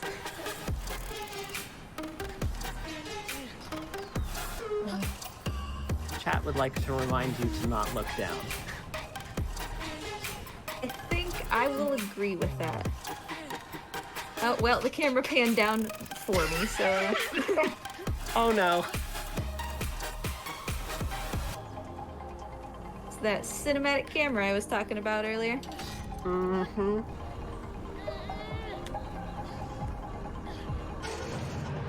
It's gone, buddy. Let's go. Is he gonna catch you from this height? No, he's gonna progress, and I'm going to say, you know what? A 50-foot fall, no problem. Because as long as you land on Trico, it doesn't matter how far you fall, you're always safe.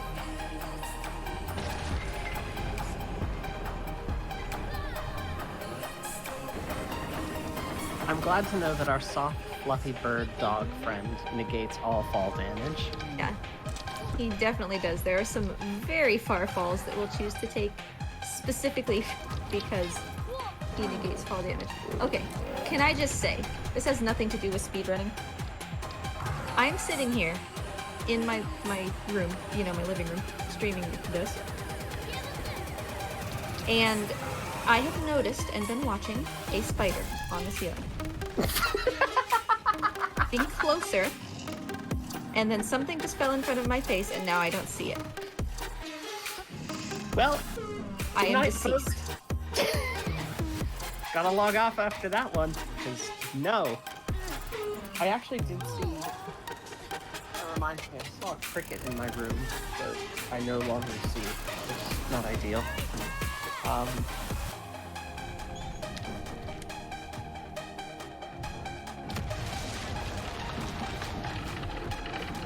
It's okay, the speedrun is more important, folks.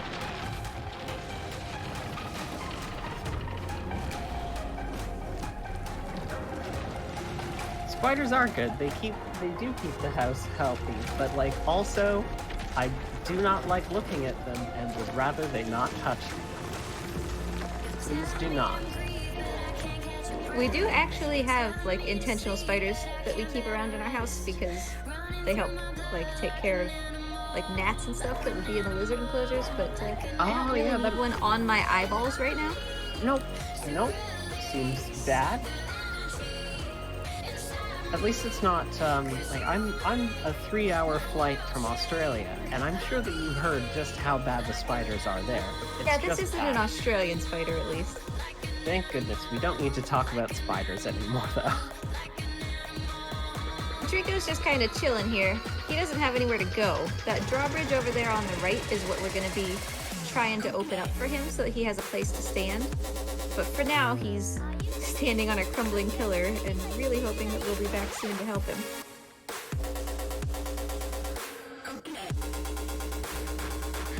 I'm gonna skip a little cutscene here by hopping right close to that corner.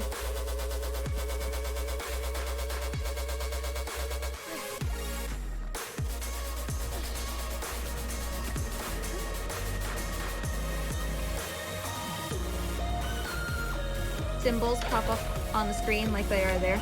It's because this guy's doing some ninjutsu over here.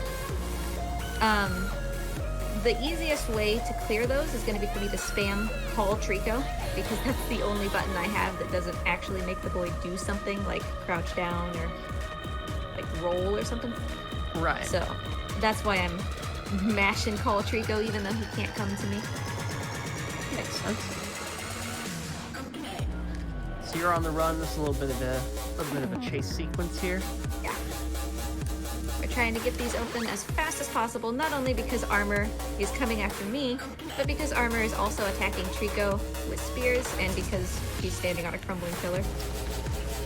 Hi, dude. You're not usually here. Excuse me. Can you not? Can you please not take me through this blue door? Do not take me through the blue door. That was closer than I would have liked. The guy is not usually there. He doesn't usually follow that far. He does sometimes. That's kind of surprising though. And so the solution, I guess, is just like you spam press a bunch of buttons to break free in the event that Trico can't help you.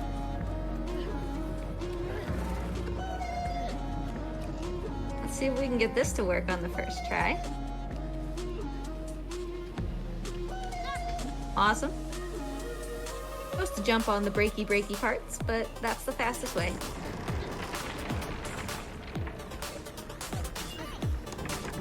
So we're going to be doing, hopefully, drawbridge skip.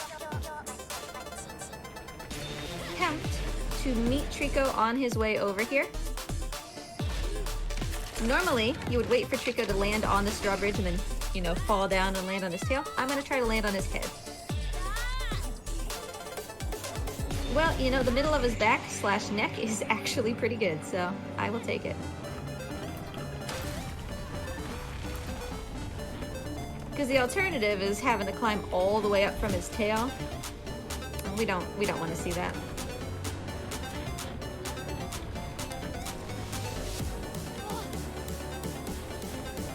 He has a place to stand now.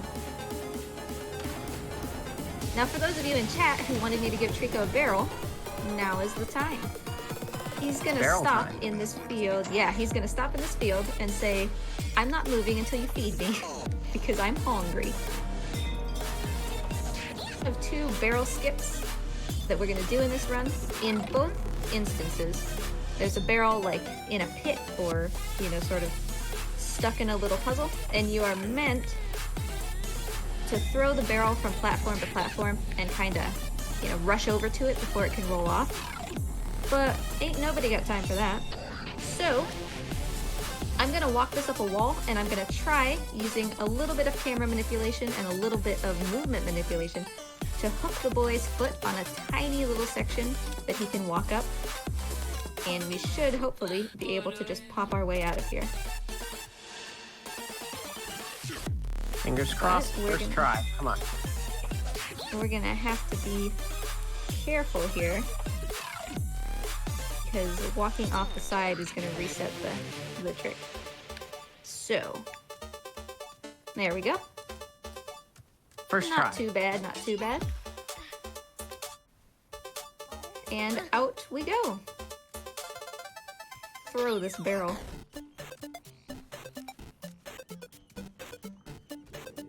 We'll do that one more time, a little bit later in the run when he gets hungry again. Same premise, there will be platforms and we're gonna camera manip to hop ourselves up onto the end of it.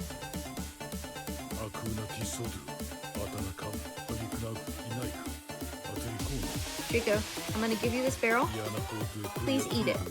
Please don't, like, chuck it across the room after I leave. Just put it in your mouth, okay? You can do it, bud.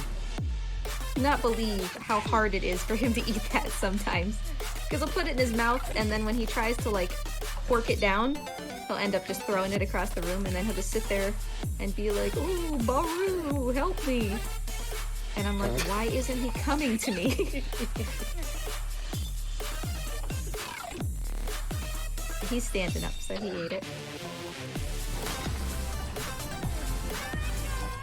Oh, buddy. He's doing his best. He's shaped like a friend. I love Trico. Trico's best is always definitely Trico's best. I'm not convinced that the boy always does his best. I'm sure the boy is trying. Come on, credit where credit's due. Trico has flashlight eyeballs.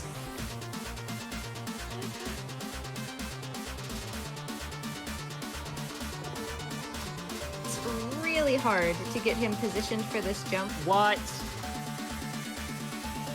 So we'll see what we can get accomplished here if he understood. Hey, just a quick update on how I'm feeling about those flashlight eyes. Not great, dog. Got this, Trico? You can do it. It's a tough jump, I know. You got it. Good job, buddy. It'll take him a minute to line this up here, so in the meantime, I'm gonna take these spears out. Good thinking. And while you take those spears out, maybe we have a donation? Sure. Yay, my donation tracker is working. All right, we have Beta82 with $100 donation. Says, that slide run was wonderful. Keep up the awesome work, lady. Thank you very much. As a reminder for everyone in chat, as we are raising money for the Malala Fund with Frame Fatales. So, that is a fund aiming to get education out to young girls around the world. So we're hoping that we'll raise a little bit more money. I'd like to see a little donation train, say $5 and $5 at 125. How about that? In the run, we do $5 donation train at 125, and we get some frog facts.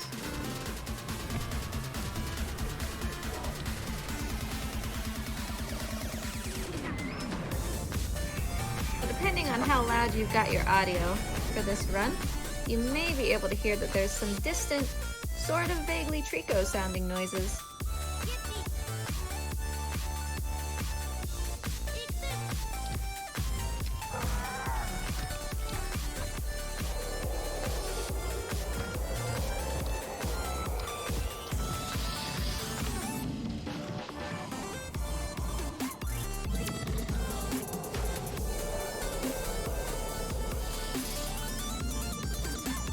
game is letting you know for sure now that there is another Trico, just in case you didn't see it before when Trico was looking at it.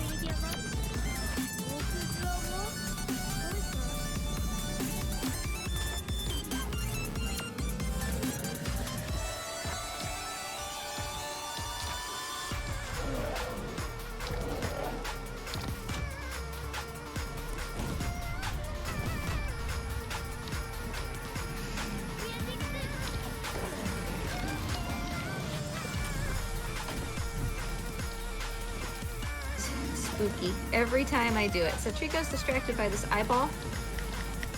I need to manipulate the camera. There we go. To skip climbing that first half of that rope. Would I jump face down over an abyss of death to try to grab a rope? Absolutely not. No, I don't trust my grip enough for that. No, thank you. And you know, the funny thing is that this game actually does have some sense of grip strength. There are times when you can be going so fast that the boy will grip and then let go again. So it's always spooky to go after that rope that way. Oh, goodness. Also, these are the vines that I was talking about earlier that are very reminiscent of Shadow of the Colossus. Speaking of Shadow of the Colossus and of this game in general, I want to take it back to the big picture here for a second, if you don't mind. Sure. So we've just got a quick question from Nick6789 in chat, and they have asked, what is the main kind of point to the game? What are we trying to do? Sure. Well, we as this little boy have just been deposited at the bottom of this giant, like, enclosed valley.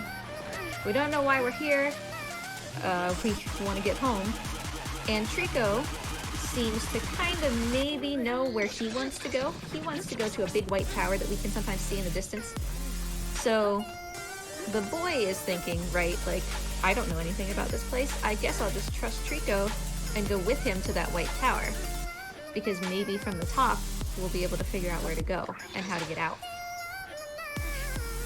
We're just trying to make our way closer and closer to the White Tower and further up, because this is a very deep valley with very high walls.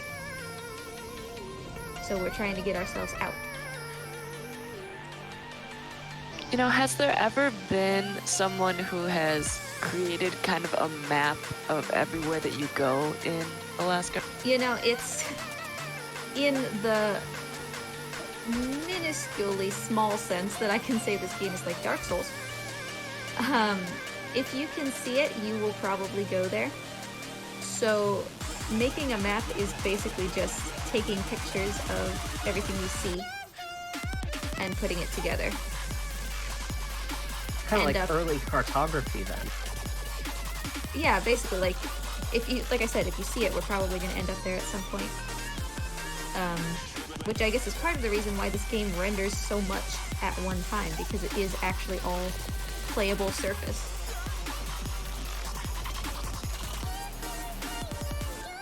So we got an eyeball down here that we're gonna need to get rid of for Trico. And because he just jumped backwards, we're gonna reset so that we don't have to wait for him to jump towards us again.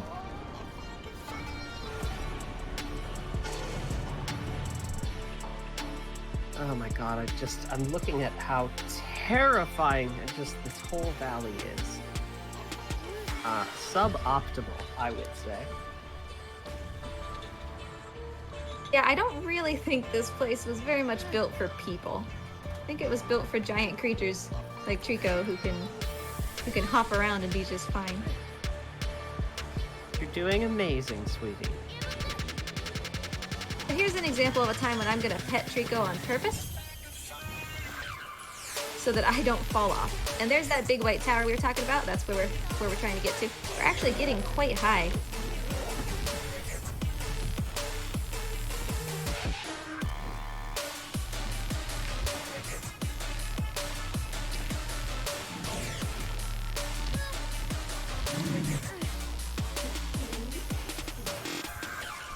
Kind of going a little bit in the background.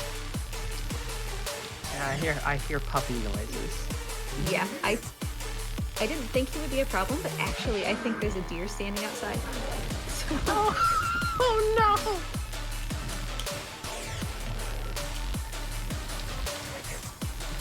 Myself very quickly if he happens to go ballistic.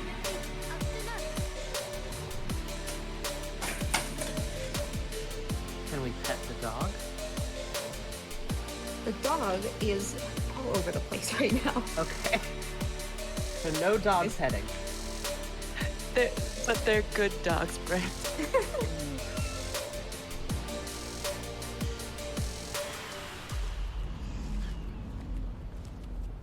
So we gotta get rid of this eyeball as well before Chico will progress.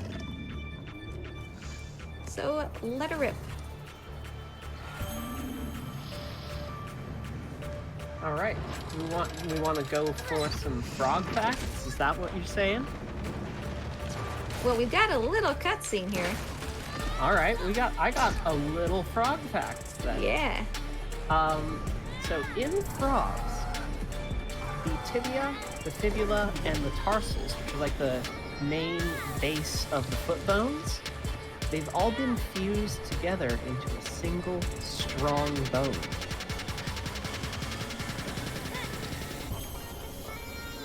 And related to climbing, tree frogs have pads that are located at the end of their toes, which are designed to help them grip vertical surfaces. These pads do not work when they're very wet, but they do allow for the frogs to climb surfaces that are completely smooth and vertical. So I guess that's how they climb the little glass tanks that they're in. Exactly. But if they get too wet, it just doesn't work.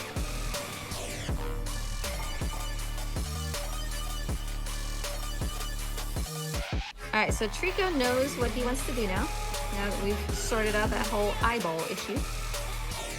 And for the rest of this tower, he is going to be, oh dear, the one in control. I do not want to be close to this wall. Okay. I can get stuck on the wall, and then he will just shoot out from under me like a surfboard. And bye-bye Trico, there is no getting him back. The entire time that we're going up this tower, I am going to be petting him as he gets ready to jump, just to make sure that the boy grabs. We're also going to be getting a cutscene fairly soon that is kind of lengthy. And when we do that, I'm going to take the opportunity to get up and stretch a little bit. Sounds like a plan.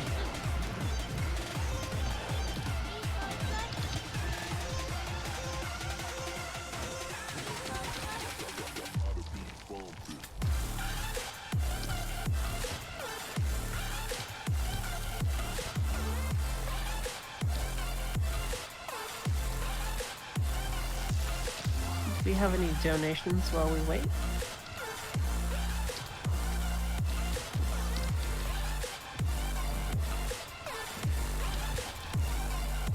I'm just actually gonna plug the Yeti. We're donating the Yeti is donating $5 per Frostmate House shirt purchase to Malala Fund. So if you haven't gone to theyeti.com, I suggest you go there because we have some awesome Faith mascot t-shirts available for sale.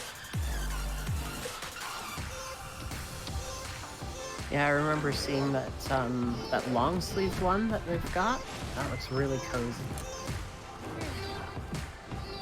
It looks so cool. I am so excited for that one.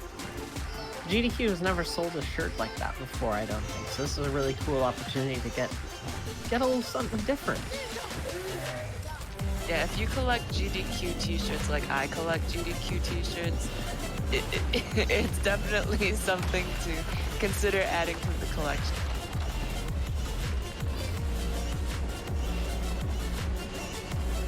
I'm actually really sad because my awesome Games Done Quick got a hole in it thanks to my cat. And so now I know, right? And so now I've just made the decision that I'm just gonna buy 2 GDQ t-shirts because I wear these things so much. Heck yeah. Oh wow, we've got a friend / enemy? We've fallen. That's not great. Oh no. Trico has an anime rival. That's exactly what that is, isn't it? Oh.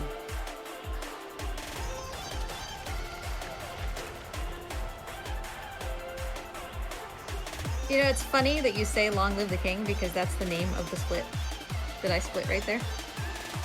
Oh.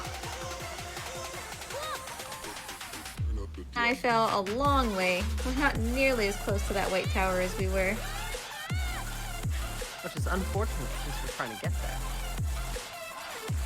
Thankfully, he's alright. He's just a little bit beaten up.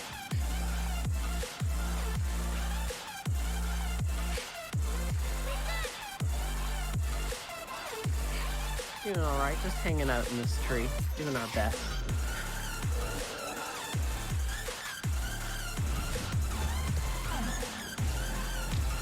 It's all bloody again. Oh no, buddy. So he realizes we're up here, and he, in his little chicken dog brain, is trying to figure out how to get us out of this tree, because we certainly can't get out by ourselves. So he's trying to grab for us, you know, reach for us, and we're well too far away for that.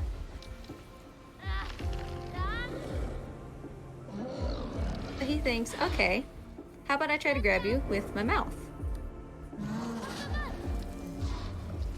I'm gonna bite you. No, still too far. So instead, there's this little platform above me, and I'm gonna give him the command to jump up there. We should be able to get out of this mess. Fingers crossed. Be attempting a skip that is going to once again try to trick the game into not killing us when we fall a very far distance. Again, by sort of interrupting the fall with something interactive that the boy can do so that the game resets its idea of how long we've been falling for. If we miss it, we absolutely are going to die though.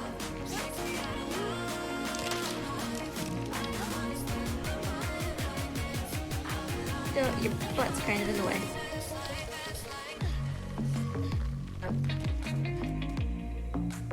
Alright, I just have It counted as a death because of the fall distance, even though we did actually land the skip.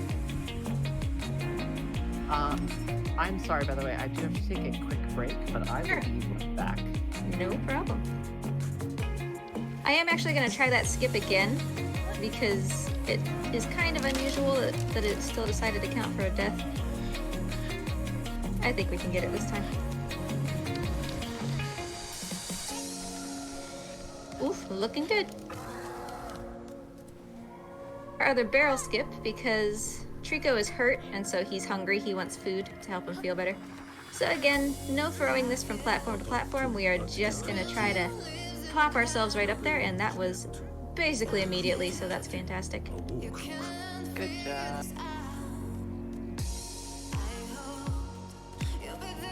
Oh, I remember this. This room took me hours. So you're gonna, what's the strategy? Normally, right, you would have to throw the barrel onto platforms that are like sloped and then hop up onto them before the barrel rolls off. And then you have to do that, you know, multiple times. That skip, we skip all of the sloped platforms and just walk our way out of there, so. That is incredible. Oh my goodness. Barrels, it's kind of more than just food for Trico. It's like healing juice. Whenever he eats them, he always feels like immediately better. You see his horns are almost fixed after eating this many barrels.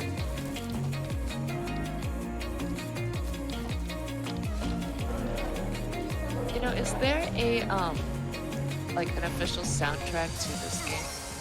There is, and it is fantastic. It is certainly my favorite of the Team Eco soundtracks. Shadow of the Colossus has some real highlights, but this one I think is just pretty solid all the way through. I remember watching a featurette on the composer who did the Last Guardian soundtrack. I mean, because I don't believe he had ever really composed for this level of a project before.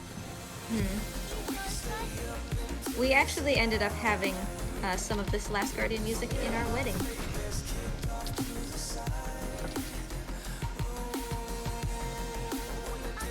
Oh, that's so sweet. Our entire wedding was video game music, but Last Guardian made the cut.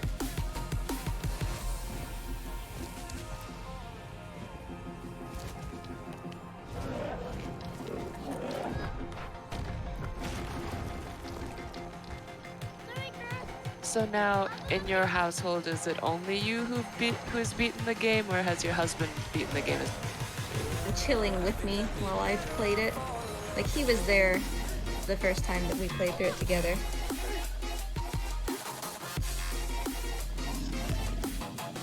Hey, what are you doing?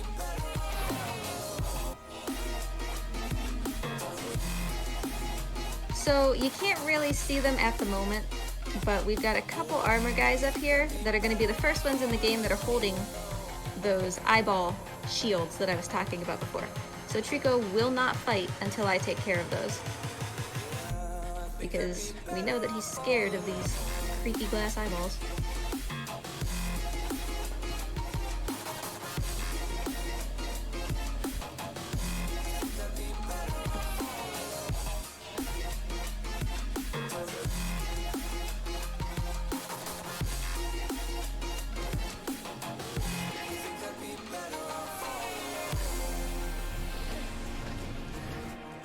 I'm actually gonna do a little bit of risk here and just straight up knock that guy off. It's gonna leave me less time to go after this guy, but we're good.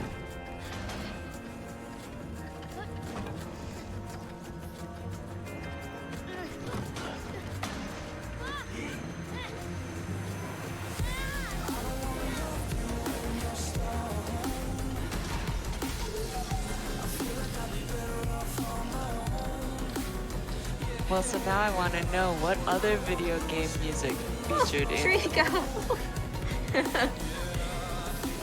Buddy, he is just on a murderous rampage today. We had City of Tears from Hollow Knight and White Palace from Hollow Knight. We had Cass's theme and Rito Village from Breath of the Wild. Guinevere's theme from Dark Souls. There was a lot. What else? What a jerk. Alright, let's try this again, Trico. Maybe with less friend murder.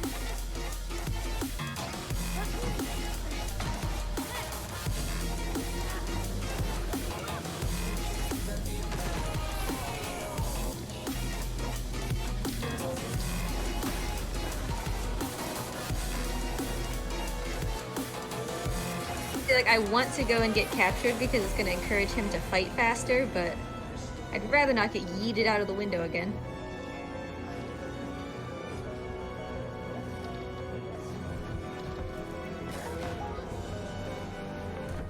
I think, probably, maybe, all the enemies are dead. I hope so, because we're about to reset, and if they're not, that's bad.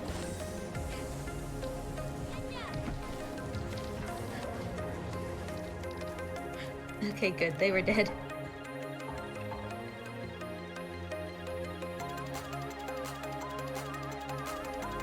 Blue butterflies, by the way.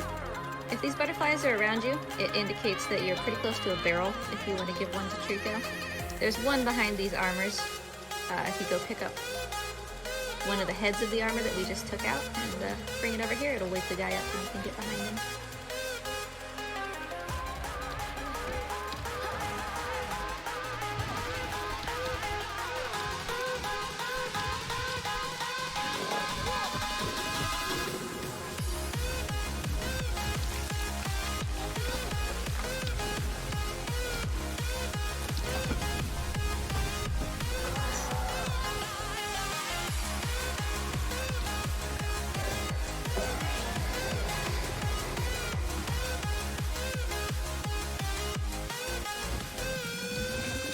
So up ahead is a room that is just filled with the smoke and mist from whatever it is that Trico likes to eat. There is no way we are getting his attention from this until we completely clear this room of all of that smoke, because he is kind of addicted to this stuff.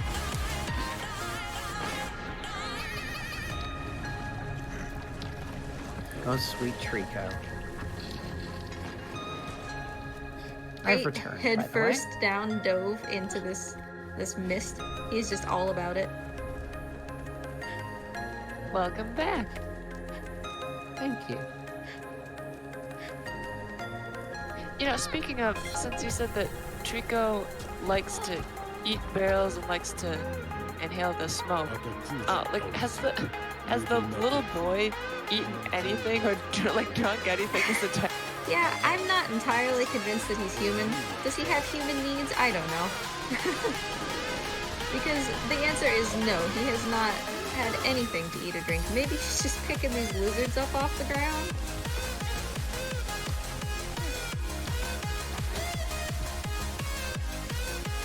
Based on, yeah, based on what we're kind of seeing at the end of the game for suggesting what might be in these barrels, I don't really think the boy wants to be eating any of that.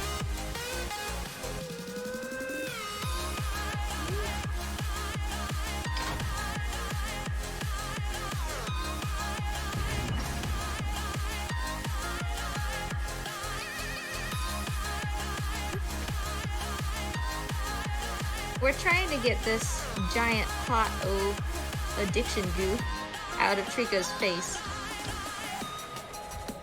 because that's just all he can think about right now.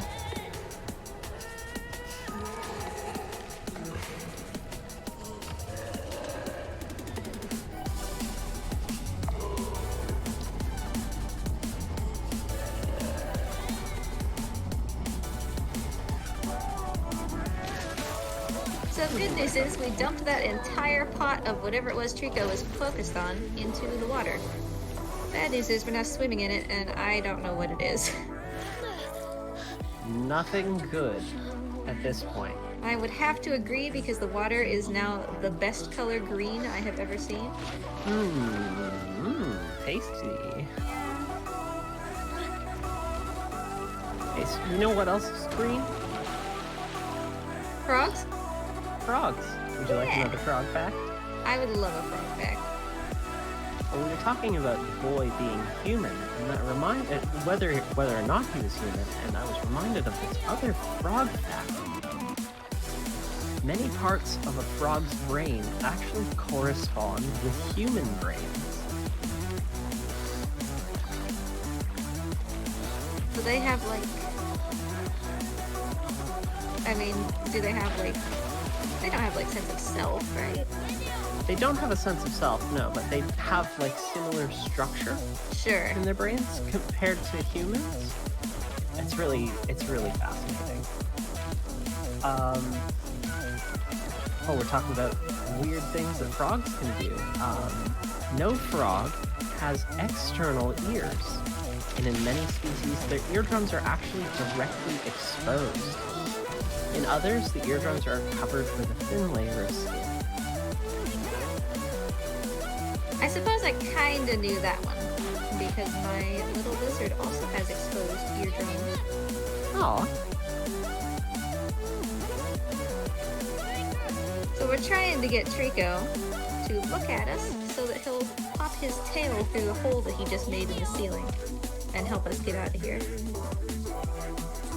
Sometimes, like right now, he can be a little bit wonky in trying to get that tail down. It's coming. It won't get stuck, because it definitely can. It's coming.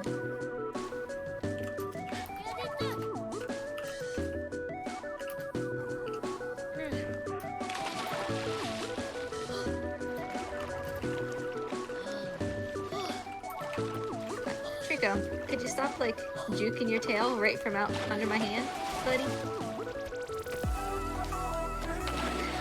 Trico, my dude, my dude.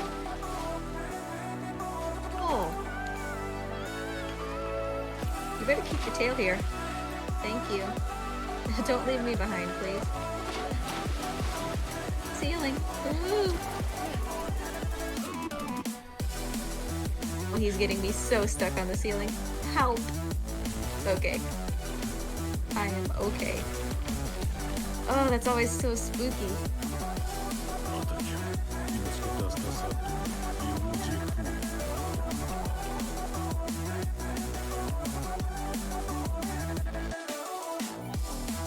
Yeah, from what I've seen of this game, it definitely seems like the controls are inconsistent. My boy just went upside down for a hot second there. Yeah.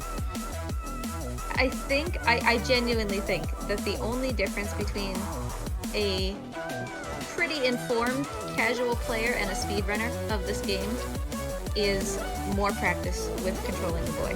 Like, I don't think it has anything to do with just, you know, being lucky with Trico. It's just learning how to make the boy not be dumb as often as possible. It's the only difference, because it's the little things. Yeah, the controls really are just super wonky. There's no getting around it. You have to understand, like, when you're playing casually, right, you're not trying to go quite this fast, so it's not as bad. But it definitely is still there.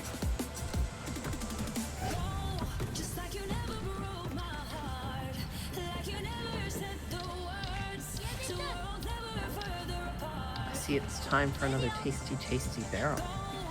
Yeah, he will. See, he's complaining over here because he's like, I want food. We have the barrel before the game even says, like, he's hungry. Here you go, buddy. A simple act of anticipating his needs. So for the person who asked earlier, what's the longest that Trico's ever been stuck? And I said 3.5 minutes, it was right here. He looked at, like, this spot in the floor and was just obsessed with it. There's nothing there. Like, normally when he gets stuck, it's because, you know, he sees something, like a torch or something that catches his attention that he likes. But in this case, it was just, he was super angry at something inside the floor. And from that, thankfully he's right on point here this time. Say what you will about this game, they've really captured the spirit of, like, working with an animal. They Trico definitely is did. exactly as unpredictable.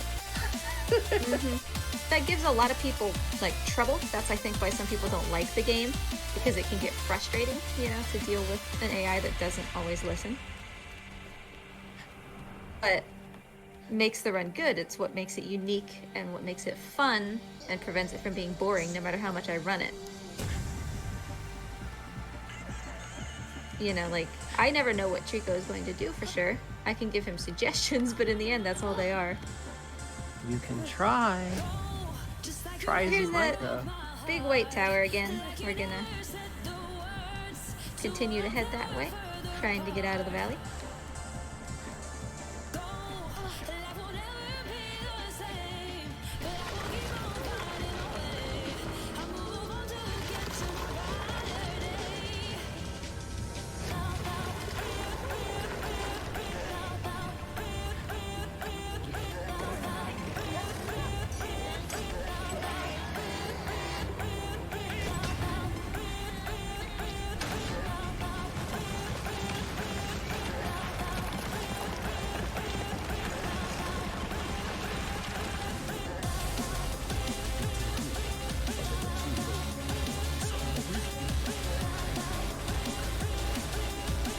As the story progresses, does the loyalty and trust build up based on the number of barrels?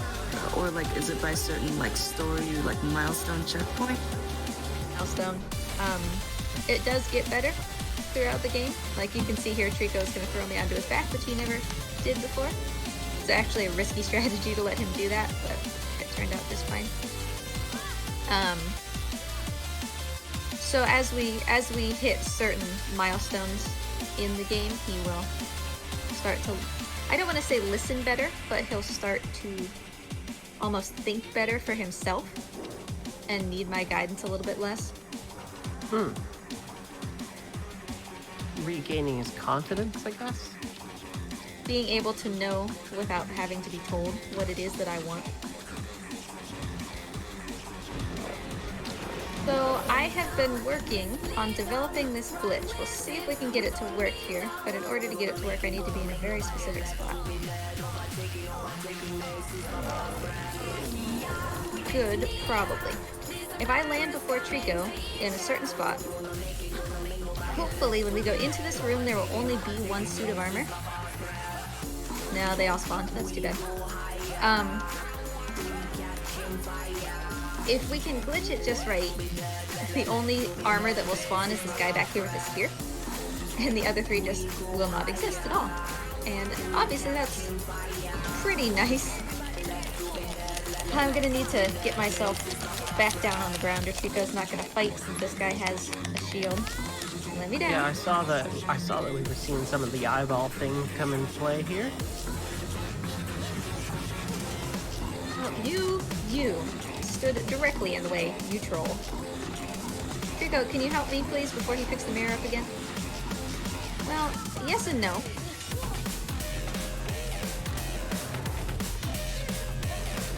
Don't pick that up.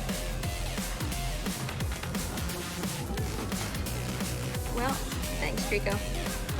It's fine that he didn't kill that guy, because now I can take this thing and just chuck it so we don't have to worry about it anymore.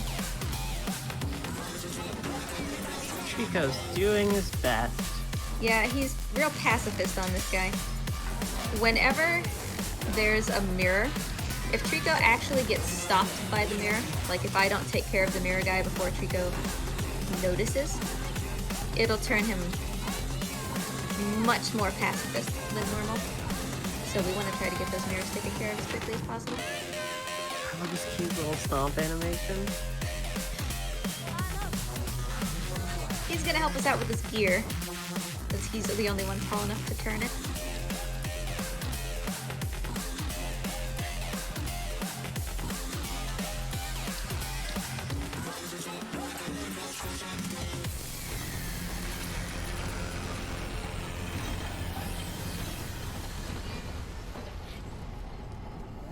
While we have a moment as well, I'd just like to remind chat that we are taking questions about the run. If you would like to ask questions about the run, about the game, we'd love to answer.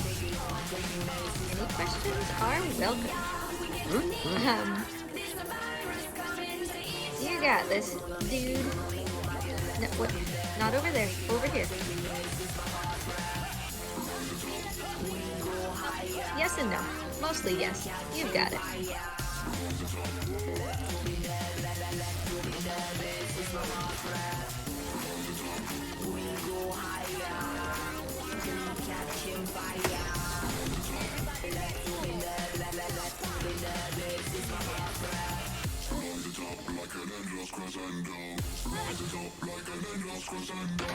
Rico, here's that big white tower. That break in the bridge up there is where we're actually going to be attempting white tower skip a bit later. It is, without a doubt, the hardest thing that we're going to be trying to do in this run. It's the only strategy that we may just, you know, sort of leave behind if it doesn't seem to be working, but I will do my best to show that off to you guys. If we can get it, it'll save about 5 minutes. It's a very important trick if you're, you know, gunning for some of the top times.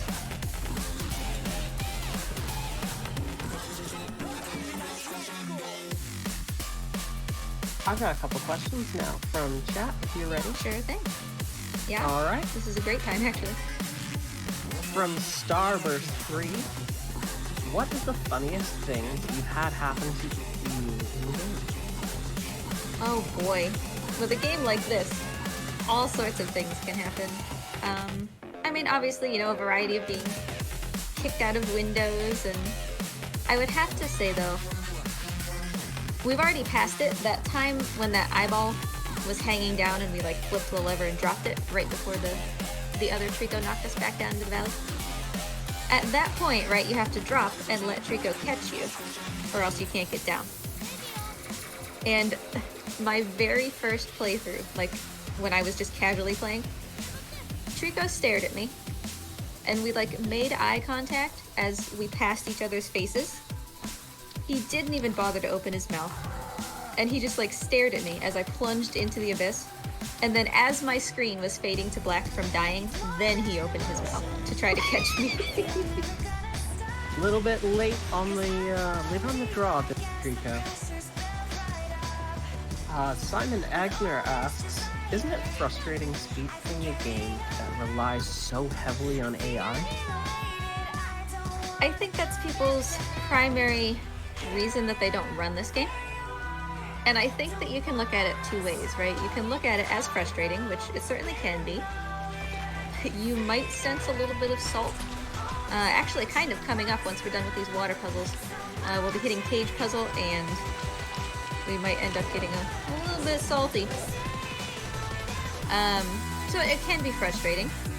Or you can look at it as no two runs are the same, and it's always interesting and unique. Harder to get a good time, right? Because sort of things out of your control have to line up to help you. But I find it frustrating unless I'm doing like particularly well and then something tanks. I don't usually find it too frustrating because I love playing this game and I love having a unique run every time. I could see it being kind of comparable to like RNG loot in like a Diablo or something where you need specific items, and when you get it, you get that satisfaction of like, oh, this is the run. Like there have been times even at marathons where I have run this and tower skip, the best cage puzzle that I have ever had. Between those two things, we're saving, 11 minutes or something. But then the rest of the run is just absolute trash, and it ends up being, not even a PB despite saving 11 minutes. It happens, and it's kind of out of your control most of the time. But at the same time, there's still a lot of things that I can do to make this better, For sure. Fresh.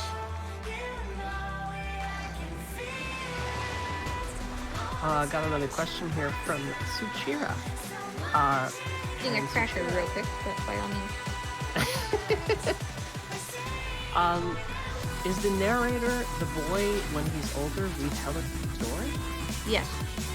Ah. The narrator is the boy as an adult.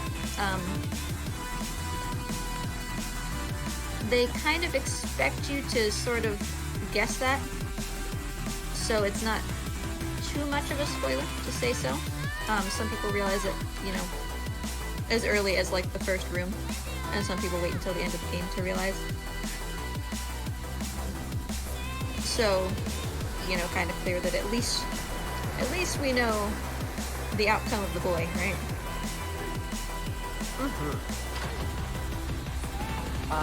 Another question from Simon Agner. How has your emotional connection with Trico changed as you've been running this game over and over? First, that it would spoil it, because the emotional impact is lessened every time you see what happens. But it has given me a better appreciation for Trico and how amazing his AI is. But he regularly does things and figures things out on his own that I cannot comprehend programming an AI to be like that.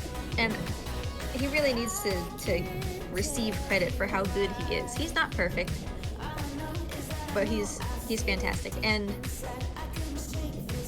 he's my little buddy. Well, my big buddy. Got another question from chat here as well. Is there any specific tech that is a major time saver for people to learn if they were curious about running this game? And if I had to guess, it's got to be White Tower Skip, right? Because that's like minutes is, you said 5 to 6 minutes save? Yep. White Tower skip is very challenging. White Tower skip is essentially the difference between second place and first place. So if you're just looking to get into the game speedrunning, like just to start, you can save White Tower. Like don't worry about it at the beginning. Realistically, focus more on learning how to control Trico. Because there is make that much of a difference, like which way you're facing when you tell Trico to do something, or whether you tell him to go forward or to jump forward, since he'll do the same thing no matter which of those you tell him to do. But I was shocked. Just for one run, I was like, okay, I'm not gonna focus on anything else except for being super optimized just in how I talk to Trico. And I genuinely saved, I believe it was 9 minutes. Boy, well, sorry about that. We're gonna have to go back. That happens sometimes. He just doesn't want to acknowledge we have to grab that. Well, while you rerun that little bit, Zygo89 asked, have you ever tried to speedrun Shadow of the Colossus or Ico? So, do I want to speedrun Shadow? Absolutely. Is it already super competitive? Absolutely. I love Shadow, but I only played Shadow on PlayStation 2, the original version. I played the Jesus out of that game. Like, oh, I played it every day. I think that I could do pretty well. But the PlayStation 3 remaster and even the PlayStation 4 remaster, which is fantastic, they're just not quite the same. I can't perform as well with those, and I'm kind of unwilling to like hook up a PlayStation 2 right now to run Shadow. So yeah, it's on my radar, but it's like I think that if I did run it, it would be individual colossi and not like the whole game. Okay, yeah. Turn down an opportunity to fight Phalanx.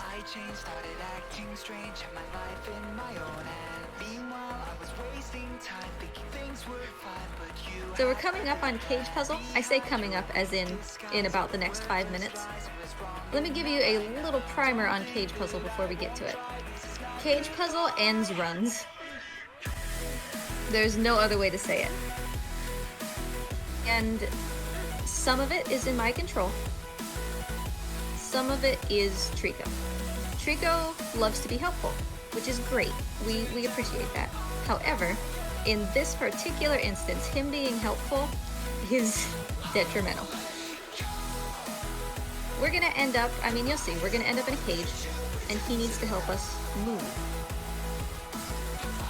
Doing, because he wants to get petted and say that he missed us, he can sort of ruin a really good setup by, you know, moving us around. So Cage Puzzle, a good Cage Puzzle is going to save you multiple minutes. A bad Cage Puzzle obviously is going to take you multiple minutes. So we'll see how this treats us. It's really a matter of practice and prayer to RNGesus. So these are the salt mines then. For right now, we're just on a quest to find Trico, since he's been separated from us. Let's go get that good boy. That's not our Trico.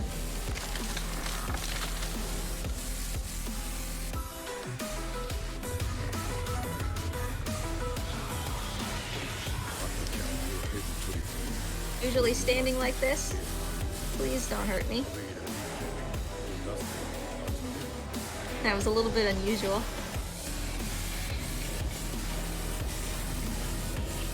She's definitely chasing me, and she absolutely could just launch my face. We do have to be careful. That'd be bad. Not looking doesn't mean she's not there.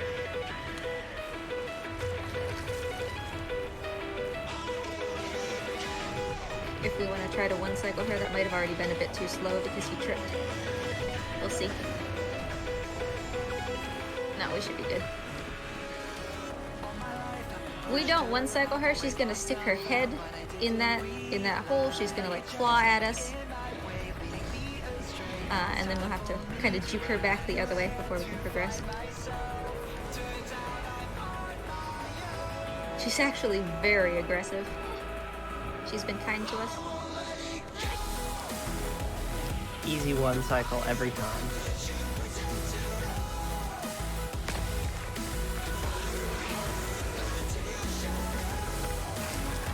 I see somebody asked why the tattoos on the boy. We're not really sure, except that all we know is that every time Trico eats him and barks him back up, he gets more. So it seems like somehow being in Trico's stomach is what gives him these markings. That's weird. It's a strange detail. Yeah.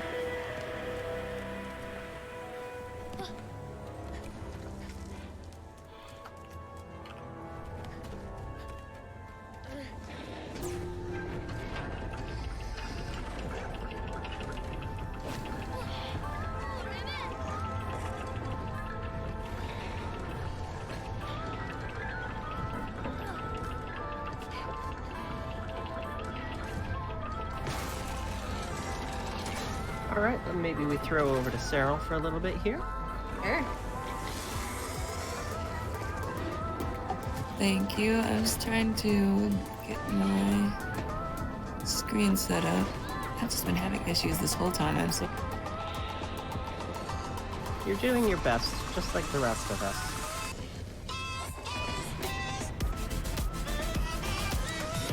Perhaps a frog fact while we wait, then. Let's see. Here's a frog fact for everyone. The striped rocket frog can jump more than 2 meters, which is 50 times its body length. Now, we've seen Trico make some pretty impressive jumps this whole stream here. Trico is part frog, confirmed. That is the best thing. That needs to be clipped right now, Twitch.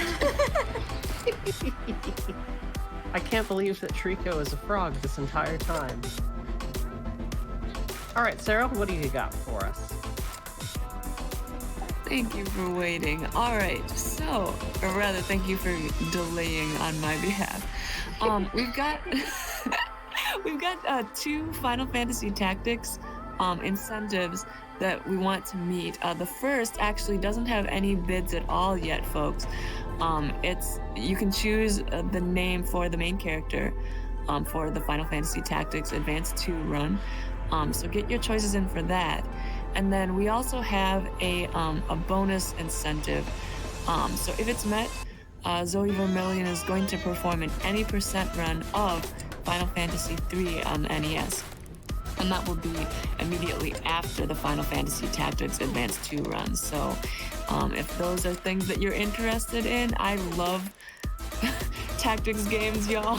Like, I cannot explain to you. So if you're interested in those things, like I'm interested in those things, please consider donating for the cause. Thank you, Sarah. Get some donations for those. Yeah, let's get some donations in. So this is cage puzzle / cage skip. How are we going to skip out of this cage? Well, first of all, I appreciate your patience because I'm sure you all saw that we just stood in a cage for a while and did nothing. The narrator wanted us to feel like we had waited for an eternity so that when he said it, we believed it. So we just had to kind of sit there and wait. We need to get Trico here to help. I am going to try to get a reset to work here. It's a little finicky, but since the female Trico lives here, when our Trico comes in, he's going to want to sniff around and, you know, investigate. So I'm going to try to reset him to prevent him from doing that. Like I said, it's a bit of a finicky reset. The game doesn't always want to acknowledge that you've gotten the checkpoint, so we'll see how that goes. But we're going to need Trico to push us in this cage, which is, except that once he pushes us, he needs to leave us alone. Okay, so we don't want him to be too helpful, but we do want him to be helpful. Yeah. I want him to be helpful. I'm gonna wait for him to vocalize here, just to make sure that we've gotten this checkpoint. Okay. That should be good. Now, I need to be in a very specific spot, and I need Trico's feet to not please get in the way. Well, that's alright. We'll make do. And then some alternatives. So first thing he's gonna do is he's gonna ask to be petted, which is adorable, but it also can move the cage. And Trico, I'd really, buddy, rather you didn't do that. No touchies, dude. Dude, put your hands down. Buddy. Specific spot. Can you help me? Got it. I need to go that way, please. So when he pushes me, I need him to push me up, not sideways, which can pose a problem. It looks like it is being a little bit troublesome. Okay. Trico, don't bother me, dude. This is like the best setup we've had in like 60 years. Just no. Trico, no, don't do it. Trico, don't push me, buddy. Oh boy, I'm like waiting for the point that like your commentary. Oh, it was amazing. That was like the best cage puzzle we could have asked for.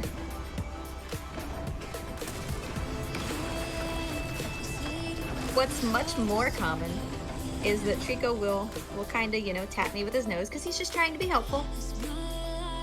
And he'll shove me straight into a corner. And then he'll stand directly behind me, so I can't go forward, he can't push me forward, and I can't go backwards because then I'll just roll into him. So that was amazing. That is wonderful to see that at a marathon of all things. A damn near perfect cage skip.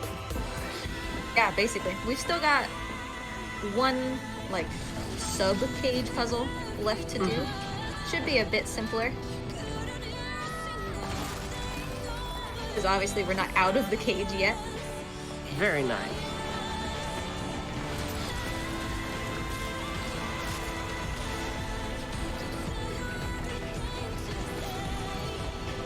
On the first try, because right now Trico isn't here to interfere.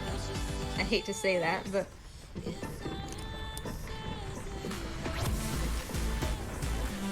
that is actually a fairly decent setup. Stay out of the way.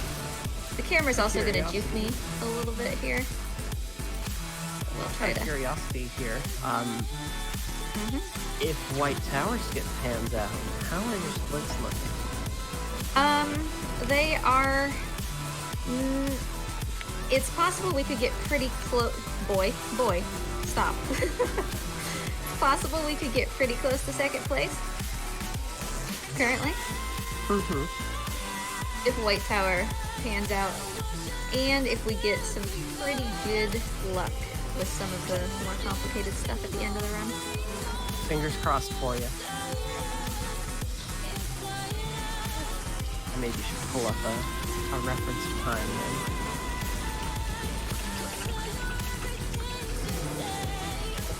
I mean, at the current pace, even if we save no further time, what's my estimate? 3:55? We're gonna finish at least 15 minutes early. Wow.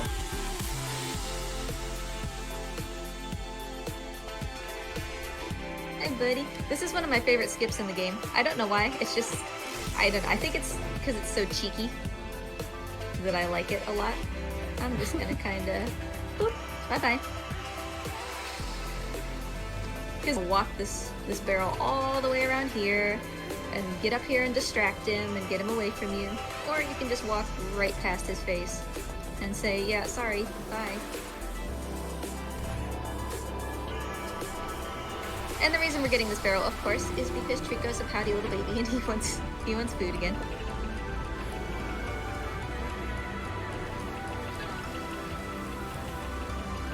Alright, so I'm just looking at a reference here for everyone, and so the times that we have for reference, first place in this game is 3 hours and 18 minutes.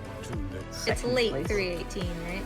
Like No, 3:18, early 40? 3:18. Oh, is it really? Yeah, Oh, Sasha did a really good job. 3 hours, 18 minutes, 2 seconds, to be specific. Second is held by Karakusa, and their time is 3:28:03. Yep. And then third place is you, with the currently recorded time of 3 hours, 47 minutes, 50 seconds. But you mentioned that you've been doing a lot better in some offline, not submitted runs. Yeah, my current time is actually 3:28:40. 3:28:40, so you would be 30 seconds off of the second place time then. Yes. And the only reason that we didn't take second easily is because, again, remember that 3.5 minute time loss where Trico just stared at the floor and got angry? That happened during that run.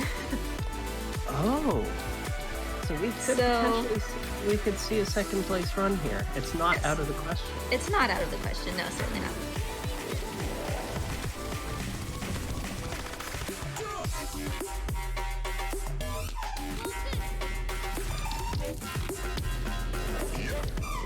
We'll see how White Tower treats us. I mean, the good news is, too, if Trico does really well, if he's very smart for the rest of the run, you don't actually need White Tower skip to take sub 3:30. Yeah, you do definitely need it for first, but... You mentioned that the second place run actually doesn't use the White Tower skip right now? Right. Satsu right now is the only one who does White Tower, probably because it's so risky. Yep. I mean, you're 2.5 hours in, and you could just potentially kill your run, you know?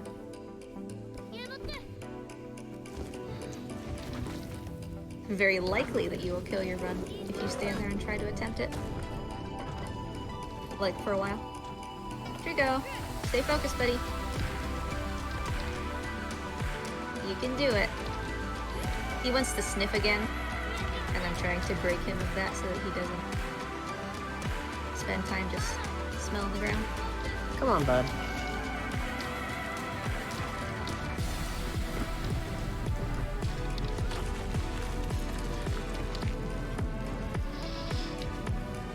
I'm so scared.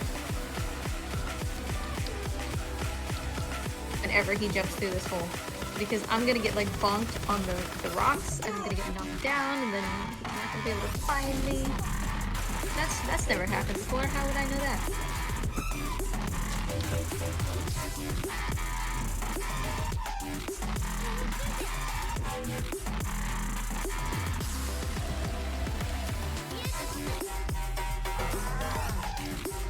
Get off, Trico. Thank you. Having a dedicated, grab button. Is that a lot of times, right, like that, I try to get off of Trico and the boy decides to just keep grabbing, and so I can't quite hop off. There's our White Tower again, peeking over around the corner. Still quite a fair distance from the skip. Even though it looks like the White Tower's right there, we've got some caves and stuff to go through. Always these dang caves getting in the way.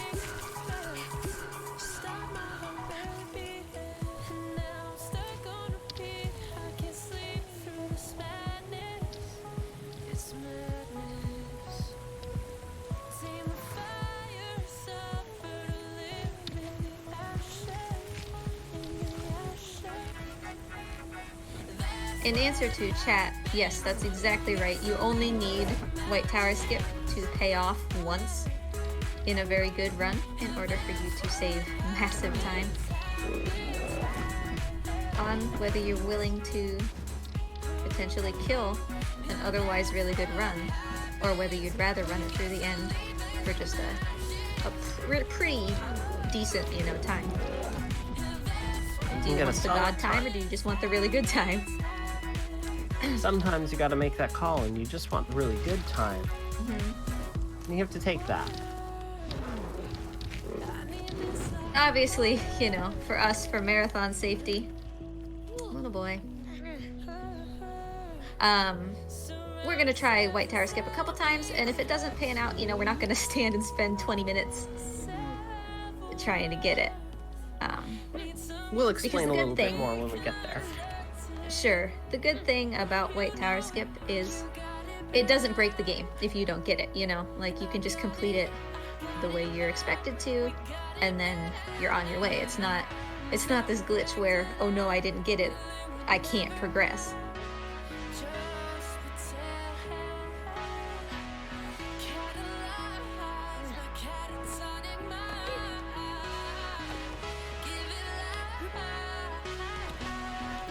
So we're going to be coming up, sorry, on No, go ahead.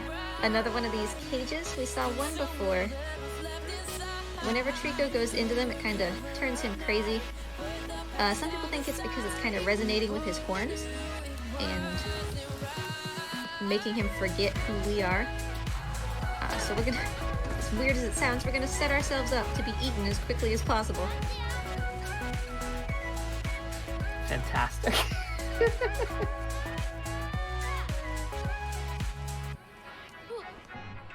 This game has got some just absolutely gorgeous art and environments. It's really great. I think that the people who make these Team Eco games, oh, I actually got caught. Just have a fascination with these old, dilapidated looking structures.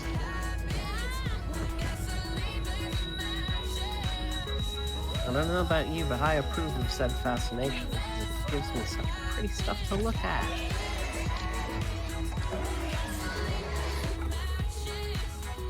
Oh no, here he goes with the laser eyes again.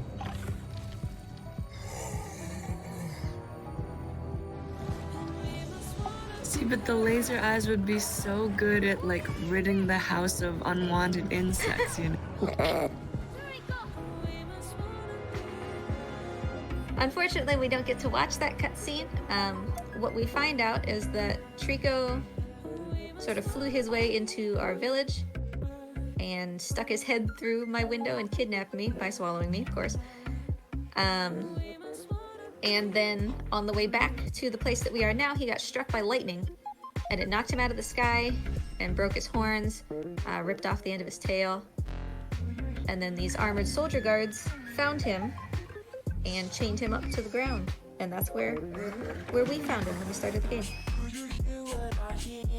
Ah, so it does actually explain how you got there. Don't know why Trico wanted to bring me here. I almost would have thought it would have been in media res and just left like that.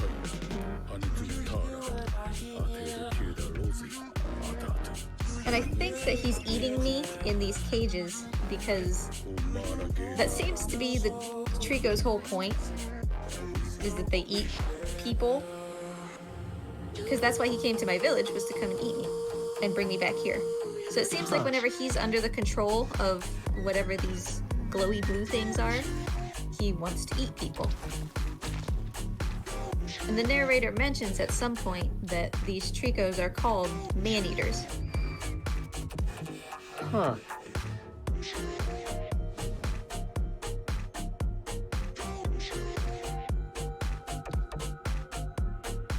Do I have a moment to remind chat about what we are doing here?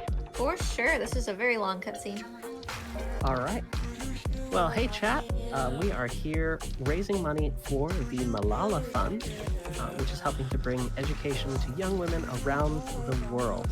So if you want to support this awesome cause, throw in a donation. I'll just use the Glash donate in chat there for you. Should appear. It's also at gamesdonequick.com/donate. You can go there, send your contributions into the Malala Fund. 100% of the donations are going towards them. You can also support them by purchasing shirts from the Yeti. The Yeti has their Frame Fatales collection up, including a long sleeve shirt that I really like. And yeah, we want to support that. Like, we want to provide support in that way. The Yeti has they're going to provide $5 for every shirt sold. So get in there and get something for your cause as well.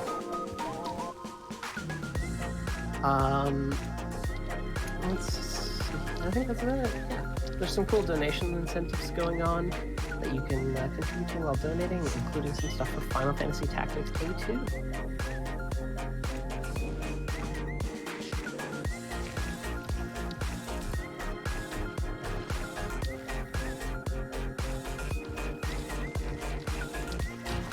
Here we've got Trico, like he woke up from being, you know, mind controlled by this cage and realized that he could actually like really hurt us.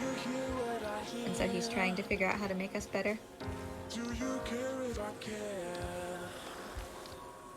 Do you know what I know? Do we know what we share?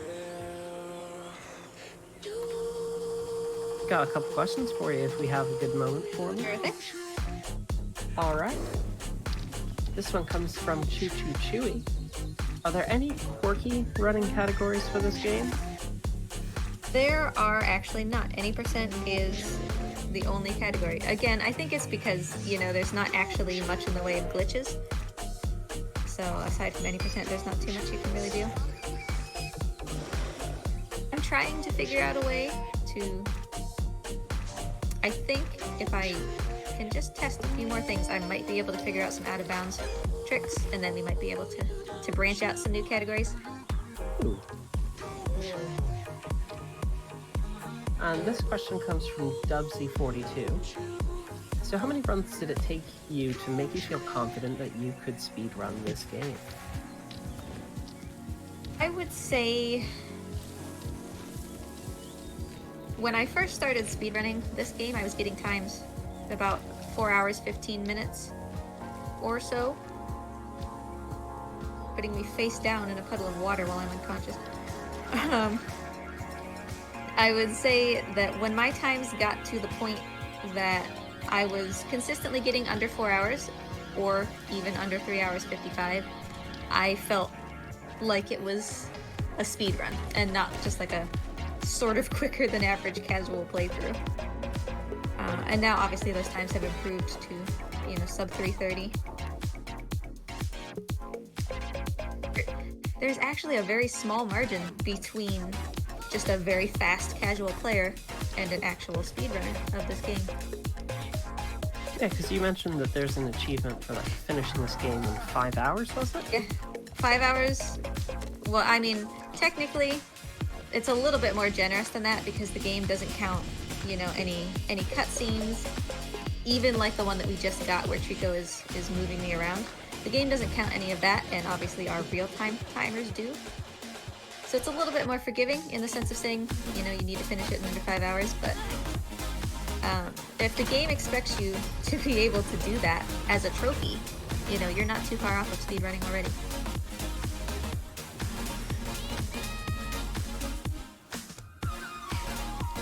Speaking of trophies as well, I've got a question for you.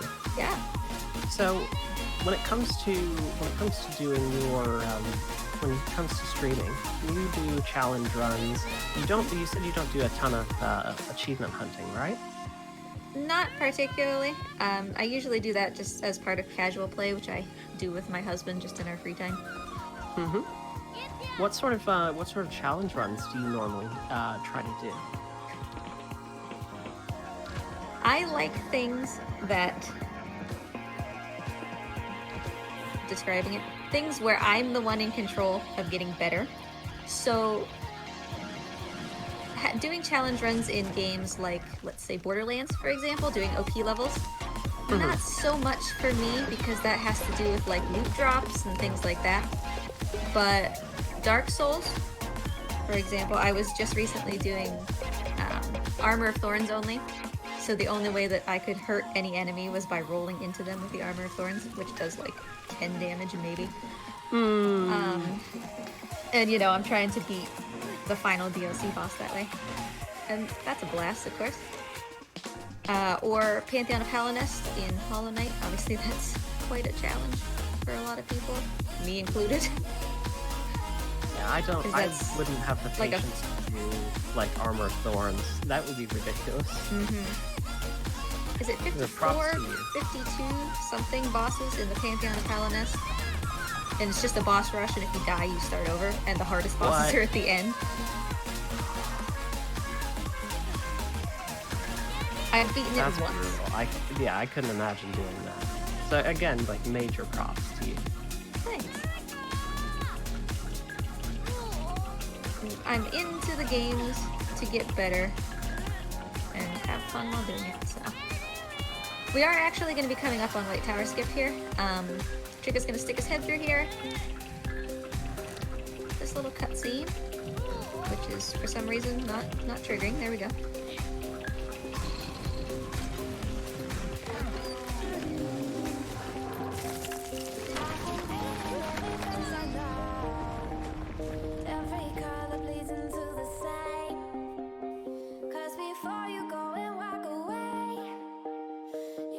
I have my notes ready on White Tower Skip. This is the only part of the run I have seen before. All of this is like, I'm just watching this happen as it happens, and it's been a lot of fun to watch. This game is gorgeous, and Trico is adorable.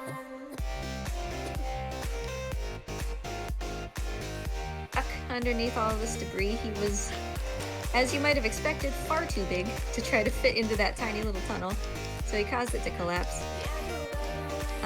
He's okay, thankfully.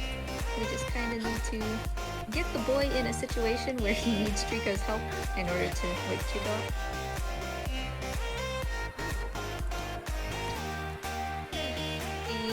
The bridge where the White Tower Skip will happen, and there's the White Tower. So first we have to take care of this armor.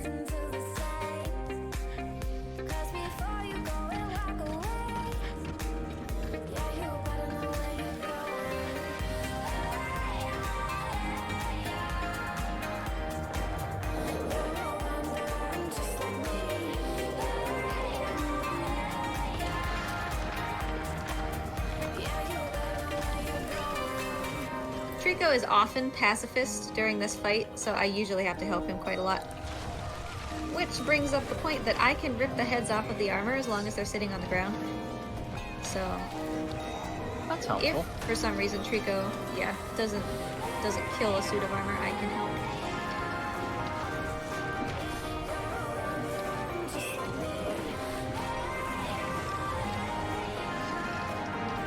Oh, that guy just got sent flying. Trico, he's dead. Please don't knock me off. He's dead, buddy. Everybody's careful, dead. Trico. You did it. I've been yeeted out of the window one too many times this run.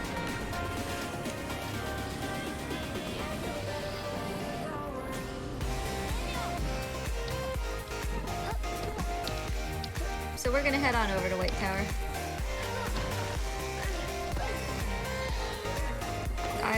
The skip happens over by where those two eyeballs are. That's another situation, obviously, where Trico is not going to want to progress while those are there. And that is what necessitates the skip. I will do my very best to show this off to you guys, but naturally it is the hardest thing in the run. Yep, and this is a little bit unpredictable, and there's not much that we can do if it doesn't.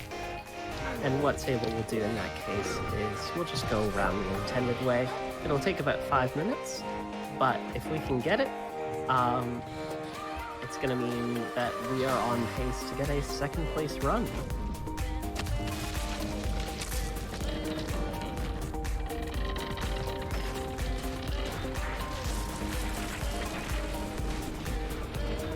Do we have time for a couple quick donations? I think we got time for one or two. Yeah, it's gonna be up to you. Great. I'll just do one here. Let's see. We have Ola63 donates $10 and says, "Good luck, have fun, pet the dog." Ow. Right on the middle of the head. Turn right, Trico.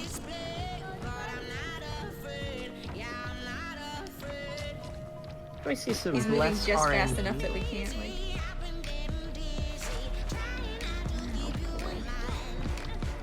Alright, here we go.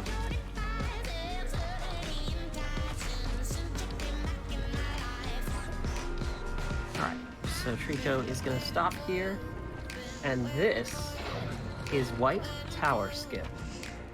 So a little bit of history on this skip here, because Sable needs to focus. Satsu, who is the current world record holder, found the White Tower Skip originally, but their original execution is kind of risky, and it's inconsistent at best. White Tower Skip is risky enough that you can still get second place on the leaderboards without getting it, so it's worth it if you can get it, and it's kind of risky if you don't. You lose a little bit of time. It happens. So what Sable is going to be doing here is Sable's going to be trying to get up onto these triangular support beams. Satsu's method used a couple of support beams that you could find earlier, and Sable uses a much more consistent version of this, where she can climb up onto these supports a little later onto the bridge. It means that if she falls, there's a little bit more of a run-up, but overall, the trick has about a 1 in 7 consistency, as opposed to the original execution's 1 in 35. So it's a lot more consistent if we do it this way.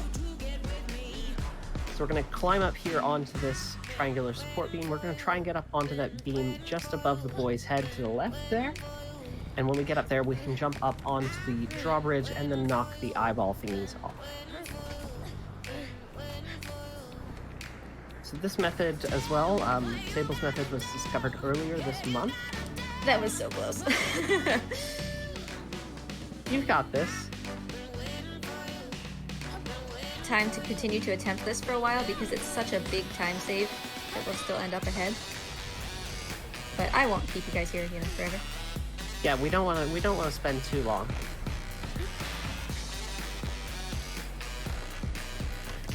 Oh, we got it. Folks, we got him. Very nice work, Sable. Thank you. Fourth try, I think? Yeah, that's a huge time save. That's like 5 minutes time save. And we spent, what, 1 doing it? Yeah, something like that. It's a great job. Thank you. Whew. Glad that's over. Now it's just all high-level execution for the rest of the run, eh? Yeah, basically. Had we not gotten that, this entire White Tower, we would have had to sort of shimmy around. So that we could end up on top on this bridge. And naturally, the way we did it was much quicker. Yep. So, if all continues to go well for the remainder of the run, you'll be finishing more than 15 minutes ahead of estimate, you said, right?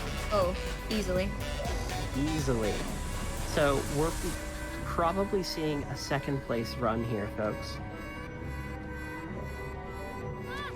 That is so exciting. It's not world record, but you know what? It's close. That's all it needs to be, really. As the game goes on, the puzzles get harder, the potential for time loss gets higher, but the potential for time save also gets higher on executing any of those things well, so. But because still a lot could happen.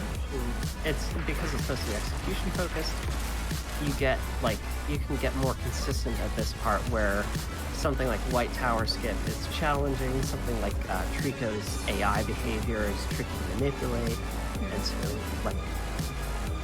this part you can save a little bit more time.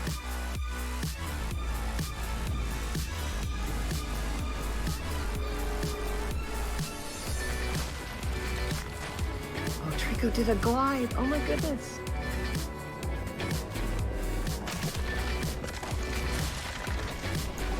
Is that the first time that we've seen Trico's wings fully outstretched? Yeah. I think so, yeah. Continue to grow, it seems like his wings are starting to heal up a bit too.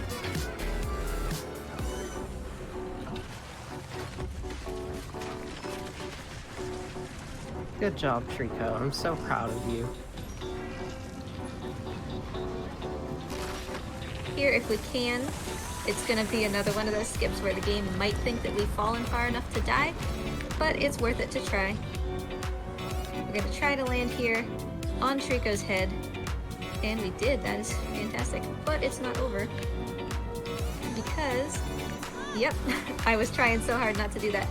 When the boy runs or collides with a wall, it's very odd. The game, like, pushes him away from it. Like, he doesn't just run into it, he bounces off of it. Which is why when I ran into that wall, you know, I bounced off and went falling to my death.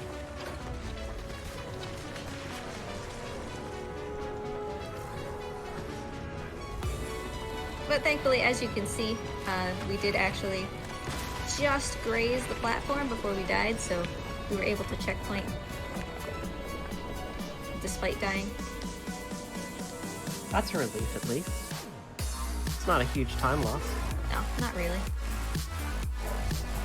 It's actually super common to die there, so it's almost like built in.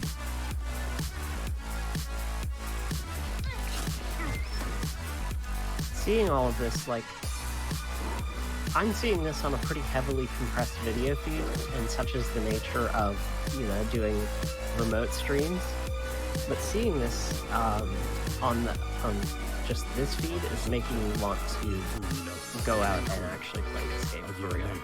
Because it is gorgeous even when it's being shredded by a video encoder. When we get to what is, you know, commonly acknowledged as the final piece of the game, when the sky turns colors, the lighting just changes so much for the better. I'm so excited.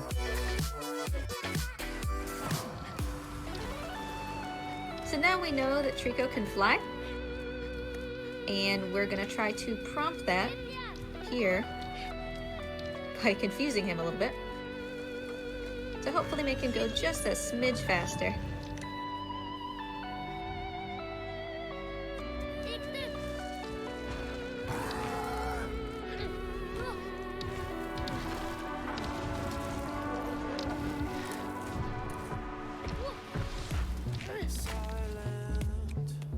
I just say shout out to the mods in chat. Y'all the best. And shout out to Tech Crew as well. Everyone behind the scenes doing a great job keeping this stream going. All the best.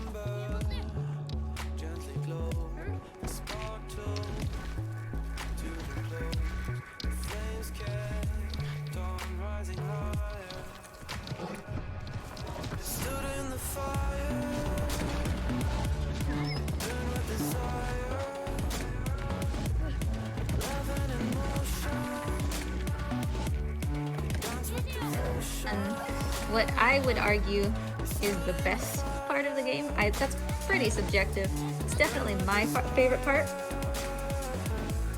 It's the part that I look forward to playing the most, and I'm very happy that it happens where it does. Thank you, camera. What am I looking at? Because it's kind of a nice reward for getting through the White Tower. A part that you really like afterward.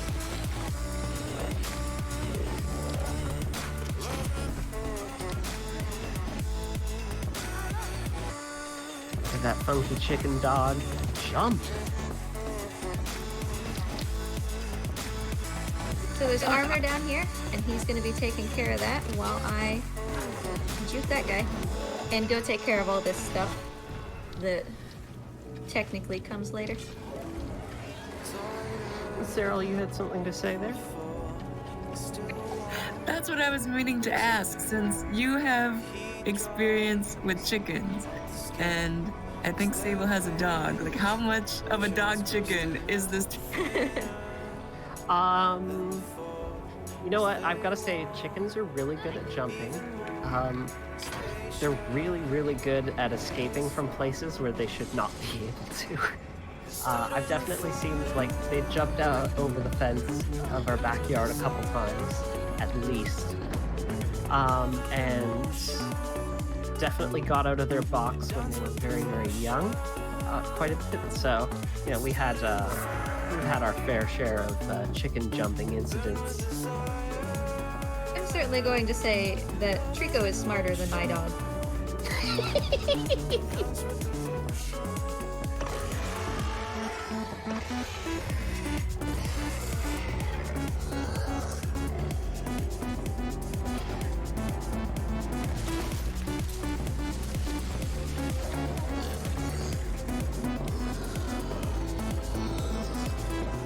Yeah. Chickens are very smart and dastardly.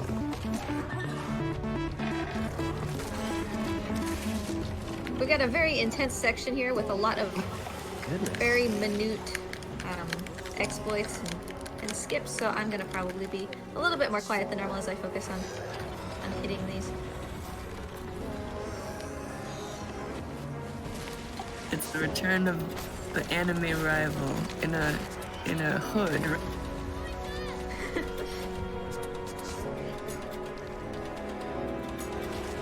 Oh, it's armor. Never mind. Okay. Really important here that I get underneath these tricos in a smooth way. Oh, Trico, let me down. Trico, oh, buddy. Where am I? I don't know. Just don't be on top of Trico, please. Whoa. Super important that I'm not on Trico when he takes that tumble for the sake of the speed run. Come on, come on. You can do it, little boy. There you go. You're supposed to be on Trico for the casual playthrough, but not for this. I'm seeing the boy do Super common to die here. Let's see. I need to get through this gap as soon as it opens, and I need to hold on to Trico before the cutscene starts.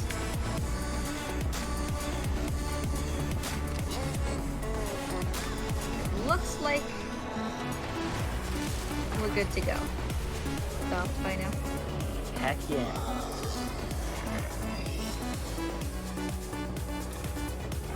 Yeah, the camera was going nuts, for those who asked in chat, because I was trying to break the camera. I was throwing it all over the place.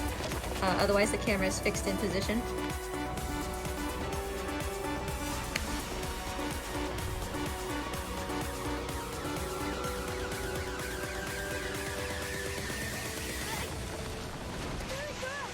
The Trico has a lot of spears in him, which is probably going to prompt the boy to say, "Hold on, Trico, I'll pull it out." If we hear that, we are not going to be able to progress until we pull these spears out. It will stop the cutscene from triggering until we get them.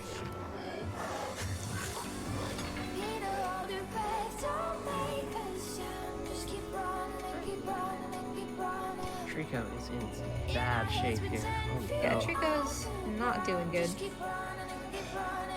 Oh, that was very close. Trying to get that train before the cutscene triggers. I've never gotten it, but I believe that it's technically possible. Oh wait, he spit out your shield? Yeah, when he landed down here, we petted his face, and he kind of didn't feel very good about the situation he's in and barfed up my shield.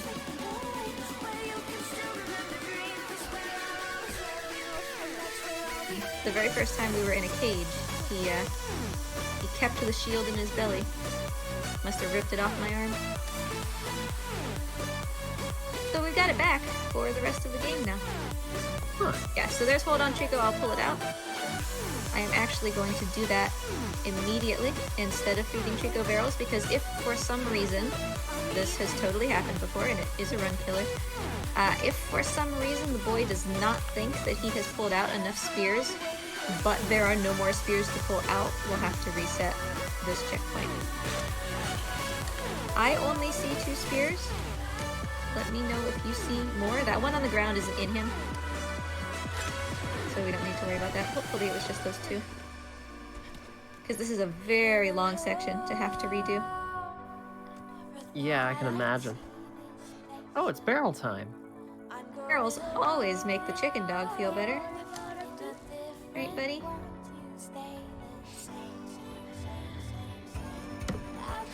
Munch.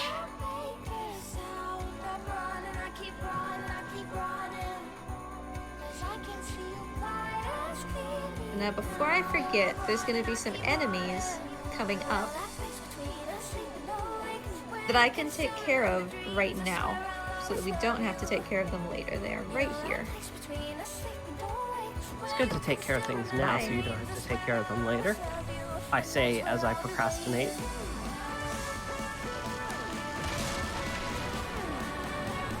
Ouch. Pretty sure he's dead. He just got hit in the head by a boulder.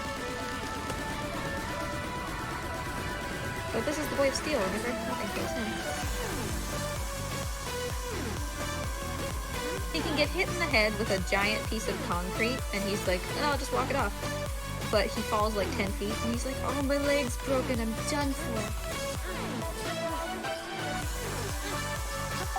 It's selective complaining. He's just very fond of his ankles in particular. If you're looking for the trophy on how to stack 2 barrels on top of each other and walk around with them, this is the best place to do that. Fun fact. Now, as long as we land on Trico, we won't break our leg. Sorry, buddy, I'm sure that felt good. Legs. Just like fall from 100 feet onto Trico's exposed ribs. It's perfect. It's perfectly fine. Trico's doing fine. Alright, so if we were able to get all of those spears out, as soon as he eats this barrel, it'll kind of pan away from him, and we'll know that it worked.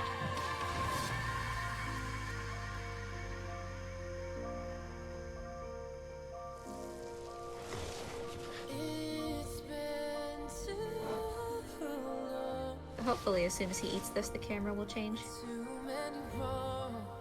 Yep, fantastic.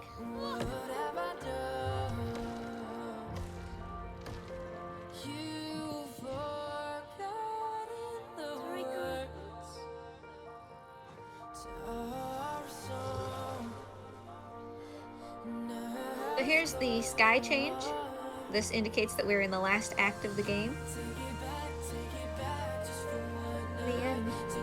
Within the next 30 minutes, probably. It's always hard to tell. I love me a nice clean 3-act structure.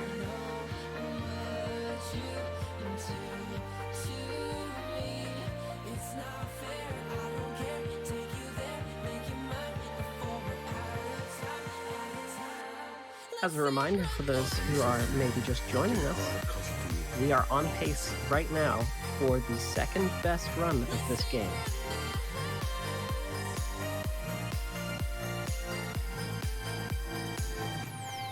That is huge. Like, that is so cool.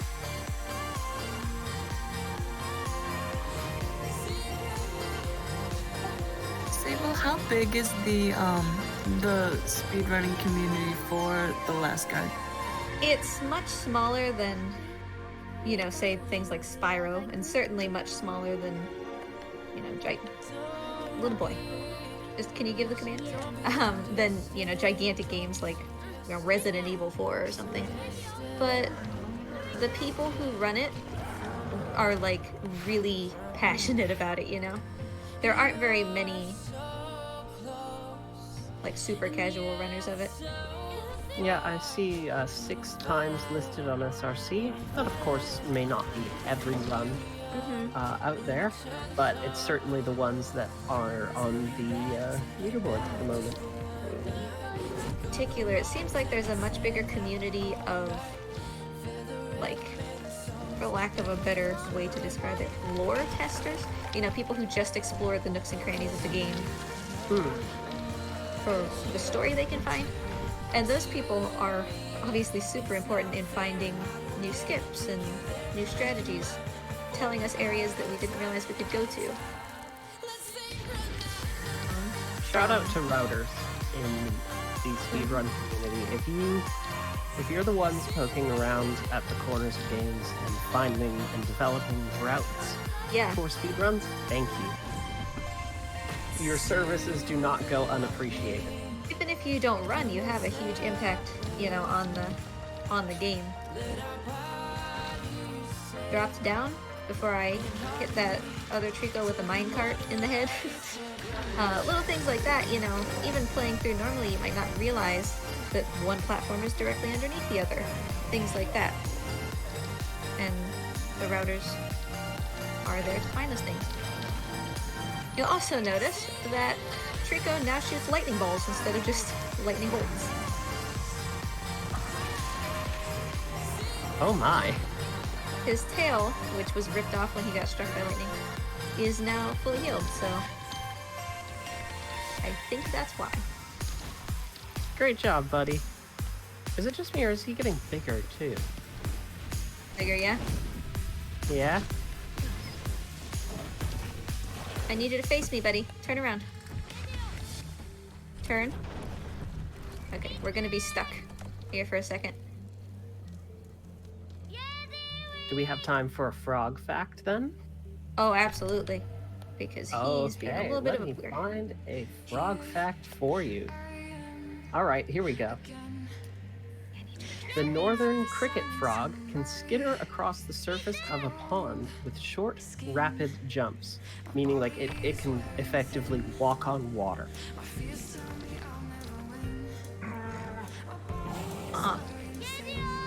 Let's see here. Rico, get your butt over here. Would you like another frog fact?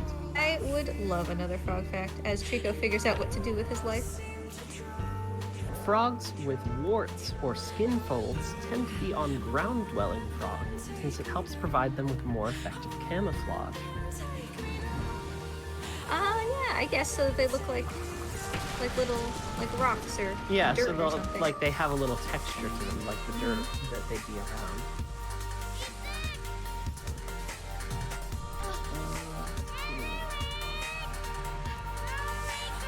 So we're in another one of these cages that, you know, take control of Trico when he hops into them. This will be the final cage of the game.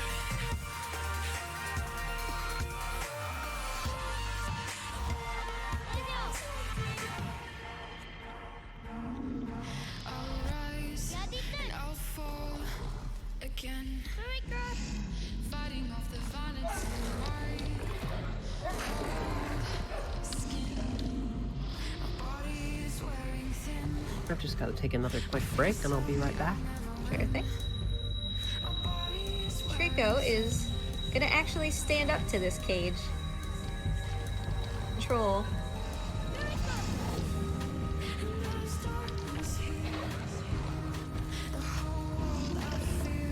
But it seems he can no longer really be controlled by the same, you know, sound waves or whatever that look like they control the other Trico. Hey buddy, can we get some early mirrors? You feeling good?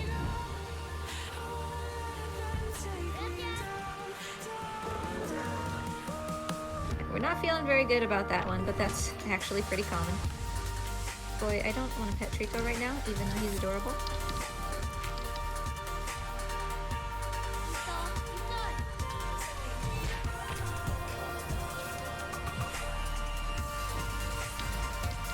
Go. I kinda need to see, please. Thank you. Every time that he shoots, he gets just a little bit closer, and it's spooking me right out.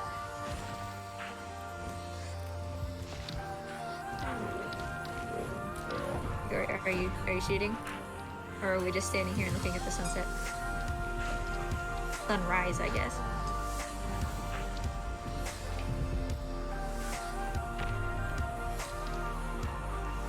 There we go.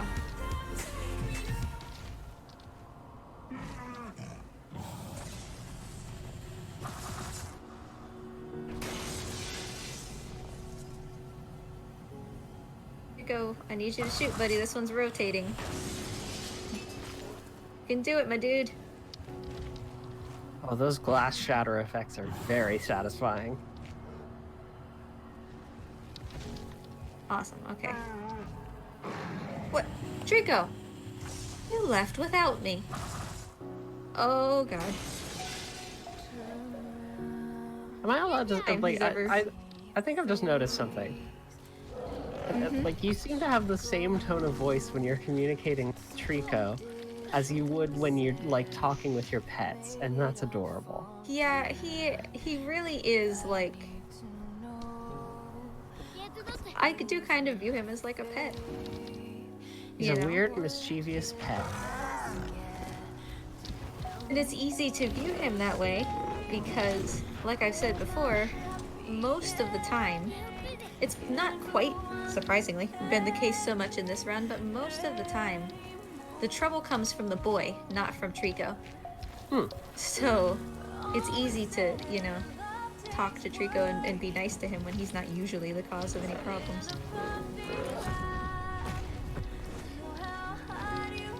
Someone in chat says that Trico's like a PS4 Tamagotchi. Yeah, you feed him, you play with him, take him for walkies. Call him a good boy.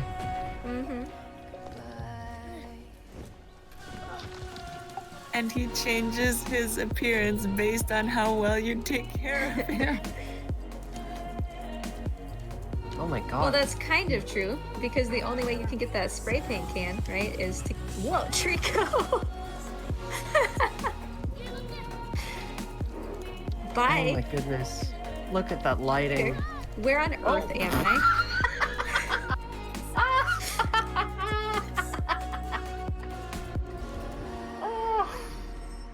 I love it when things like that happen.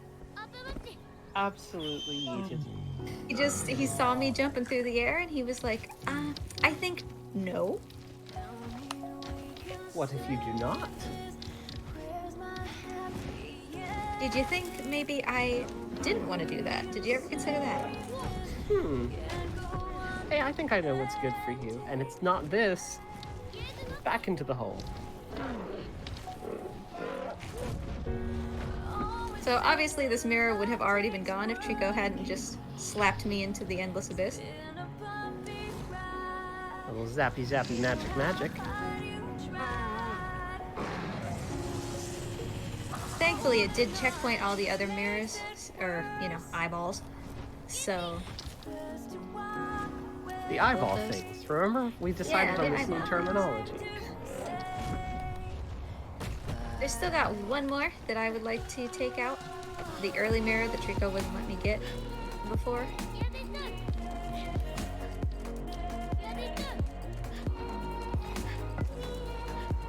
Trico's probably gonna run here. We don't really want him to do that. I know that sounds counterintuitive, but we actually do want him to do this walk that he's doing.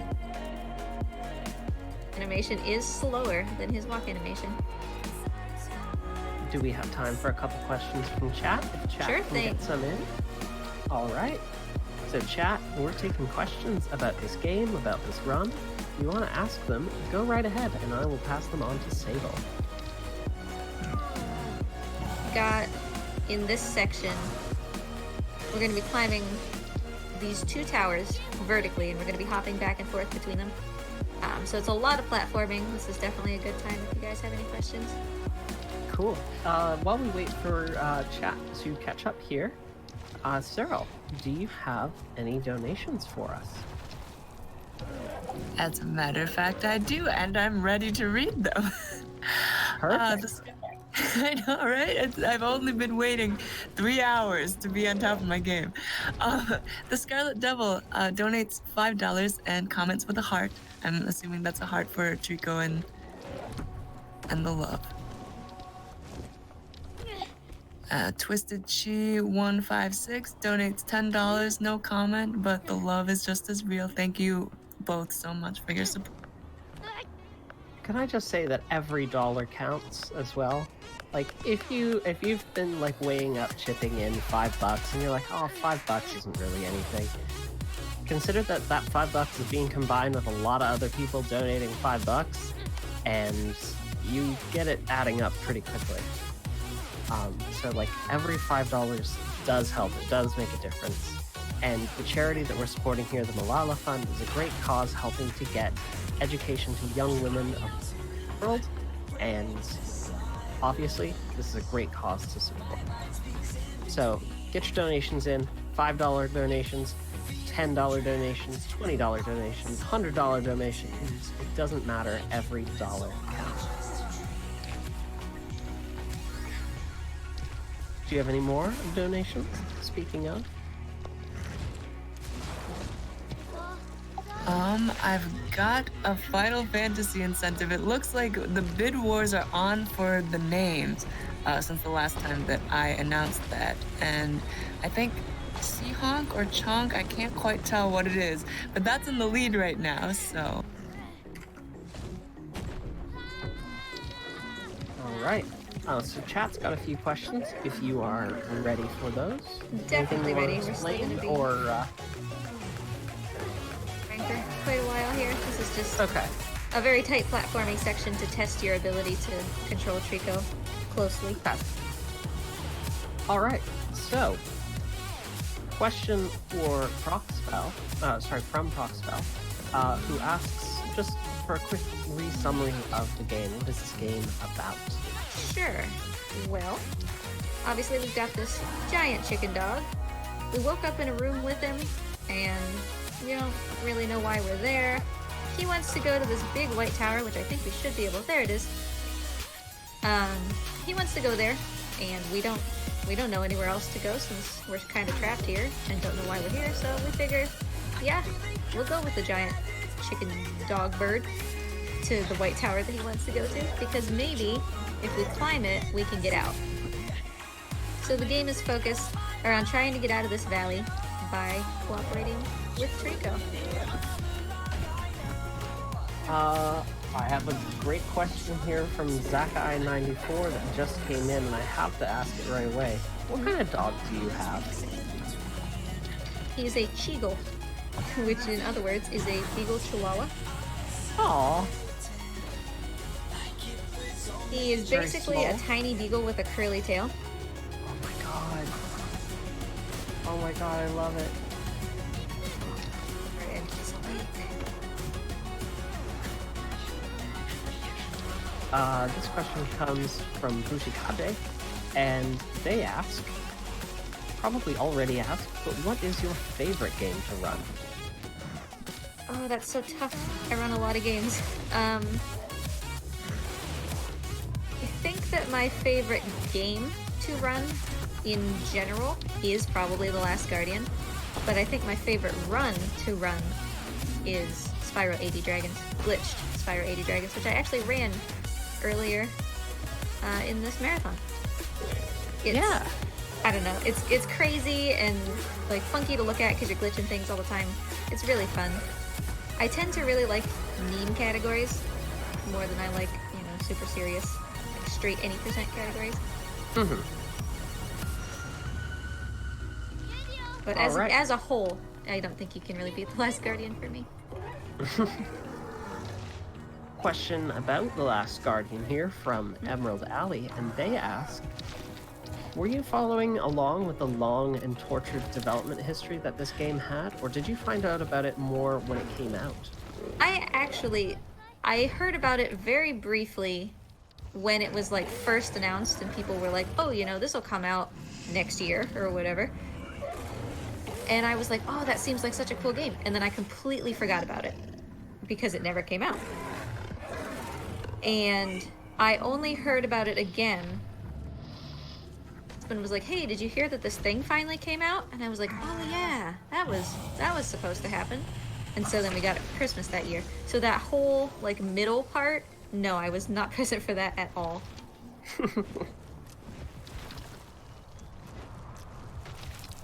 Alright, that's it for questions by the looks of it.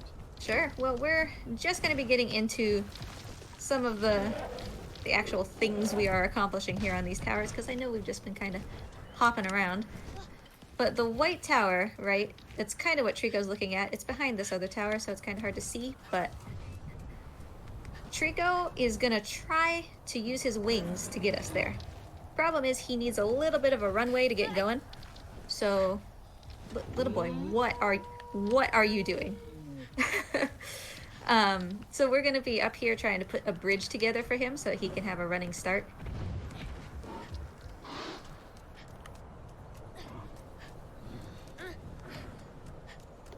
Wait, so I have a Spyro and Last Guardian question. Could Trico ever be considered a dragon?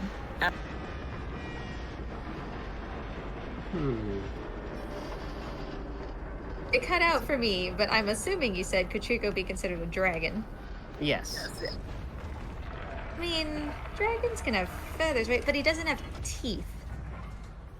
Is that disqualifying for a dragon? I don't think that's disqualifying. I think disqualifying is maybe a lack of elemental breath. Yeah, that's well. He has lightning from his tail, though. That's true, but that's closer to like a chimera.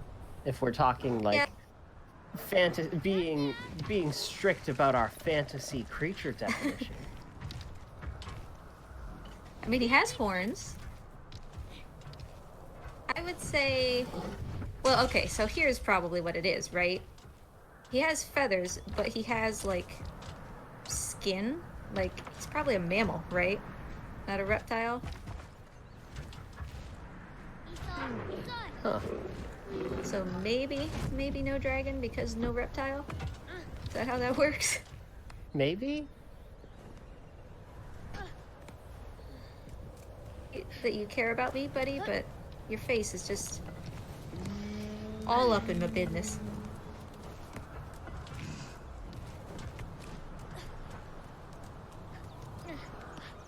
As we come up to this lever here, I'm gonna try, we'll see what Trico decides, to skip going down this tower by just falling out of this window and landing on Trico.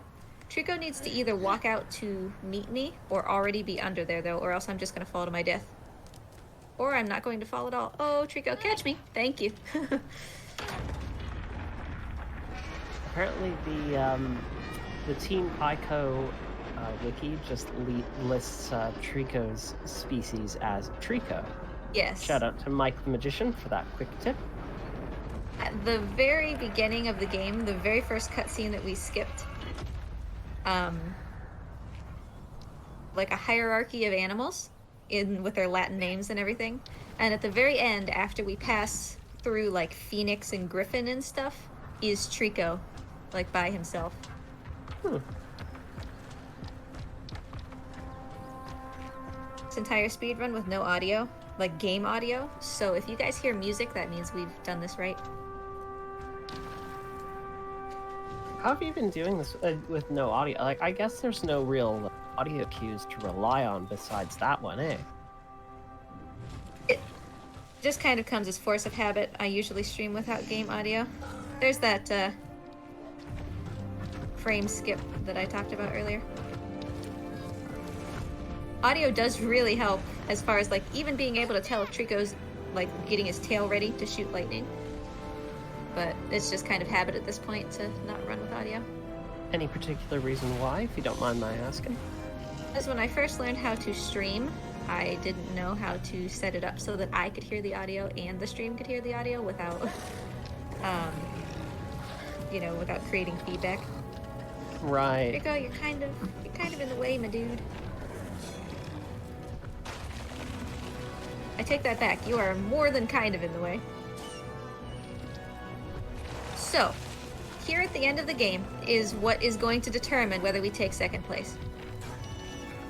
With the armor, are very, very reliant on Trico.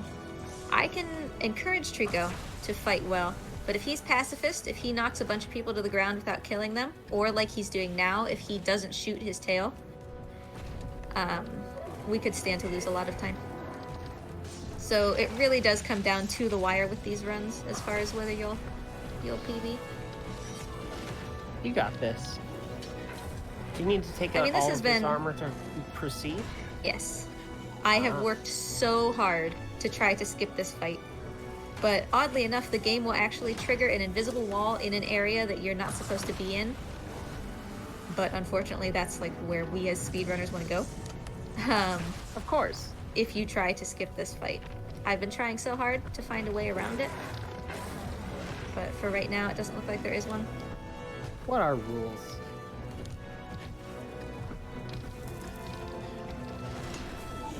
Where we're going, we don't need rules.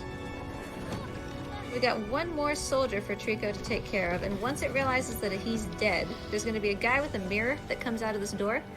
We are going to stop him by surprising him as soon as the door opens, and he's going to go, oh geez, there's a little kid, and he's going to drop his mirror, and he's not going to bring it out with him. Which is exactly what we need to have happen so that Trico doesn't get distracted by this mirror. First, Trico has to take care of that soldier.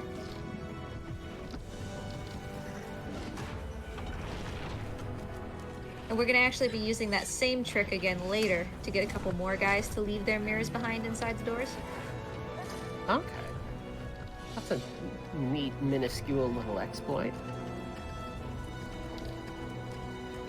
And you definitely have to keep track of where all these suits of armor are so that you can know when a wave is ending and when the new wave is going to start.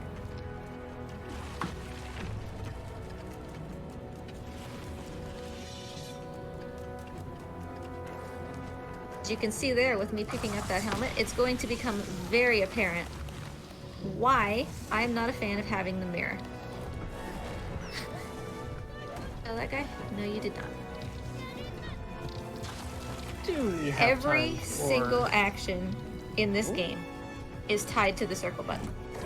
Pick up helmets, circle button. Pet Trico, circle button. Use the mirror, circle button. So a lot of times you're gonna see me, pick up a suit of armor, pet Trico, all that when I don't want to. And I did hear your note about donations. Oh no, I was gonna ask if we had a quick moment for a frog fact, if you don't mind. We will have a quick moment for a frog fact here in like 30 seconds. Excellent. So, first, we have one little skip here. This is the place where it would spawn the invisible wall if those soldiers weren't dead. So here's hoping that we get this on the first try, because we basically really only have one try. Otherwise, Trico's gonna be in the way. Normally, we'd need to climb down his tail here, but we're not gonna do that. And we're just gonna hop down here. Fantastic. Plenty of time for frog facts. Okay, we got time for a frog fact. All right, here we go.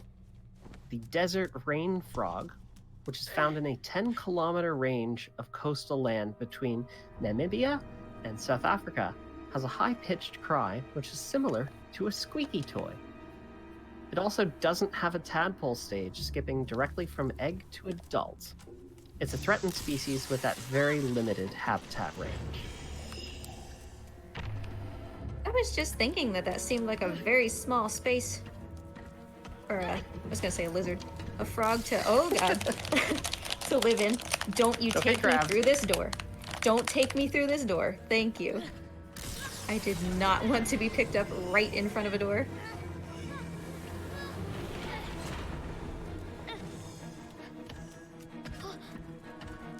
So we're waking these guys up because they are standing in front of something that we need to plug our mirror into in order to activate the elevator that Trico is standing on up above. You guys have followed me in here. Are you? Oh, yep, you're tricking me. You little troll. Put me down. Where's your friend? Didn't you come with a friend? It is possible to one-cycle this. That is another thing that makes Satsu's world record run so amazing. You hit the first two armor the way that I did, which, that's fine. It's tight timing, but it's fine. Yeah. You then have to go to the third armor, which doesn't have a head. The first two guys, such that Trico can hit them through a doorway with his tail, and when they explode, you have to hope that their heads go and land on that headless armor to wake him up. It's very, very tight timing. And I have pulled it off, but never in a run that was actually, going anywhere. This one is very much going somewhere, though, thankfully. Time to Trico's shenanigans and a kind of just average soldier fight, but we're still well in advance of our estimate. Average is better than bad. Yeah, for sure. Like, no matter how the rest of this run goes, this has been really fun, and it's just to be able to show White Tower skip at all, and that cage puzzle was just. Especially in a marathon setting where it's kind of risky to do that. Happy with this no matter what time we end up with. So we've just actually recently passed here the world record mark, which was Satsu's run at 3 hours, 18 minutes, and 2 seconds. Second place is 3 hours, 28 and 3 seconds, and we think we're on pace to beat that here. So let's get a little cheering going here for Sable, who's done a fantastic run so far. The main thing that we are going to see is this fight is going to determine what our final time is going to be. This is a huge fight, and it is basically all Trico. Trico needs to do a very good job here to keep us on pace for that 328. So, the only thing we can do is just do our best to support him in taking down these enemies. Cast this Trico where he just knocks them down is not what we want to see. He did kill that guy himself. And that one, certainly. So we're on pace for a good fight then? Well, this fight is extremely long, so for right now it's fine, but we got a long way to go. It's easily the longest fight in the game. There are so many Secura. We've got mirror guys. Like, I don't think that I am capable of stopping every mirror guy. And once the mirror shows up, that has a high chance of turning Trico past. Speaking it all right so far.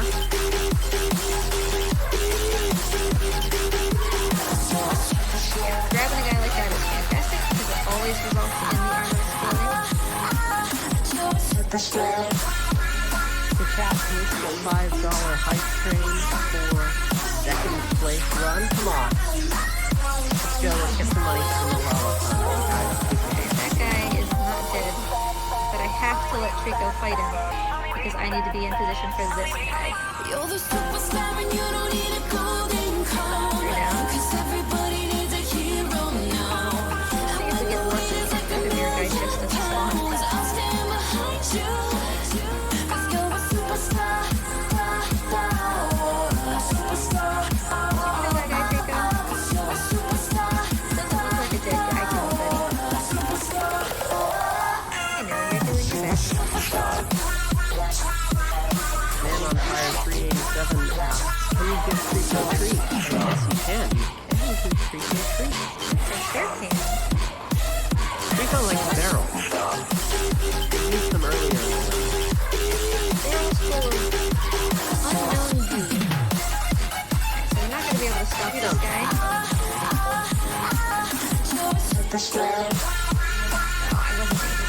There's another guy coming out of there? Okay, never mind. I need to kill this thing. Like, ASAP. This guy's down. But for some reason I can't grab his head because, as I said, circle button is everything, so it says mirror instead.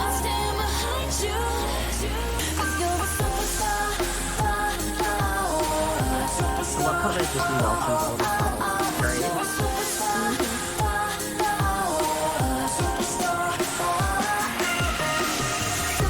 Alright, in this fight, he's being a little bit slow, if you can believe it. He's trying to go after the mirror that's inside that door.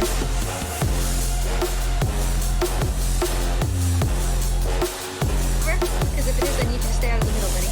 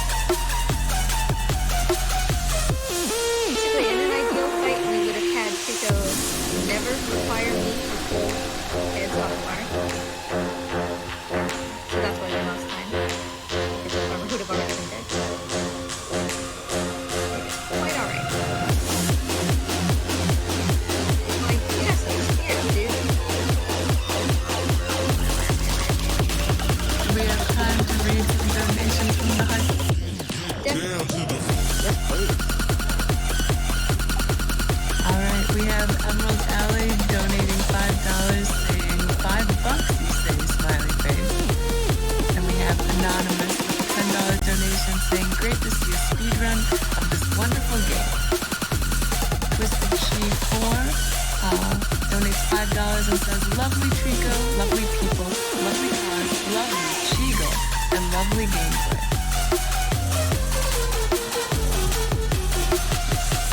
Thank you so much for the donations, because it really does make a difference. Again, every dollar makes a difference to the Malala Fund, our charity of choice for this event.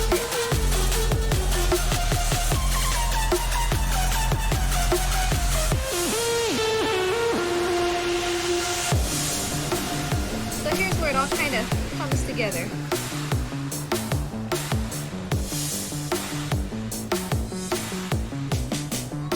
It all comes down to this. So this thing is the Master of the Valley. He is going to be where time is called, actually. Based on the time that I'm seeing now, we're not going to be able to take second, but it's still gonna be a very nice run. We're gonna finish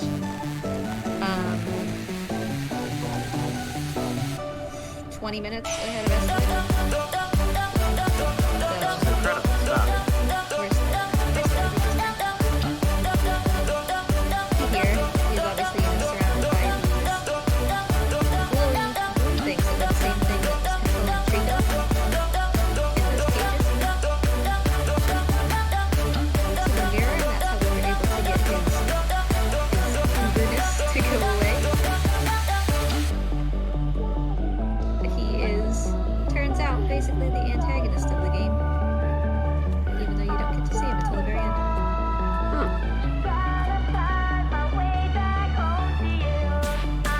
This fan, and I'm gonna stop it real quick just to give him time to get out. If we are supremely lucky, we will get Blessed Trico Cookies here at the top of the tower.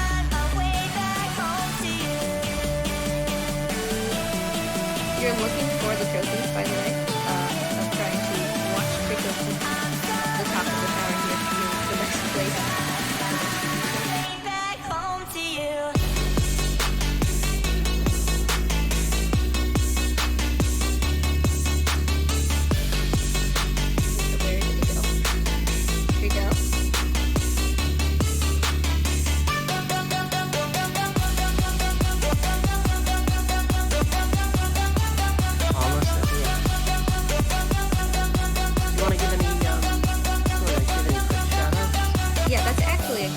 Because as soon as this run hits time, I'm gonna have to pause because a very loud cutscene starts like at the same time.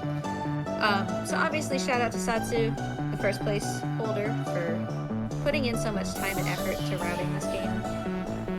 Everything from, finding the White Tower skip to just improving the way that we control Trico, how we give him commands.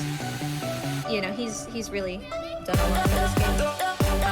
Also, as I mentioned previously, shoutouts to Vanquish, also known as Bro, and Archelian, who are runners inside of Limbo.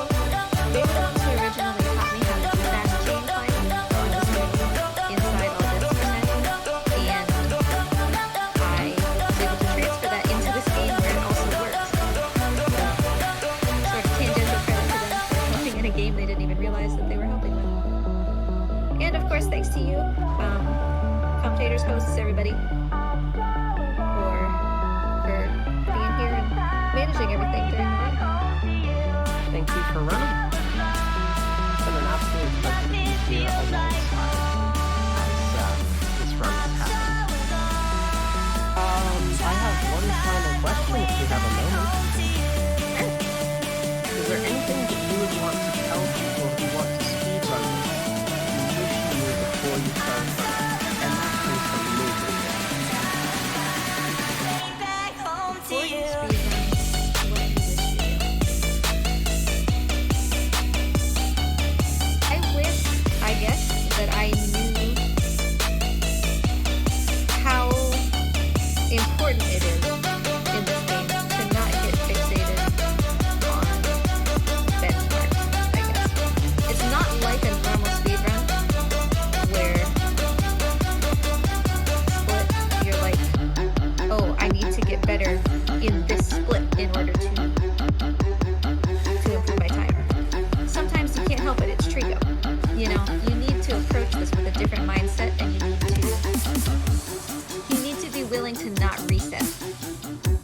lot can change throughout the entire run. So it's definitely, I wish that I had learned sooner not to view this like other speedruns that are more consistent across the board. Also, if you were wondering what was inside the barrels, there's a suggestion for you. These tricos are kind of like barking people up into that thing and then it's shooting barrels out. So some people think that maybe it's people inside the barrels. I kind of think that it's whatever byproducts of people the Master of the Valley isn't using. Part of it doesn't matter.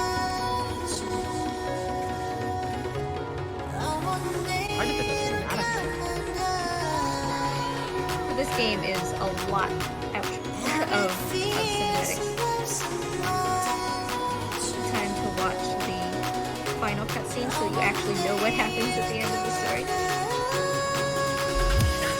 Not to actually find out.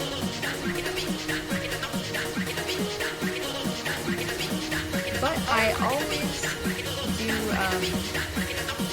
show like the full endgame cutscenes and the after credit scene when I run it, you know, just on my own channel. So if that interests you guys, I will always show those. On that, we have a $5 donation from Fox59, and it says, I haven't played this game, but I just want to say, if Trico dies, we ride.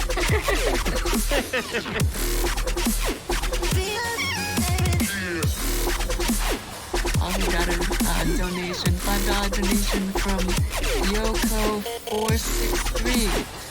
Says, go Trico, go. We've got a $5 donation from Anonymous. No comment, but thank you for being part of the hype train and supporting this wonderful run. This wonderful. You guys have been awesome. Thanks so much for your constant donations.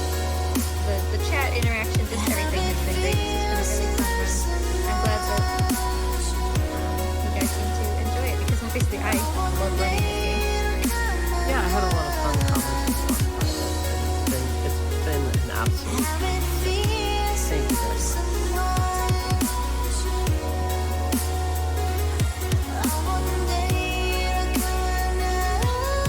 So this Trico drops us off. Bit of RNG, well actually 100% RNG, where we get thrown. We're hoping to kind of go straight forward or straight down and not straight up into the air.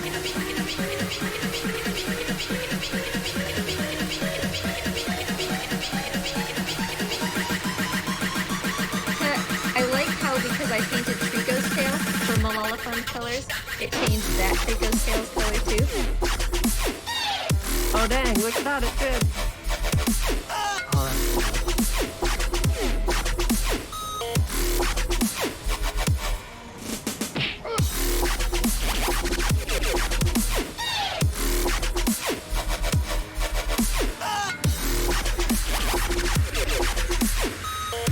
So Trico got to keep the tip of his tail for a little while, but not for very long.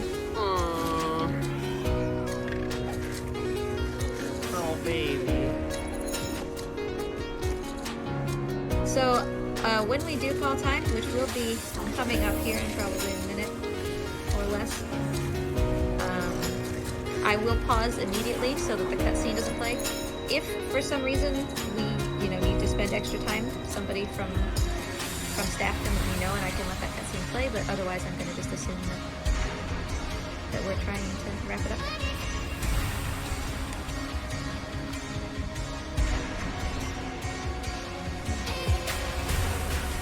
That was a fairly quick Trico tail.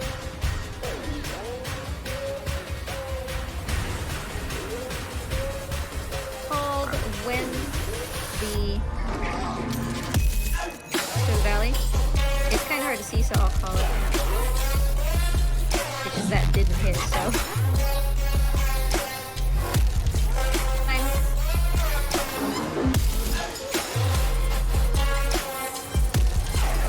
Here's the cutscene, and I'll go ahead and pause there.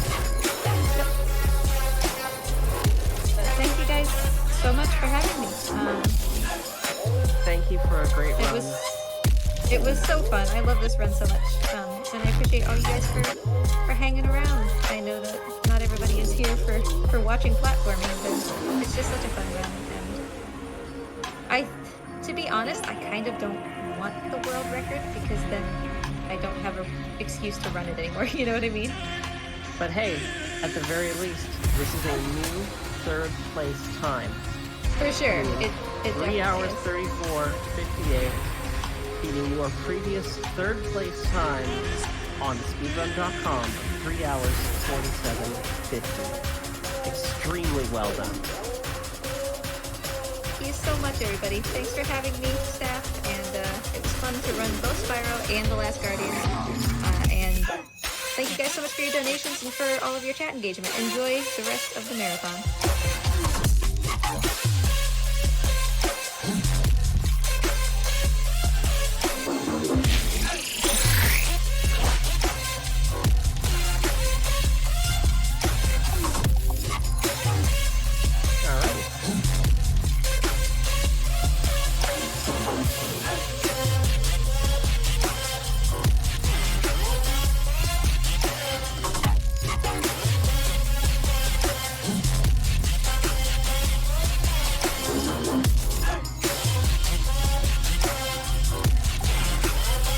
That wraps up our Last Guardian run. Next up is Final Fantasy Tactics A2. We're just going to bring the stream down shortly though before that starts. So it'll be down and then back up right away.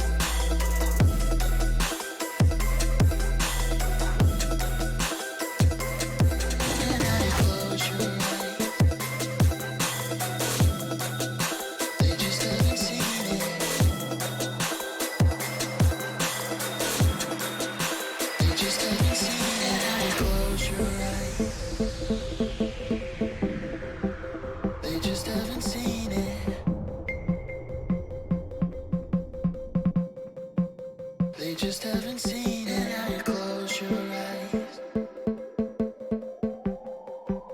They just haven't seen it.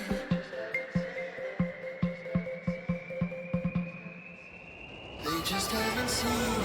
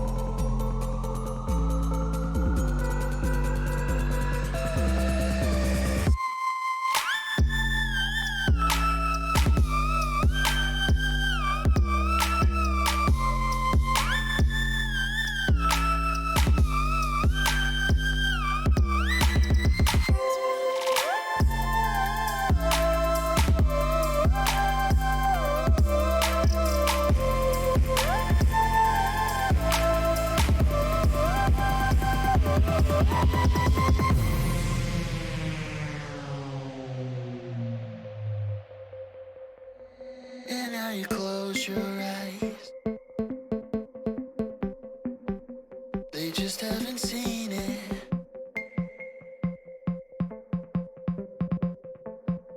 They just haven't seen it. And now you close your eyes. They just haven't seen it.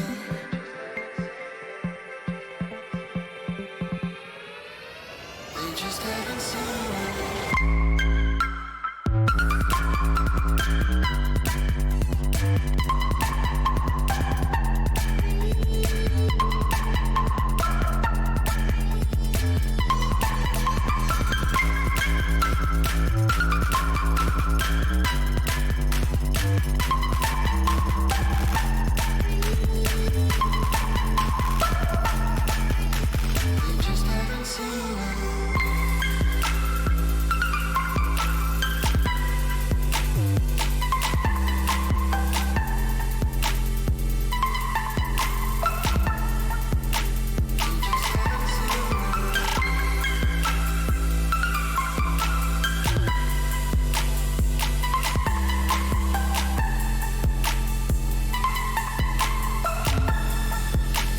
They just haven't seen it. They just haven't seen it.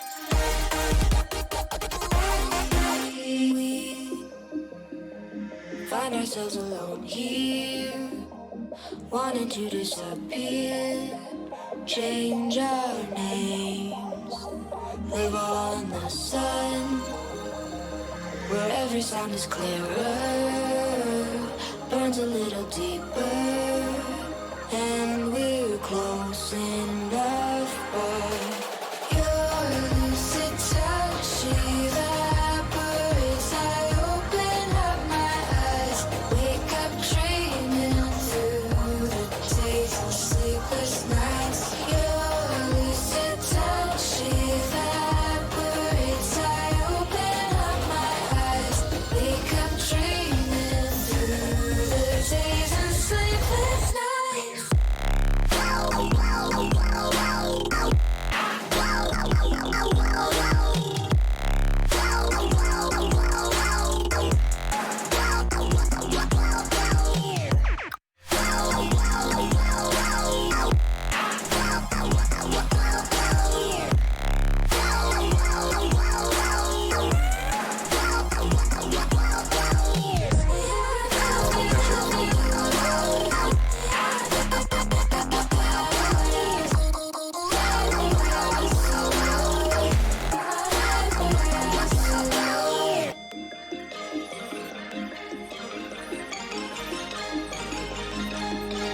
Time winds away around us, frozen in a moment.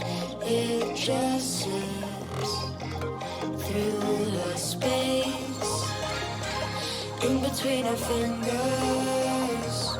Never stop to wonder how we fall in place, but your lucid touch evaporates. I open up my eyes, wake up dreaming through the days and sleepless nights. Your lucid touch evaporates. I open up my eyes, wake up dreaming through the days and sleepless nights.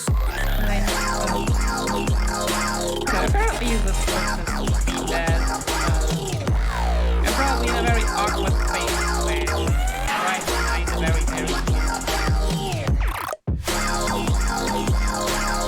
but yeah, unfortunately we also need 3 more friendly people to invite us to join the clan. Will allow us.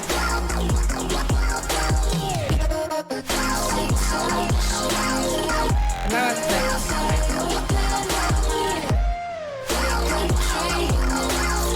basically get a bunch of tutorials, starting with the slide, what we can all do.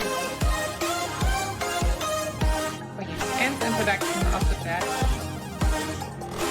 The chat in FFPA fortunately is a lot more friendly than the one in FFPA. While in FFPA it was more like, if you do not upload the part, you will face very annoying consequences. In FFPA it is more like, well, we have one law for each of the missions. That one will not change. And if you upload it, well, you get a nice bonus. You can revive your people and you'll get some items after extra items after finishing. But if you don't, then that's fine. Like those bonuses are not necessarily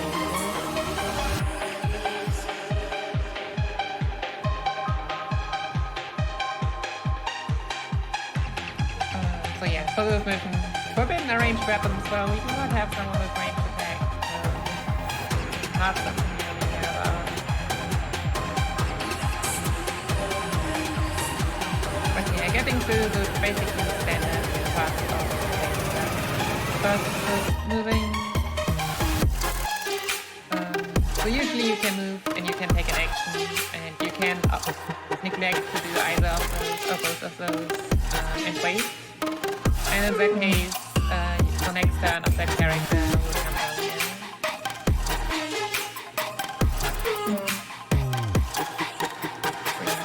Now the Black Mage can surprisingly use fire stun and does that.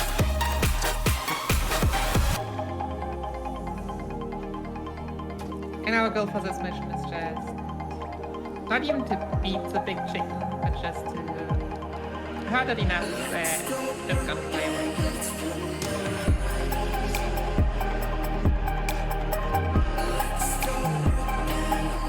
But yeah, and the third part of the tutorial is that in the case that Sid is a guest character.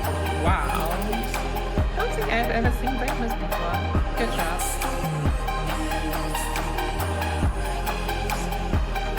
Question in chat. What job in class do you use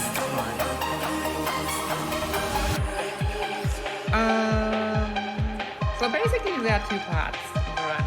The first part is early on, where we will just basically force our way through brute force.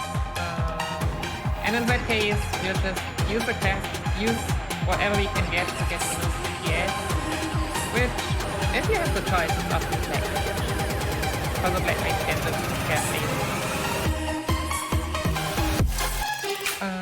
And later on, we'll be using the Lord of Hunters for one ability which is a lot more broken than all the others. Because while they did kind of nerf the stuff that was OP in FFGA, they also included two new races, and this kind of missed the balancing.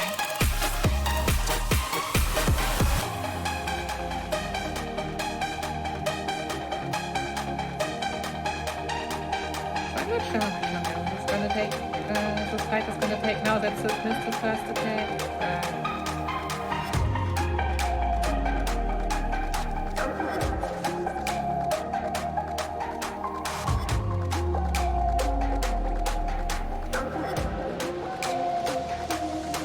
Since we are playing on normal mode and not on hard mode.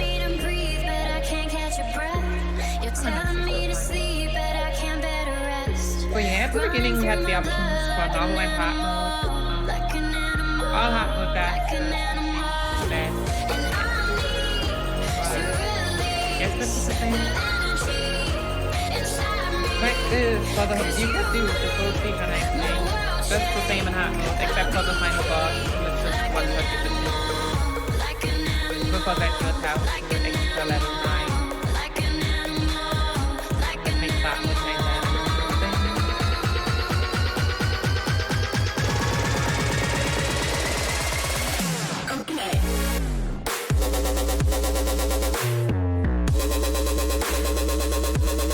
But yeah, now that we've beaten Casper, it's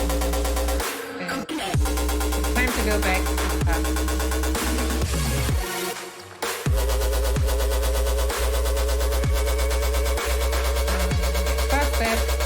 Getting to know all the clan members, allowing us to name a clan. That's absolutely irrelevant for all that is to come.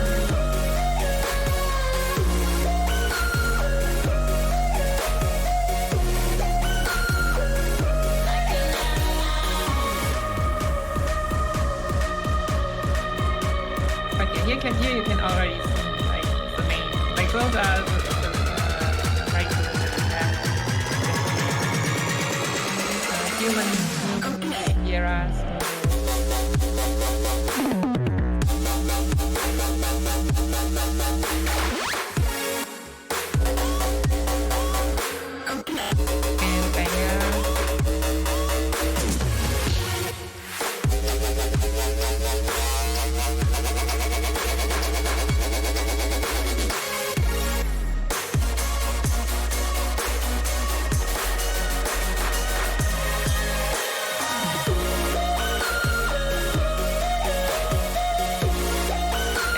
Already tells us like what fancy basically they picked up before to look at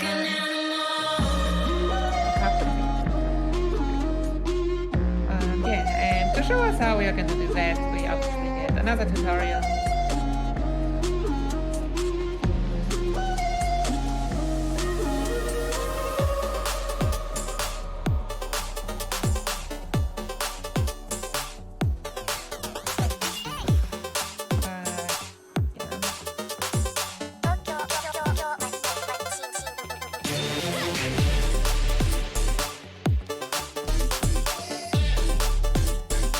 we only have one choice for the next thing.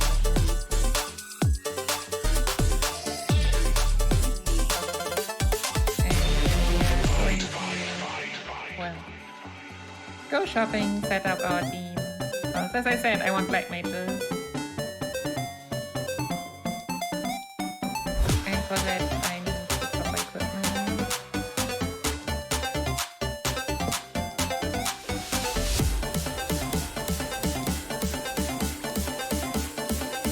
So, and now we get another tutorial about the bazaar.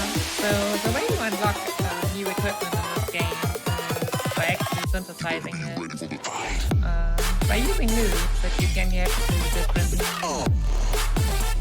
stealing from enemies, defeating enemies, those are kind of random, or finishing missions. You just now just create for the sake of the tutorial broadsword.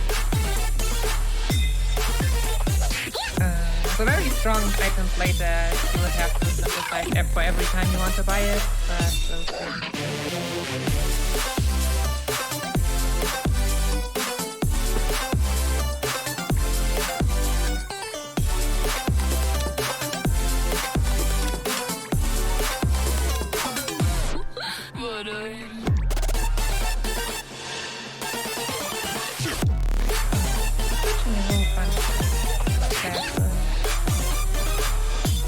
giving everyone items because items are pretty OP.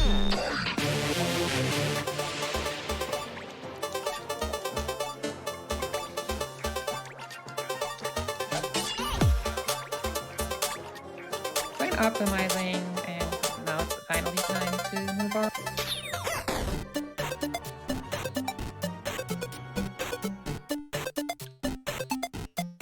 The first fight, a paw full of feathers.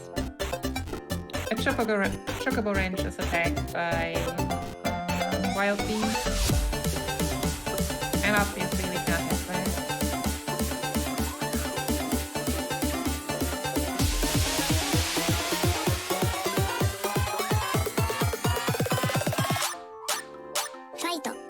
This is become an RPG.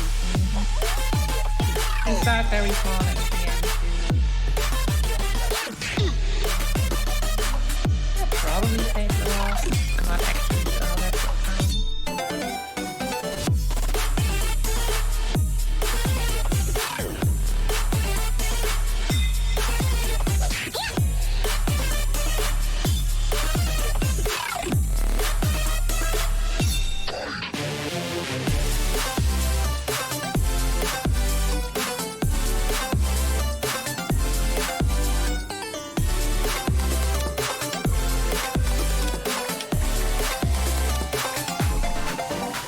So as you can see, those are the four privileges: power, agility, speed, and luck. Which we have speed at level 2. The reason for that is, if you remember at the beginning, we had that small test. Depending on how you answer the test, you have 3 options. You have a lot of options to choose one. You can either choose one of those 4. You can get bonus XP, bonus skill, or bonus XP. And as it turns out, it's different if you want to go fast. So speed is the way to go.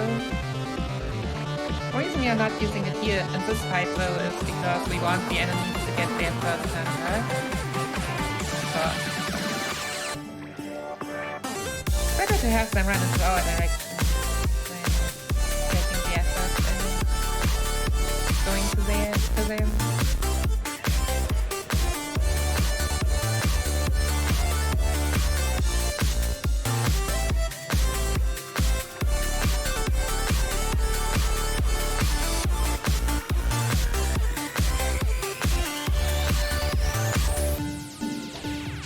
Here you can see Ahriman wings, the first drop. There is one drop that we'll have to look out for, which is the big RNG point in the run, which is an elbow vine. Because later on we will need do a few missions in order to get to equipment. And so elbow vine is just, it takes too long to get without relying on the drop, or if it has to be, it's here later on.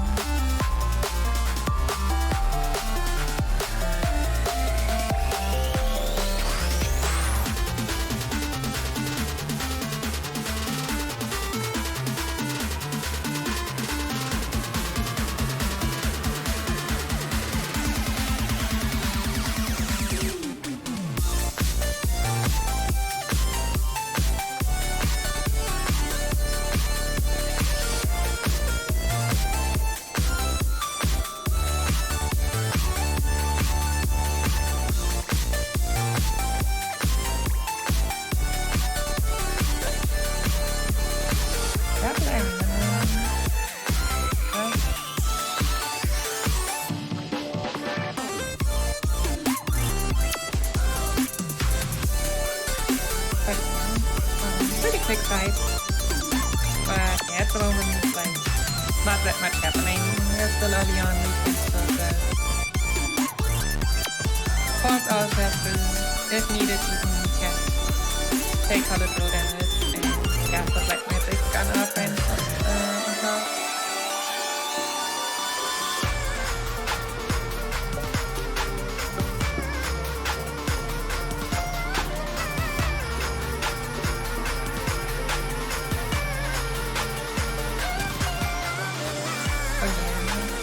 Now we find out that the boat Secura that brought Plonk into this world actually is still with him. And apparently gets an extra use for every minute. Which also kinda, if you just look at the size, it's gonna be 20 which I needed to bring good storytelling.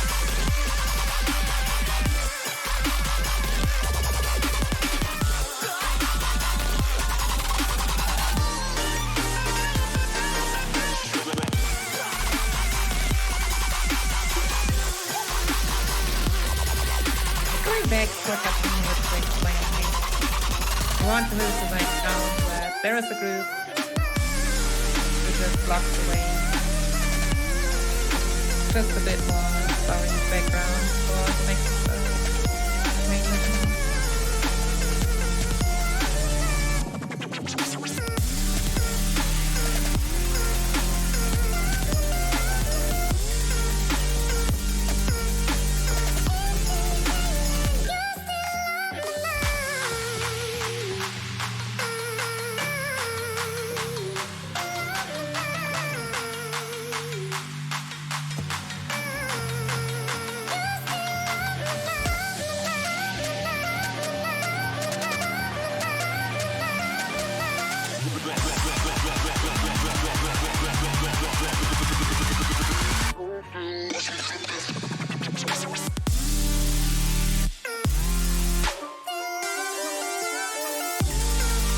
The last one was kind of an appetizer. You were basically fighting up to 6 against me. Now we are at least fighting against 5 opposing units. As you can see, there were 2 other quests that we could have done. One of those actually needs to drop, but we can't get yet.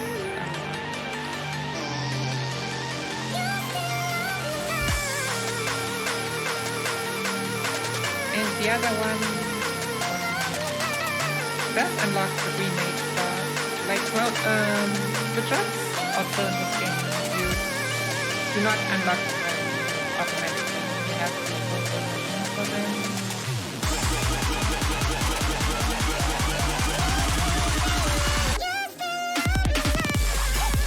For this fight is still pretty straightforward. The only thing to mention is that we move quite a hard forward in order to bait the enemies. Because the enemies like to start with 100% rule, but simply protect themselves. And so it will take us a lot longer.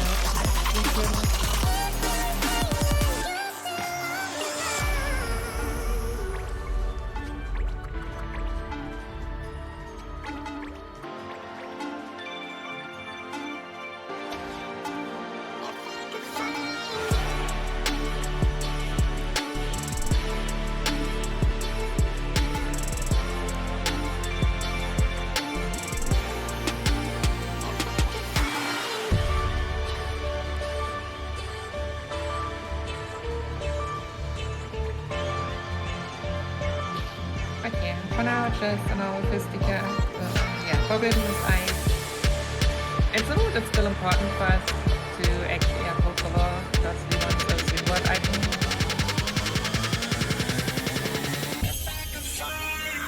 But fortunately, there's no law.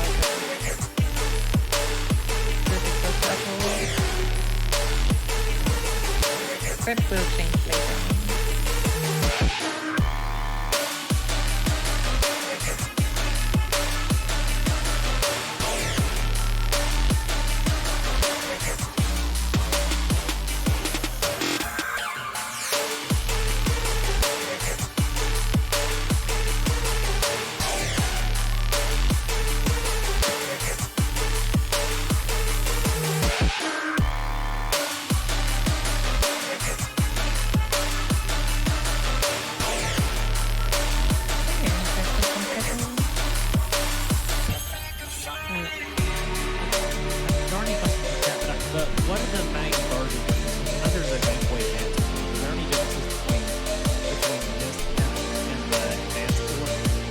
No, the advanced version is not a port. That's the PA-1, you could say.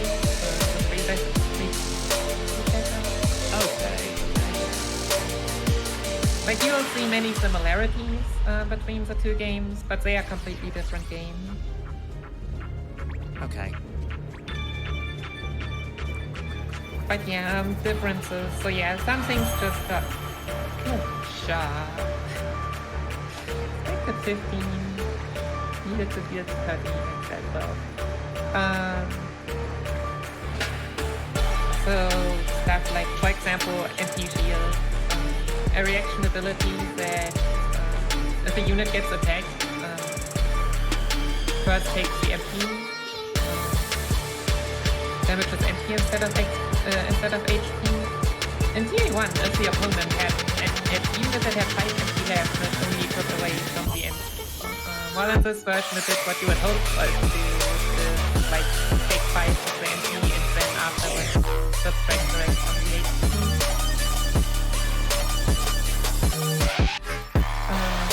Main difference, which is basically probably the only one that feels weird to me, is that whenever TA, if you attack an enemy from behind, your accuracy got higher than if you attack it from the front.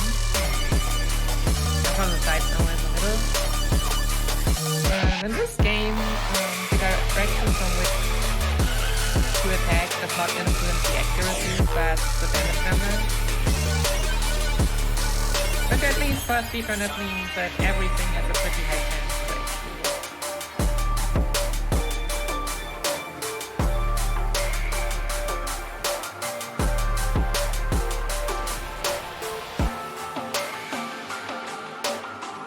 But yeah, also, as I mentioned earlier in the shops, the loot system is also completely new.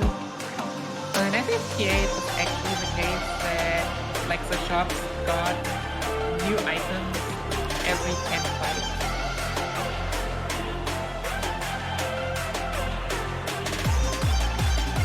Which in the STA defense is even due to the fact that once or twice you actually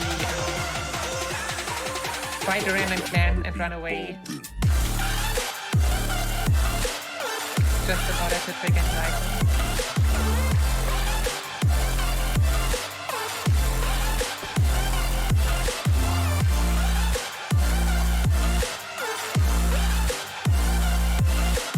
Yeah, the fight hasn't been going too poorly because the enemies ran forward.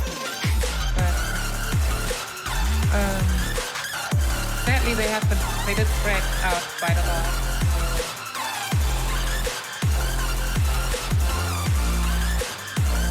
Black magic is not really able to do top AoE damage.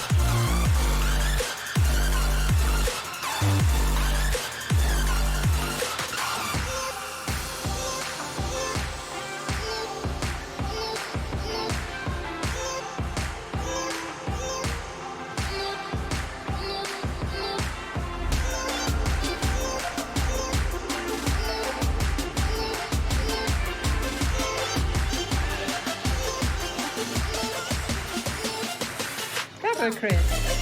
Well, at least one level.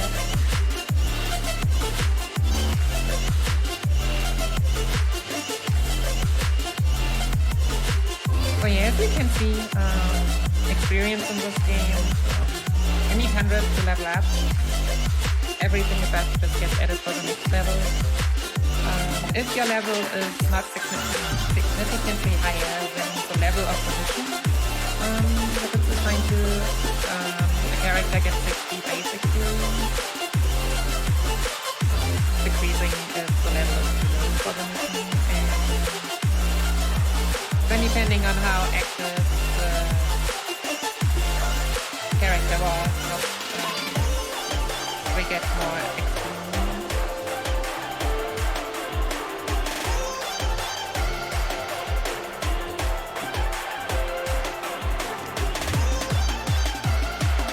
For example, I mentioned earlier that one of the higher experience, more experience, but that only gives you plus 6 experience. Considering in the run we're doing like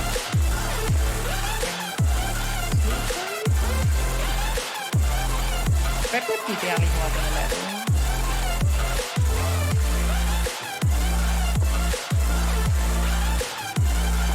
Could that be up?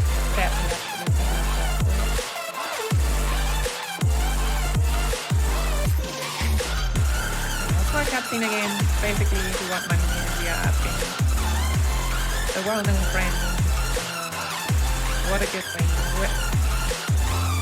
way to get money right now. Is there any better around?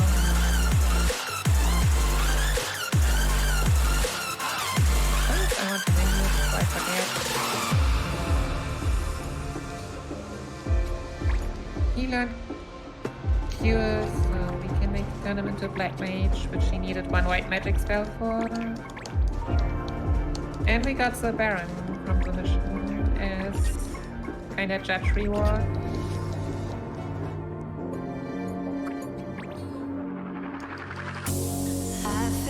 No.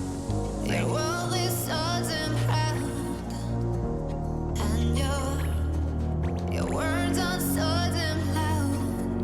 So yeah, what we were just that the small text was about clan trials.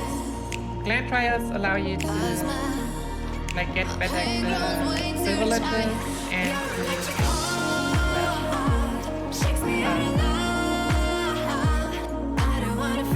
focus on like one of those portraits, which you can see in the lower part.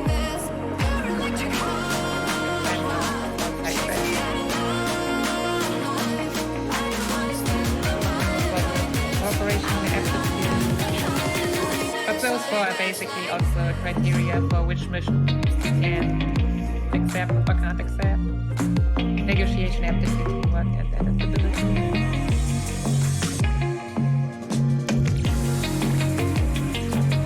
This small side quest is just... It is only there to unlock further side quests for later, which we will need. And since we are here right now, it can be the best time to do so.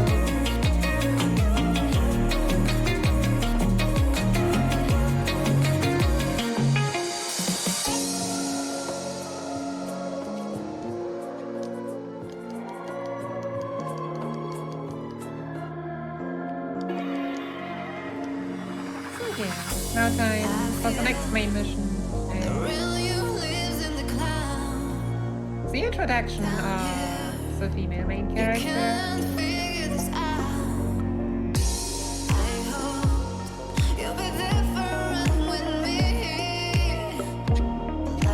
Who is named Adele.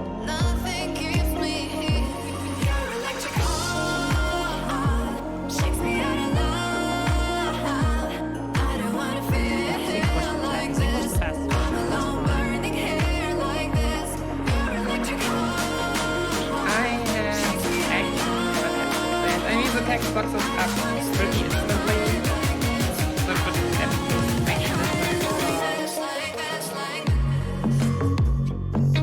like if the language actually has like less text boxes.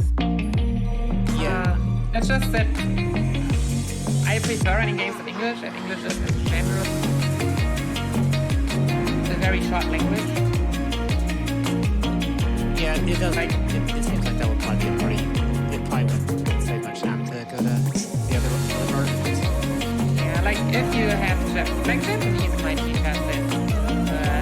Like this is the Western version. I actually checked on it. There are German standard as options. No, French, not Italian. But yeah. As a German, I know German never works because German is really long.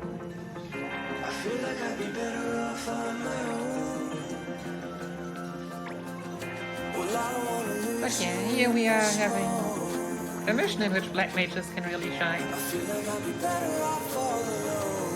Because as you can see, those three tomatoes are just lining up perfectly. Yeah, Adele showing us how nice guest currency is. Because both it and Adele can do nice damage, or they can just do this like steal items and red power, which they absolutely have.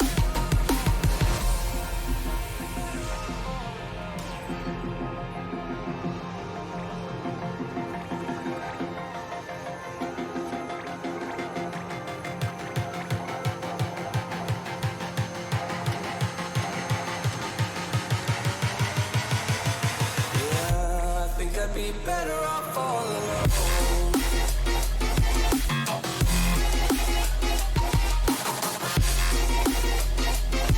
yeah, with the counter you can see now the reaction abilities.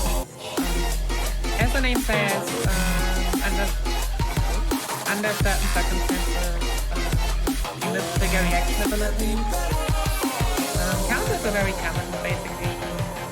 Counter attacks whenever a unit has reached the possibility after getting attacked. Like if I was to use magic on that proper guy, then he would only counter attack if I would stand next to that guy.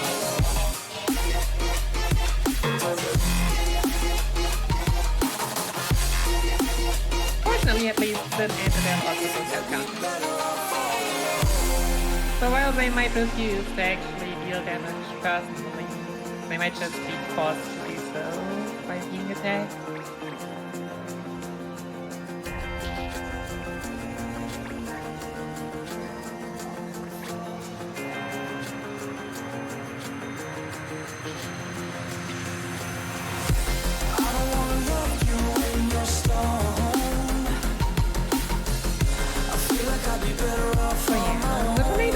Silence and blind, but for some reason they have the distinct ability to have silence like these and blind dominators.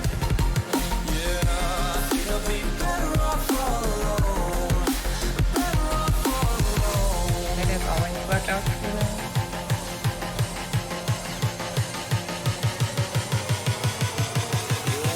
I think I'd be better off all alone.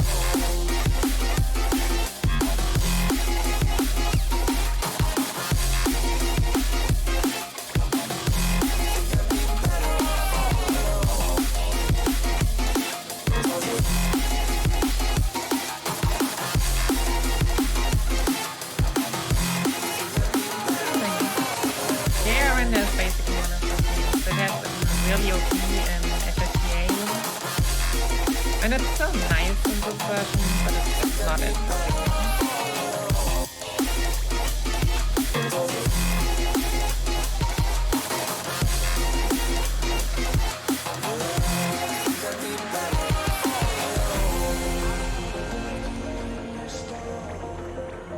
Yeah, the amount of missiles. Quite something.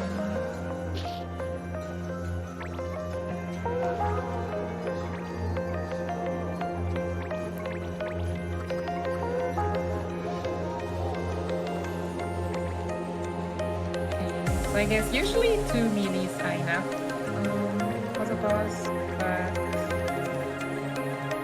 I guess if they keep missing,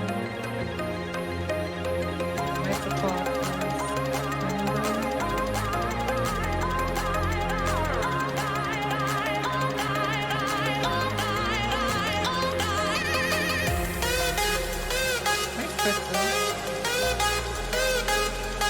actually making space farther.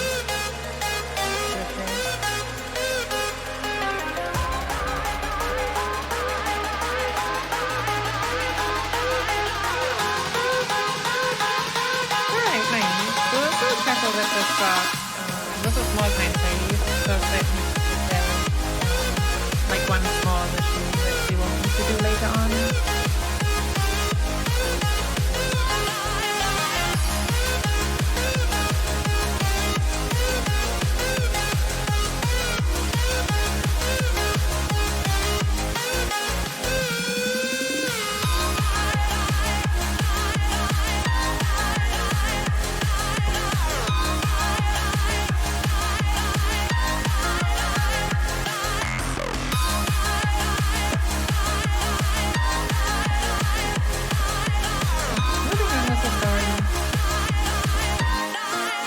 For the great time, I think the stop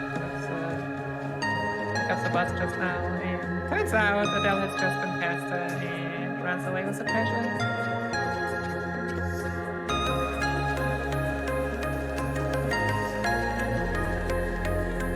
Obviously resulting in this, and so the next task is to set her trap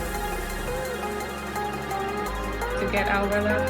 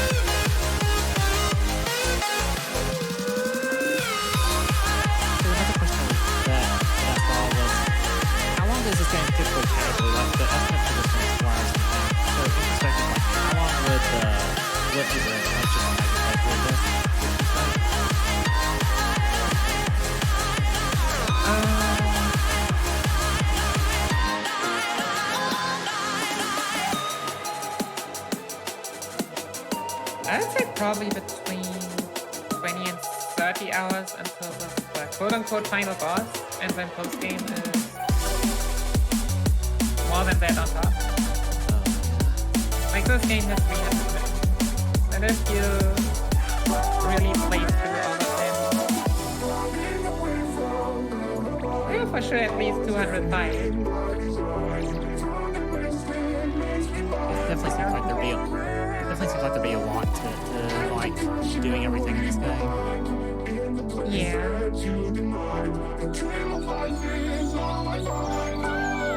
Like as I said, later on we will have pretty OP abilities that lets us kind of choose through the later path. But if you were to like get all the OP items, use the auction hours that we are gonna get introduced to, that we'll just totally ignore.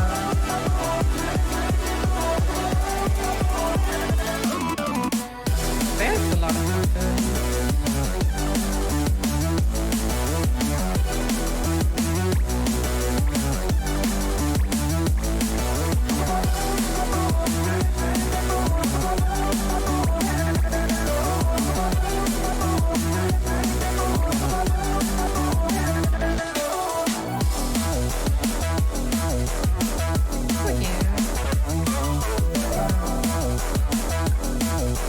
Last prediction fight. What does it feel like? You only need to defeat the boss, but if some stuff gets in the way, basically just also kill it, and the boss will be happening. But when it's close, in seconds of us, can drop it out. When we say it can drop, every kind of drop table out of their bonus classes from 1 to 4, and each loot class has 4 different, so there are 16 in total.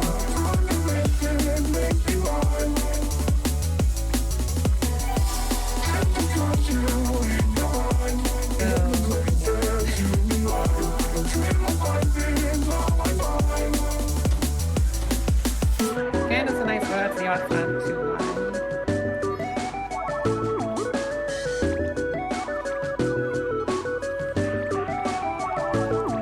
But we obviously still want to try. And every defeated enemy is an enemy that can't get a turn off anymore.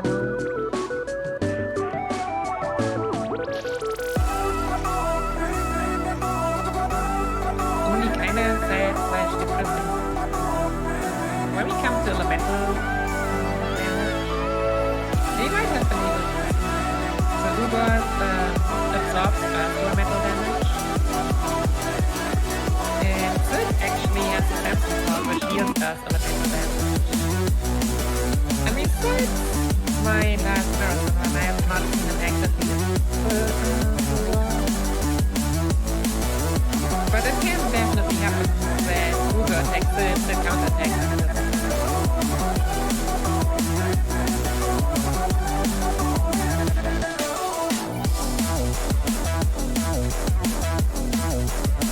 So just as a quick reminder to everyone viewing at home, we do have a bonus incentive for right after this run for Final Fantasy III, and we are just $2,362 away from that goal.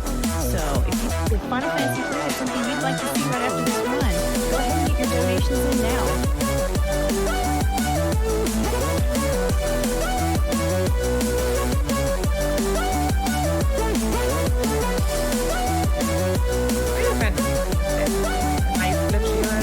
It's been a while since I've seen it.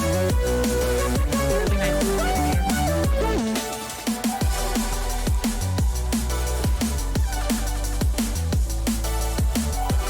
Just the game getting absolutely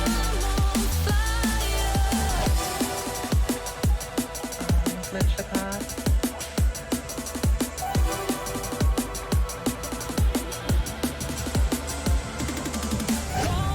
Just like you never broke my heart, like you never said the words, two worlds ever further apart. Go, life will never be the same, but I will keep on finding my way. I move on to I don't think I've ever seen such a big pack in this fight. Basically every space, another unit. Okay, so now do the same. No, really?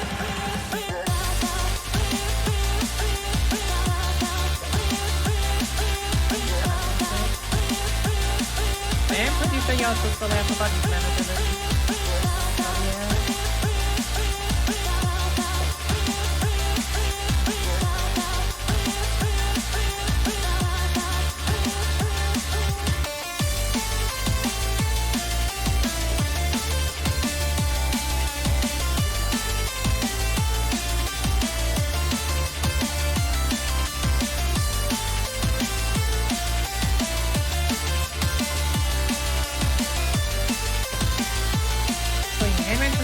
Slot is also something that,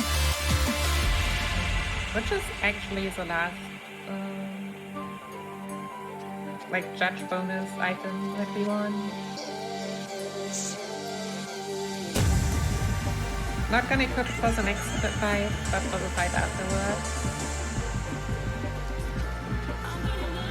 But yeah, who knows the story? We kinda left the treasure behind for the trap around. Just to hear that she's already spent all the money for the last. So basically just leave her alone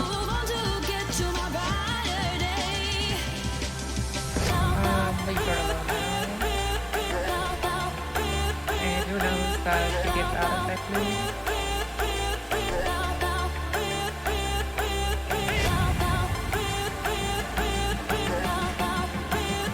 Yeah, if you think this is now the last time, yeah, not quite. For some reason the story decided, hey, as a result of that, how about you just make that time to talk to people now?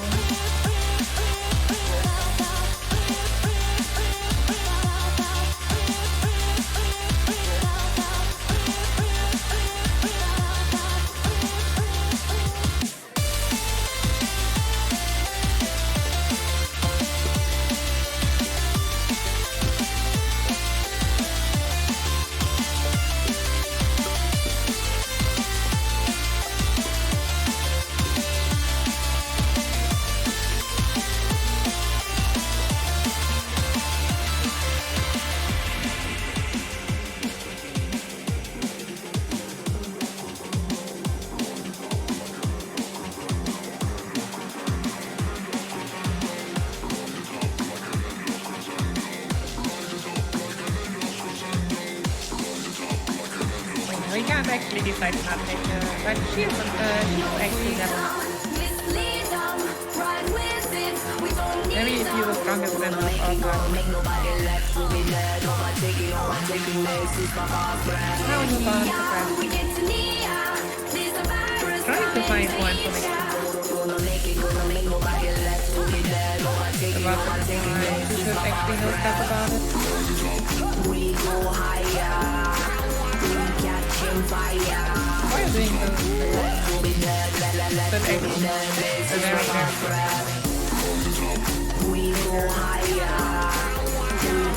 Which is, the ninja was again. It's a pretty strong gun apparently. I guess the gun is so easy that could actually use it for that one fire. We'll see the ninja again. You will be right. Having the ninja is better.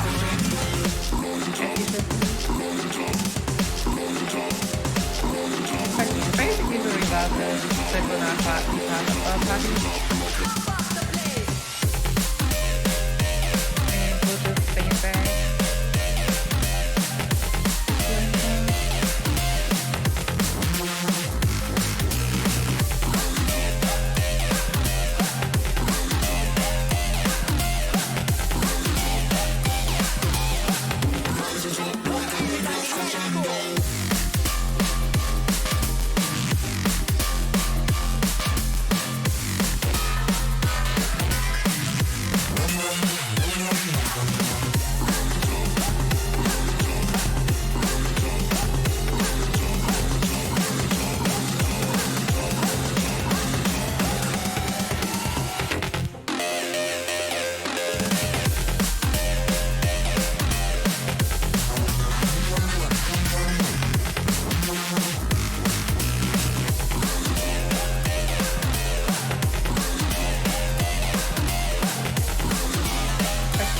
also happens to go to the left.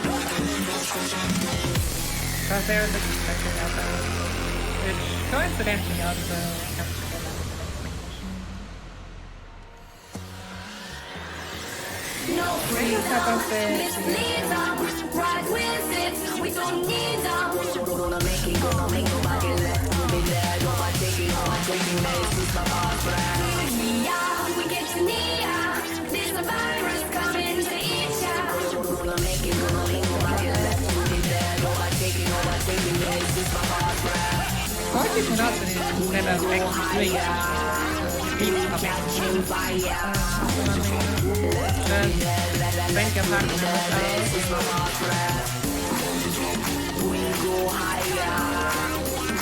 so we got a hand right kinda indicate also how the quality what this one just did is giving everyone 60.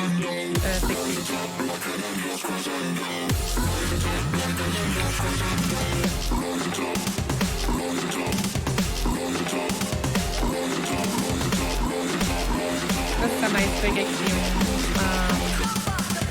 Perfect half level. That's very nice.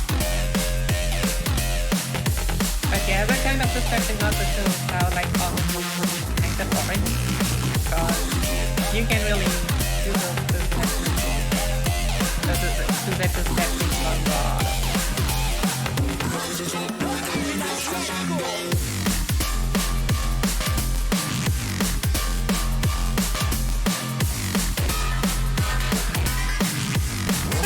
So coming up next, we have to be but then not the X boss of the fight, no matter what the game says. The X boss of the fight was a freaking flight.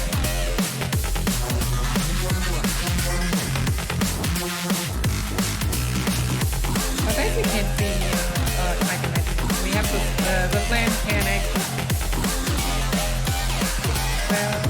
and can also be very quickly by itself and with the dragon.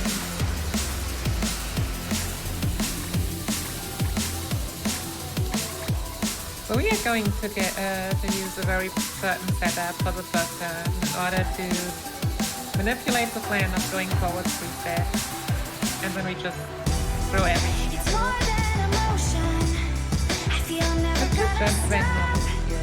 Cause I'm falling deep, I guess the pressure's built right up. With all this desire I've been carrying around, feeling elated, I don't wanna come back down. Here I am, there you are, don't wanna stop. I know, you know it, I can feel it. All the tension rising up, so much it hurts. We're saying more than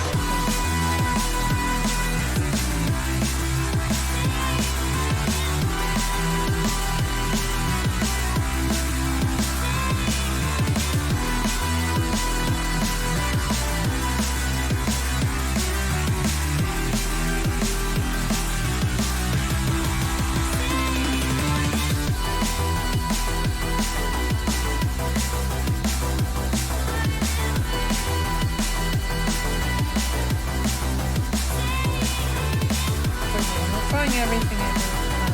The ability it has of soft damage. Not sure why that's the thing, but basically what it does is for every 10 damage the unit takes from an attack, it regens 1 back.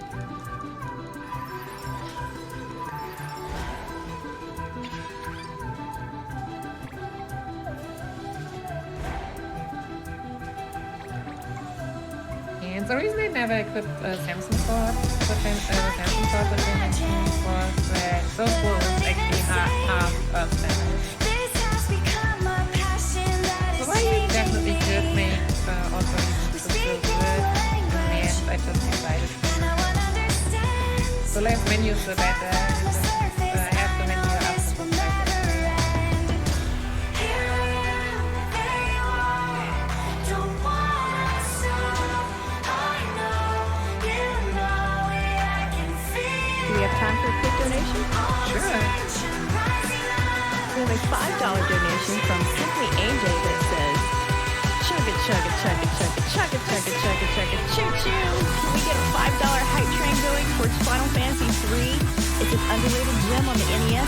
love to see it beat in record time. Keep up the great work, ladies. Thanks a lot. Let's get that typing. So yeah, that was introduction. We got rid of that plan. For some reason, the dragon also decides to fast damage inside.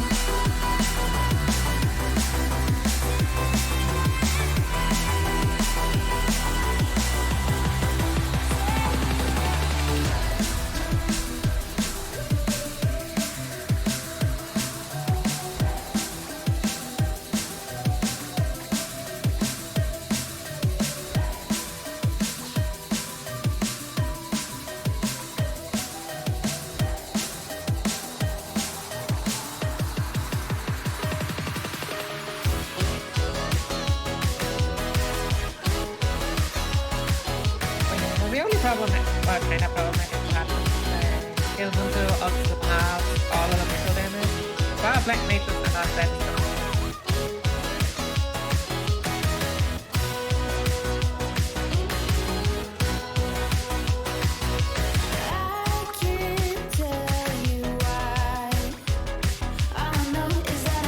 And the small standard rate, of course, like, we all ignore that one anyway.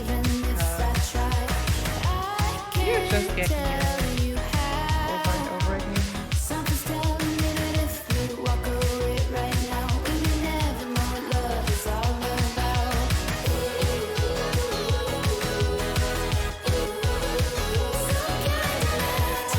As you can see, we've been afflicted, the menu has been afflicted, but all Edel does is, basically we can't do anything except attack. That's all we really need.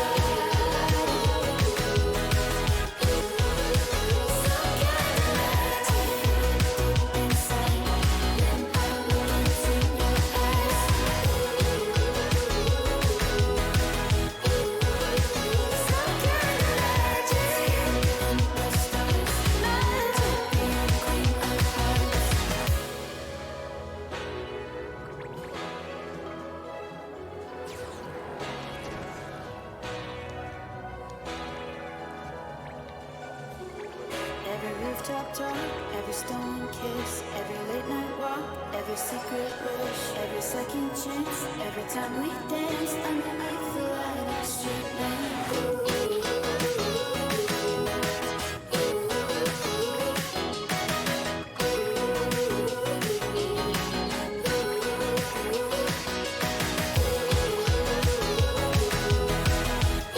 So yeah, kind of unfortunate that we pushed him into finals.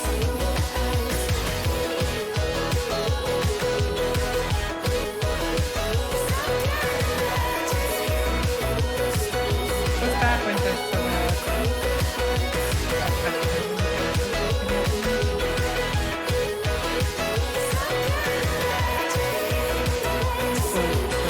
Last question. I noticed that the run is called 20%. What does that entail in this run?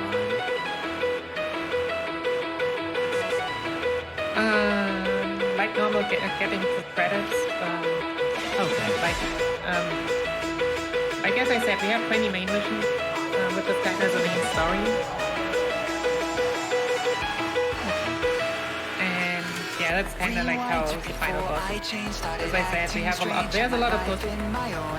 Meanwhile, I was wasting time. Yeah. Things were fine, but you had other plans. Behind your weak disguise, all the worthless lies was wrong, and now I know. Don't think The credits is basically this is not goodbye. Okay.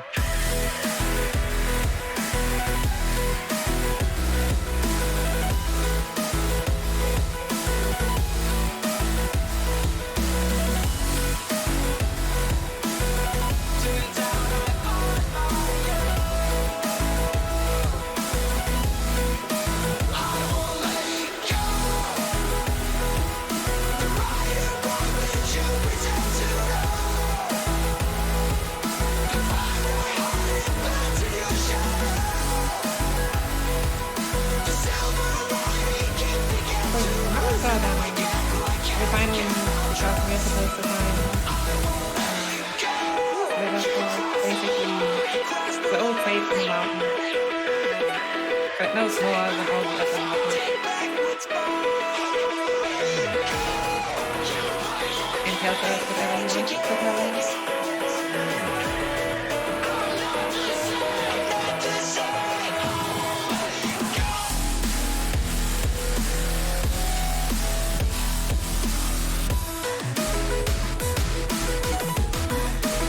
Which one of us let's continue on our journey?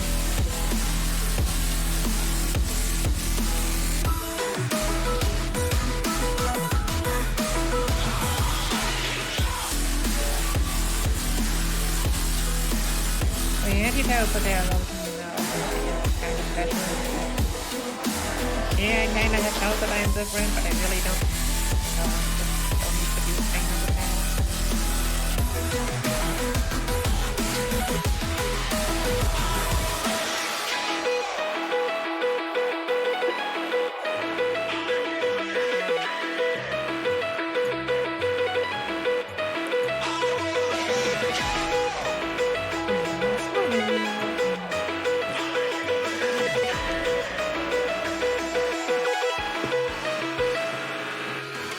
All my life I've been pushed around, always lost, not found, but I didn't realize. Like a giant standing in my way, leading me astray. Now it's time for me to rise. Knew I had to First step, find making your myself. thing Turns out I'm on my and second, turning a dollar to a slipper because she has to learn to. But talking size 1, so we can turn it into not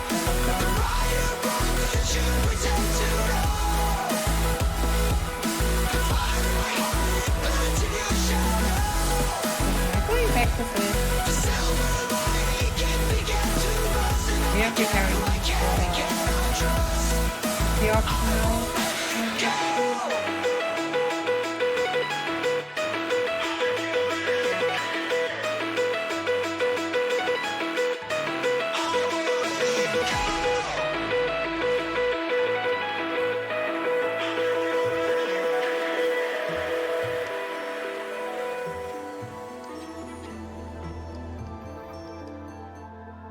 Which we'll get to later. For now, we'll just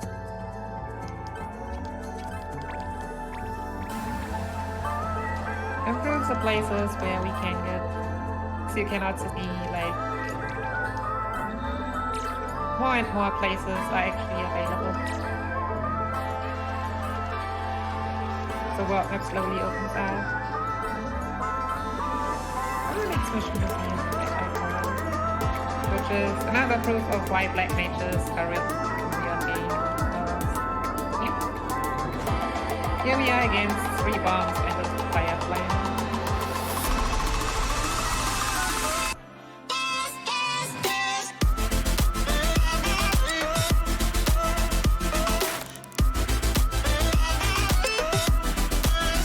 So the basic gimmick of this fight is that, except for the fire flame, all enemies self-destruct if they fulfill themselves if they aren't critical HP.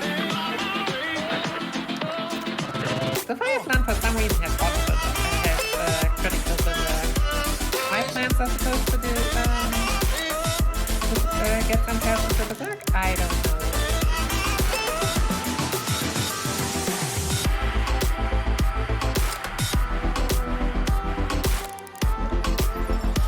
But yeah, small note, if they actually self-destruct, then they will not drop you at all.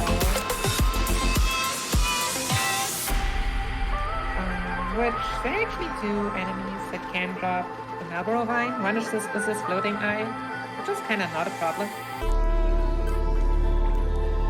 And the other is sadly the one bomb that has critical quicken, which almost always gets activated. And what it does is basically what the name says. If the bomb isn't critical, then quicken will activate, which just immediately gives them a turn.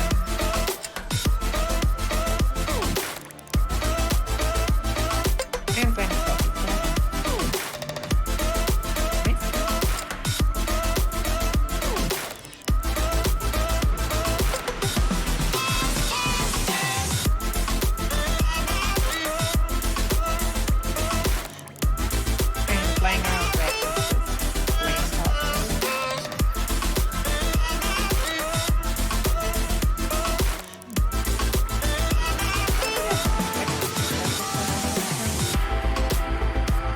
also help is back with me. The only magic that we can actually run. That's something. So if we were to turn with it, could run magic right now. But that is actually back really good. We do it ourselves.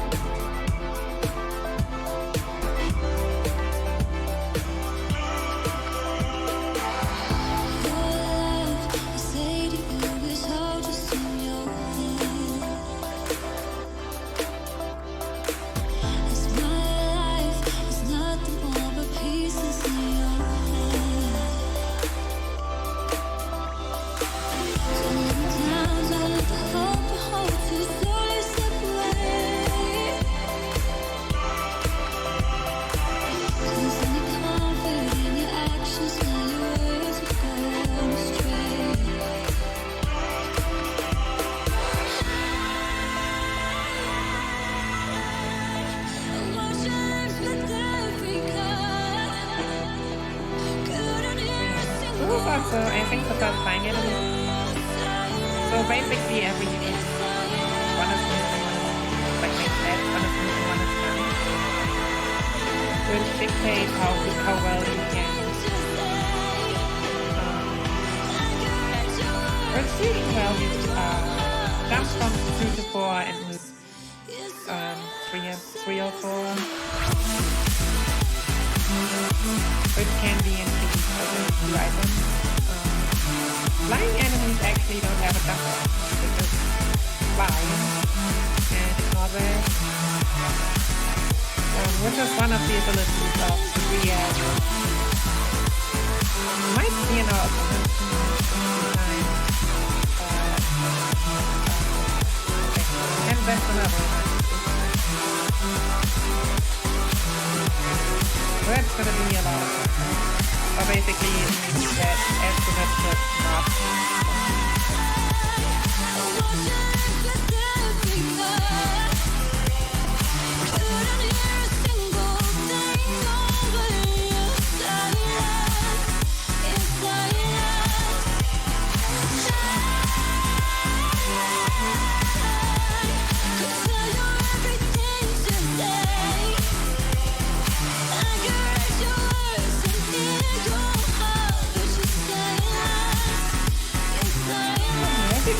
they also can heal each other. I kind of see it, would have kind of been a problem with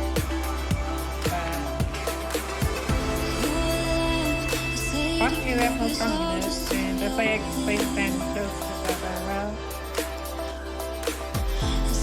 might as well just shoot them all. Critical quick and obviously also doesn't have for them to stay alive.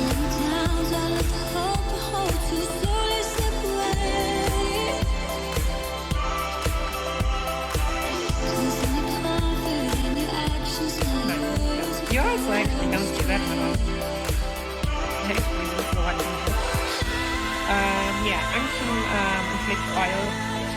Which is a status, but I guess most people only know from it as well. Fire elemental damage.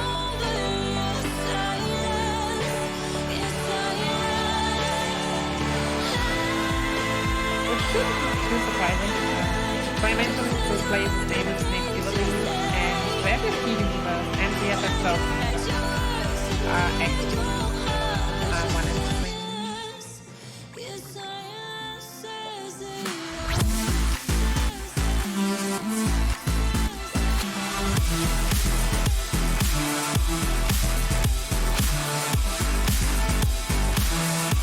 Which we will also see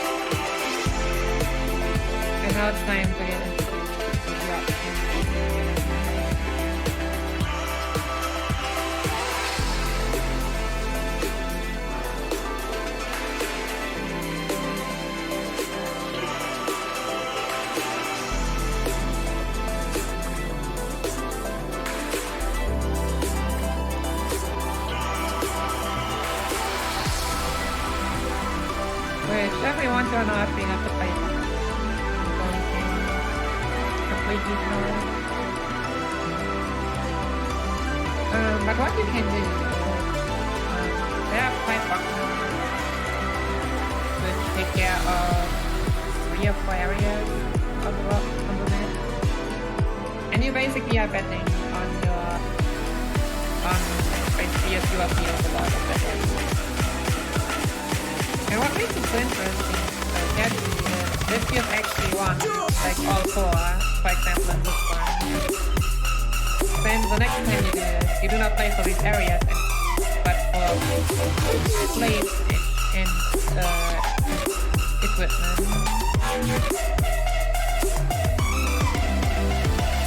So if you want to get your OP equipment early, that would wait. For the sequence it will take way too long. And it's too unreliable.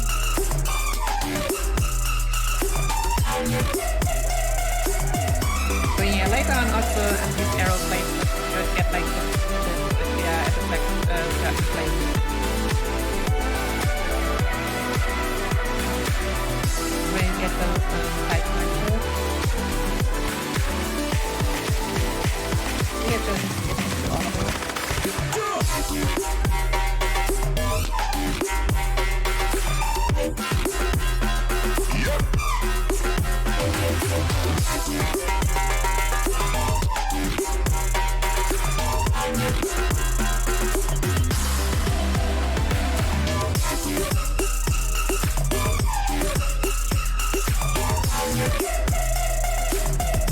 So yeah. Those dialogue will actually change depending on how you're playing. And those parts obviously that'll make it kind of chunk for how poorly he plays.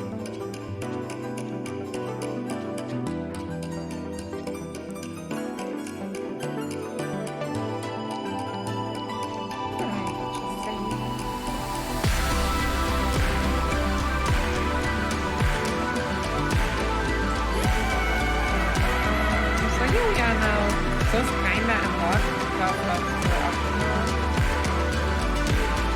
We pay them 5,000 and basically it's a mission. Yeah, it's not a real mission. Yeah, it also helps if you will get negotiations from there, which allows you to take the next mission more so you can stay.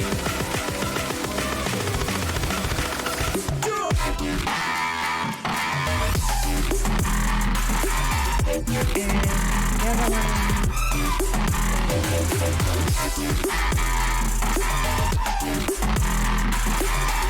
let me start first.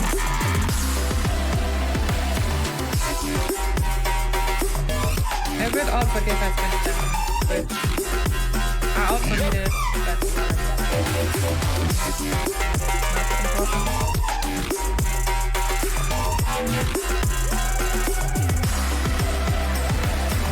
This is a new town real best. Obviously we only get this.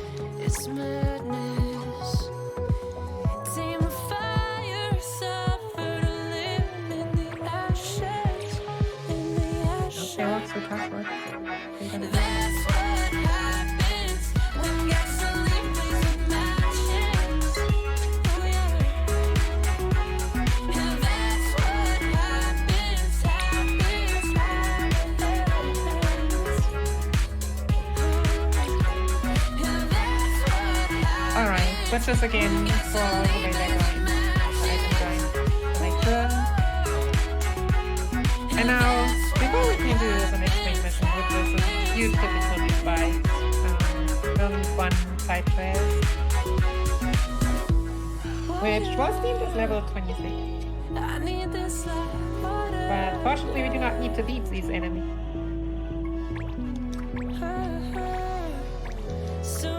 All we need to do is step onto the track, which is a lot easier.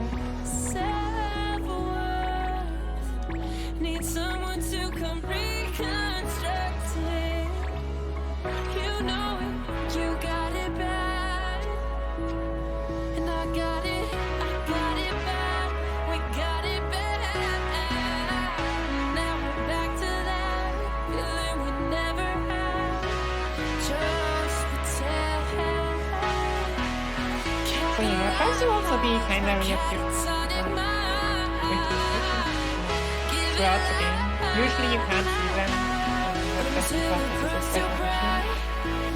So in here the traps are, the yellow ones are spike traps, and the blue ones are like spike traps, which is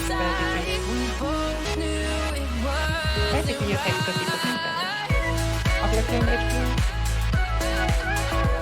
Later on there will also be chars traps.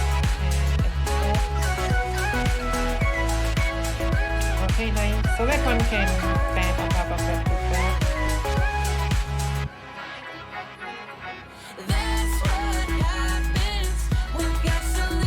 But yeah, so the way that actually the game allows you the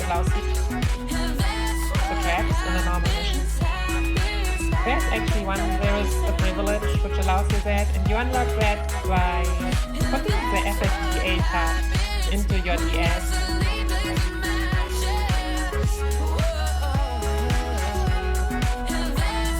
While playing this game.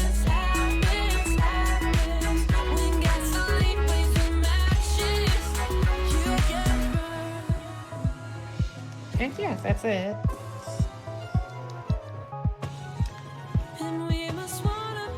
Do we have time for a quick donation? Of course.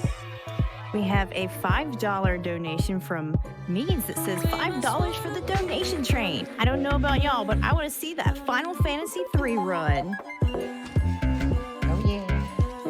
We also have a $25 donation from Sporadic Erratic. More Final Fantasy, more Frost Fatales, more FF is the best. Please put this towards making the Final Fantasy III run happen next. Thank you so much for all your donations. If you would like to see Final Fantasy III run right after this, make sure to get those donations rolling. We are still $2,337 away from that goal.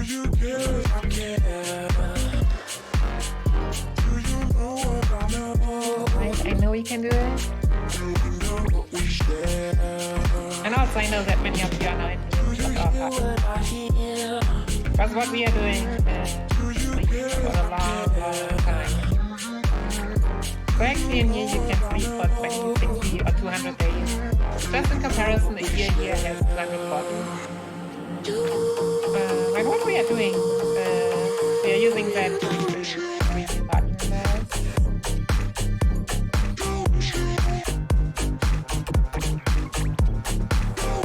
Which are gonna be these really friendly people. Which is here in 2 months back to back. We do not actually sleep that often.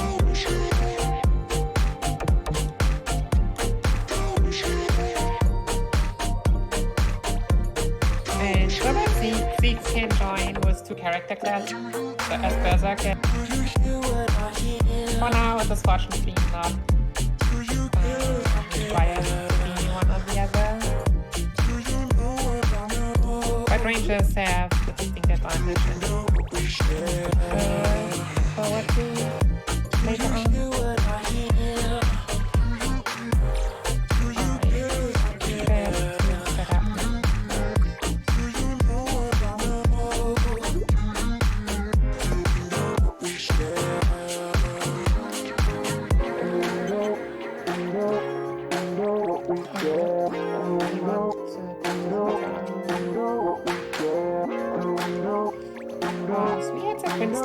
And we got these 2 Secura and Paraphase from Batman in order to get silver.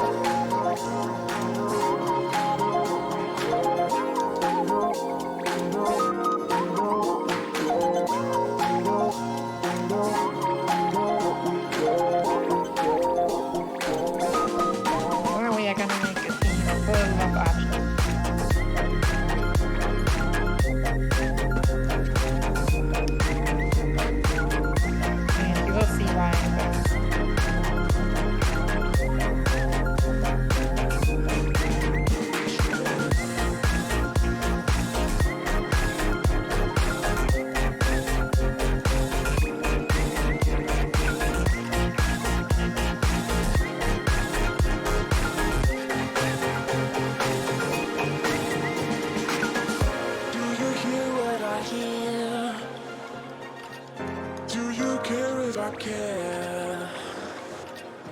Do you know what I know? Do we know what we share? You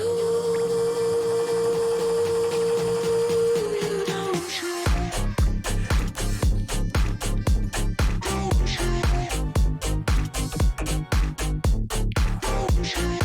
Yeah, welcome to the first casual difficulty 5.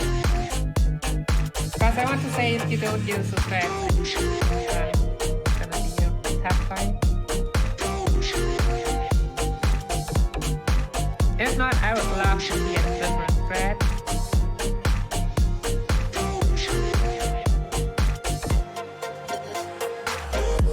Always welcome for that. It wouldn't be the first time this week have taught by casual players.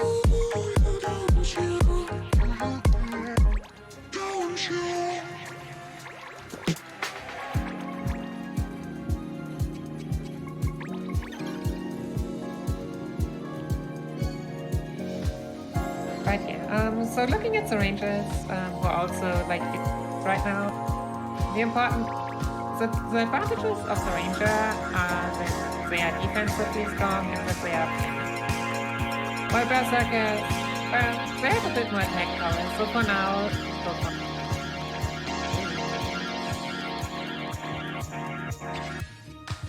So we finally got what I've also been long waiting for. Opportunity commands. Opportunity commands are random. And the effect depends on how many friendly or enemy characters are around you. Like for example, the most used one is you put 2 team members around you, cast haste on all 3 of them. But for example, if you have only one enemy around you, you hit that one twice. If we have 2 or more enemies, then it's usually like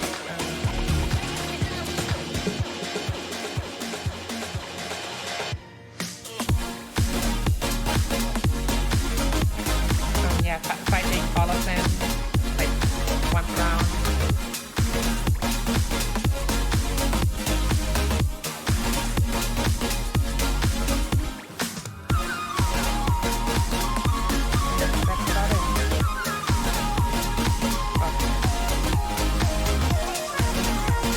Okay, so what are we doing here? We are having a lot of friendly archers in position. So this boss has 3 attacks. One is the AoE attack that you've just seen. One is an attack that you would attack all the 6 direct spots around it. So that's the one you're not gonna see at all. And one we'll see now is a draw-in attack, which, well, deals I believe up to 80 damage on one target and heals itself by that same amount, which is a really big deal. I'm considering that it has 100 HP. Yeah, it already takes long enough to get that done. But fortunately, that draw-in attack has a range. And the silver bows that we've just gotten are the one type of bows right now that we can use, which also have a range of 6. All others have a range of 5. So we are basically just standing out of range and putting in one base with 11 health, I believe it is. To be hopefully drawn in every time. That might use the AoE gravity flash every once. But most often it will use the draw.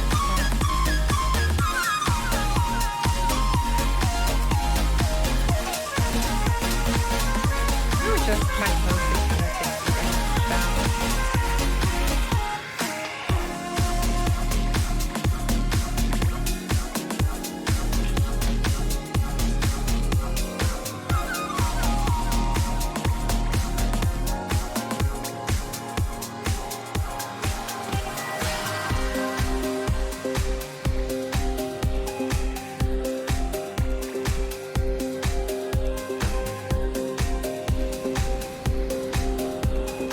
Yeah, I believe those submissions we have for now.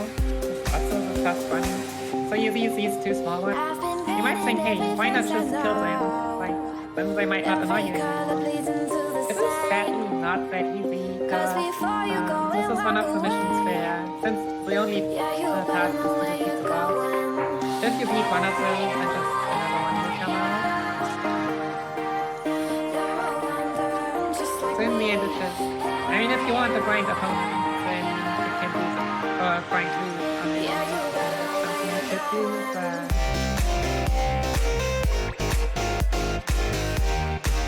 I'm pretty sure that I have it. I should say that's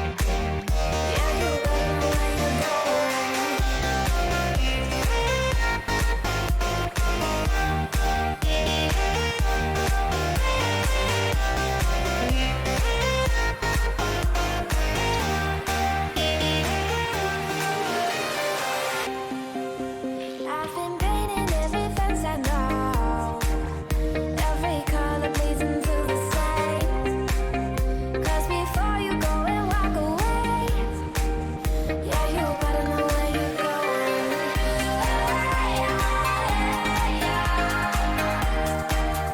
You're wondering just like me.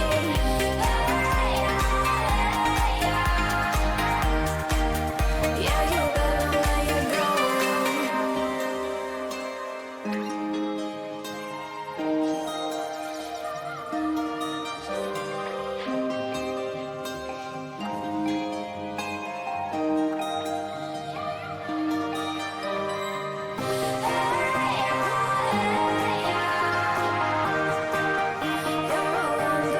Just like me.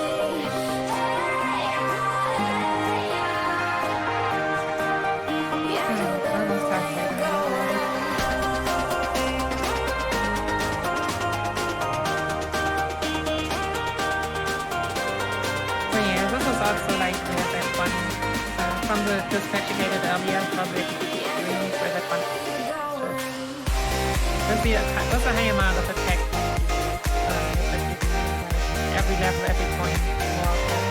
That's worth so much more.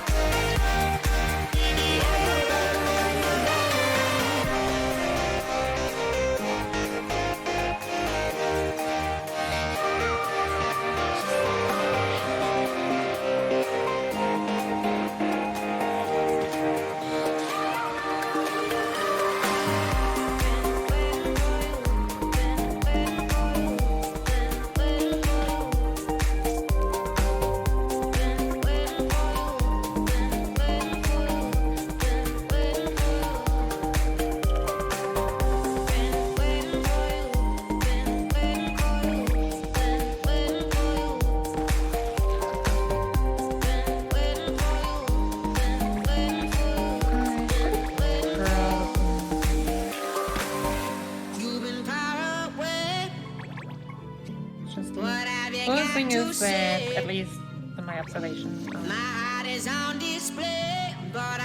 boss is more likely to use gravity flux that is able to kill multiple characters.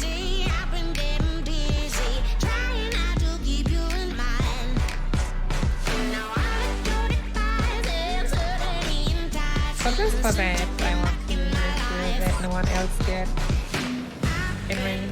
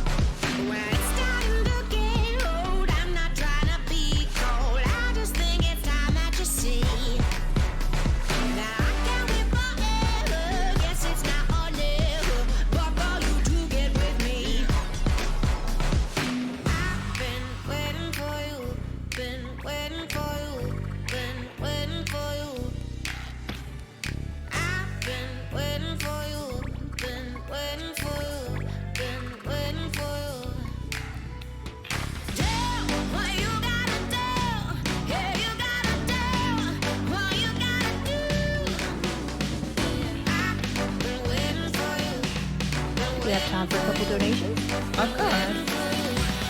We have a $20 donation from Jack174. No comment, but thank you so much for your donation.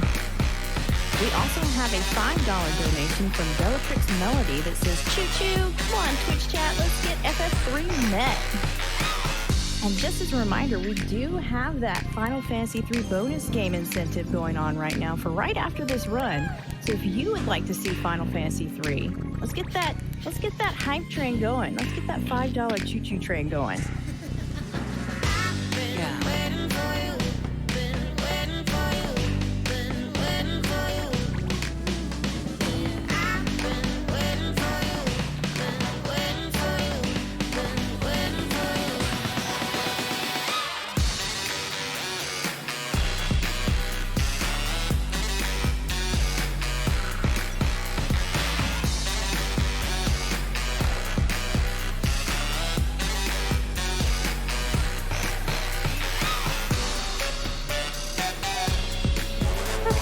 The second half took quite a bit.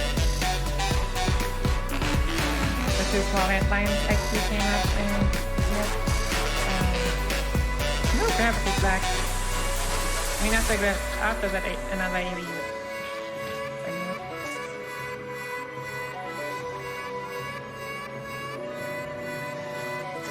So question I see in chat, why are you able to remove the red units as well? Which one? The red units. Okay, never mind. Sorry. No, I can't. I guess it's the Atlantis. I can't control them. Yeah, the AI is controlling, the computer's controlling, but yeah.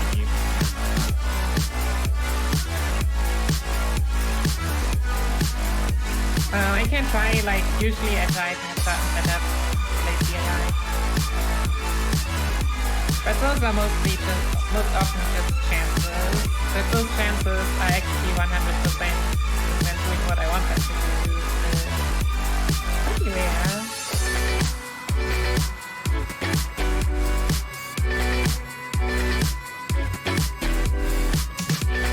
What? I guess you can see with the coin.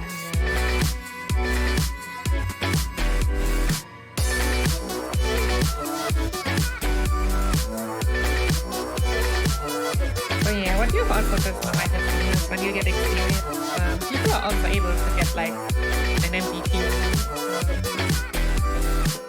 MVP points are kind of shown in their status. Kind of for each point, there's a small statue that gets built. And what it's useful for is that it increases the chance of successfully accomplishing a dispatch mission.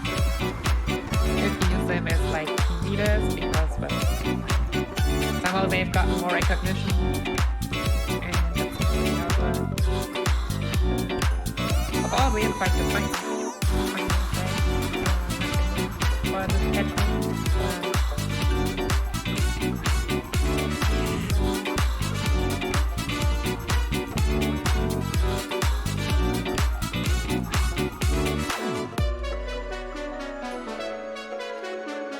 But that's something that I should actually keep in mind.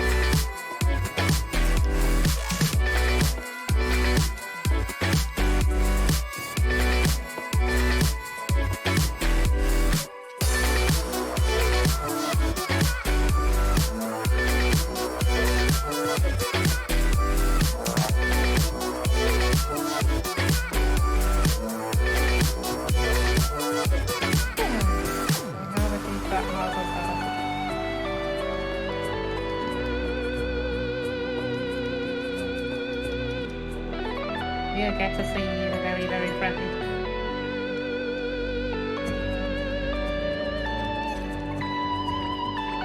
And also dangerous fights. This is probably a random one. You'll pretty quickly see why. Let's see. Very in the dark, waiting for the spark. Wood soaked in the blood, their hands joined in the mud. The ember gently glowed, the spark took. So here's another. We meet again. Our friendly gun-holding ninja. Stood in the fire. Who got rid of his gun, but then wants us to get up our judge. Why? We don't really know, but really like our judge. That's us. Skills for you.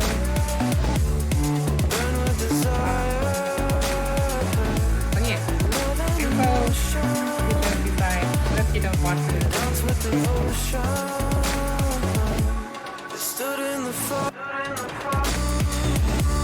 And so we are gonna fight this fight head on. With a party that's about half the level.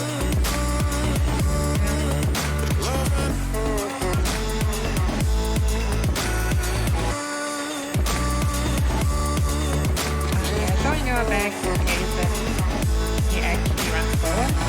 So we are just gonna stand here and wait. But we'll talk. When I see it, you just have to defeat a boss. That should work, right? Well, the thing is that there's this time mage down.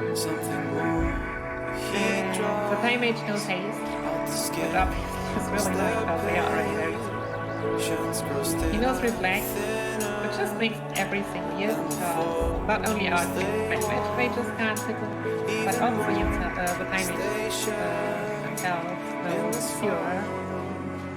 Oh wow. Stood in the fire. And yeah. Well. Left on the foot. Yeah, so also he kind of get rid of our dash. So while they probably do that to the rest they fly 3 times people. We can't if we want to. Dance with devotion. But yeah, what to keep in mind about Gears is that at least the AI when a time mage will not cure if you would have to one up also.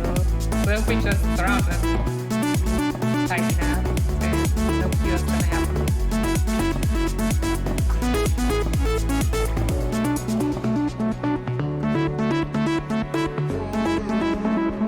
Can they stop with the crits?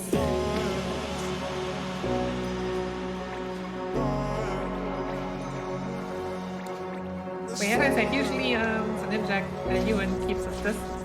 And then we just wait for a turn until everyone comes closer. That's kind of uncommon fight already.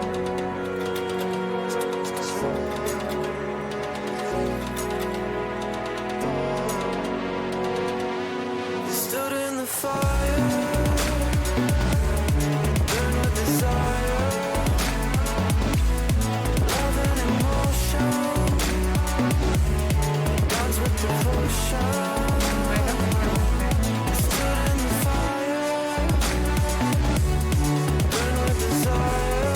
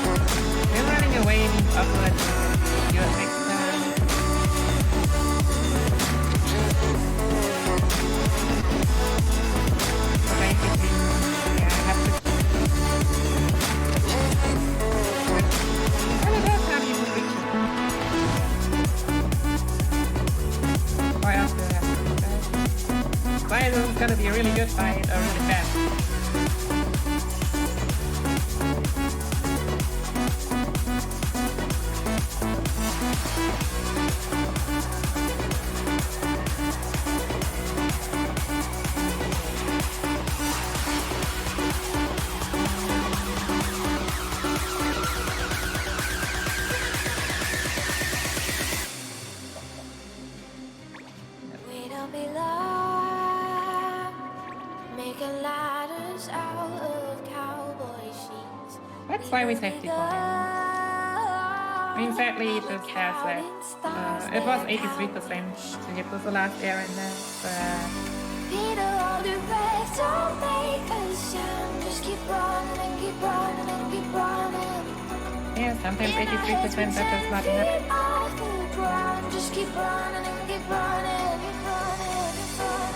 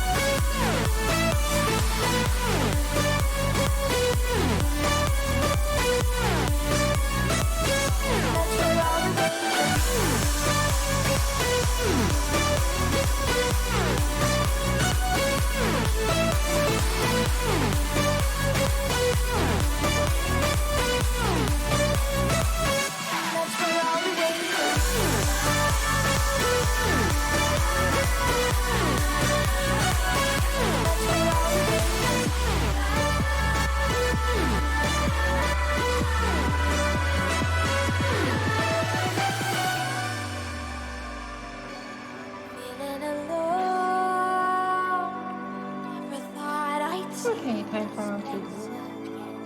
I'm going home in a different world to stay the same. I just hold my breath, don't make a sound. I'm running, I keep running, I keep running. 'Cause I can see you quite as clearly now. I'm running, I keep running. Yeah, I mean, 83% was probably also just the hot sauce like I usually do. But it also is regulations and Ross asked me also doesn't run away, but runs into my back. Which is also lovely.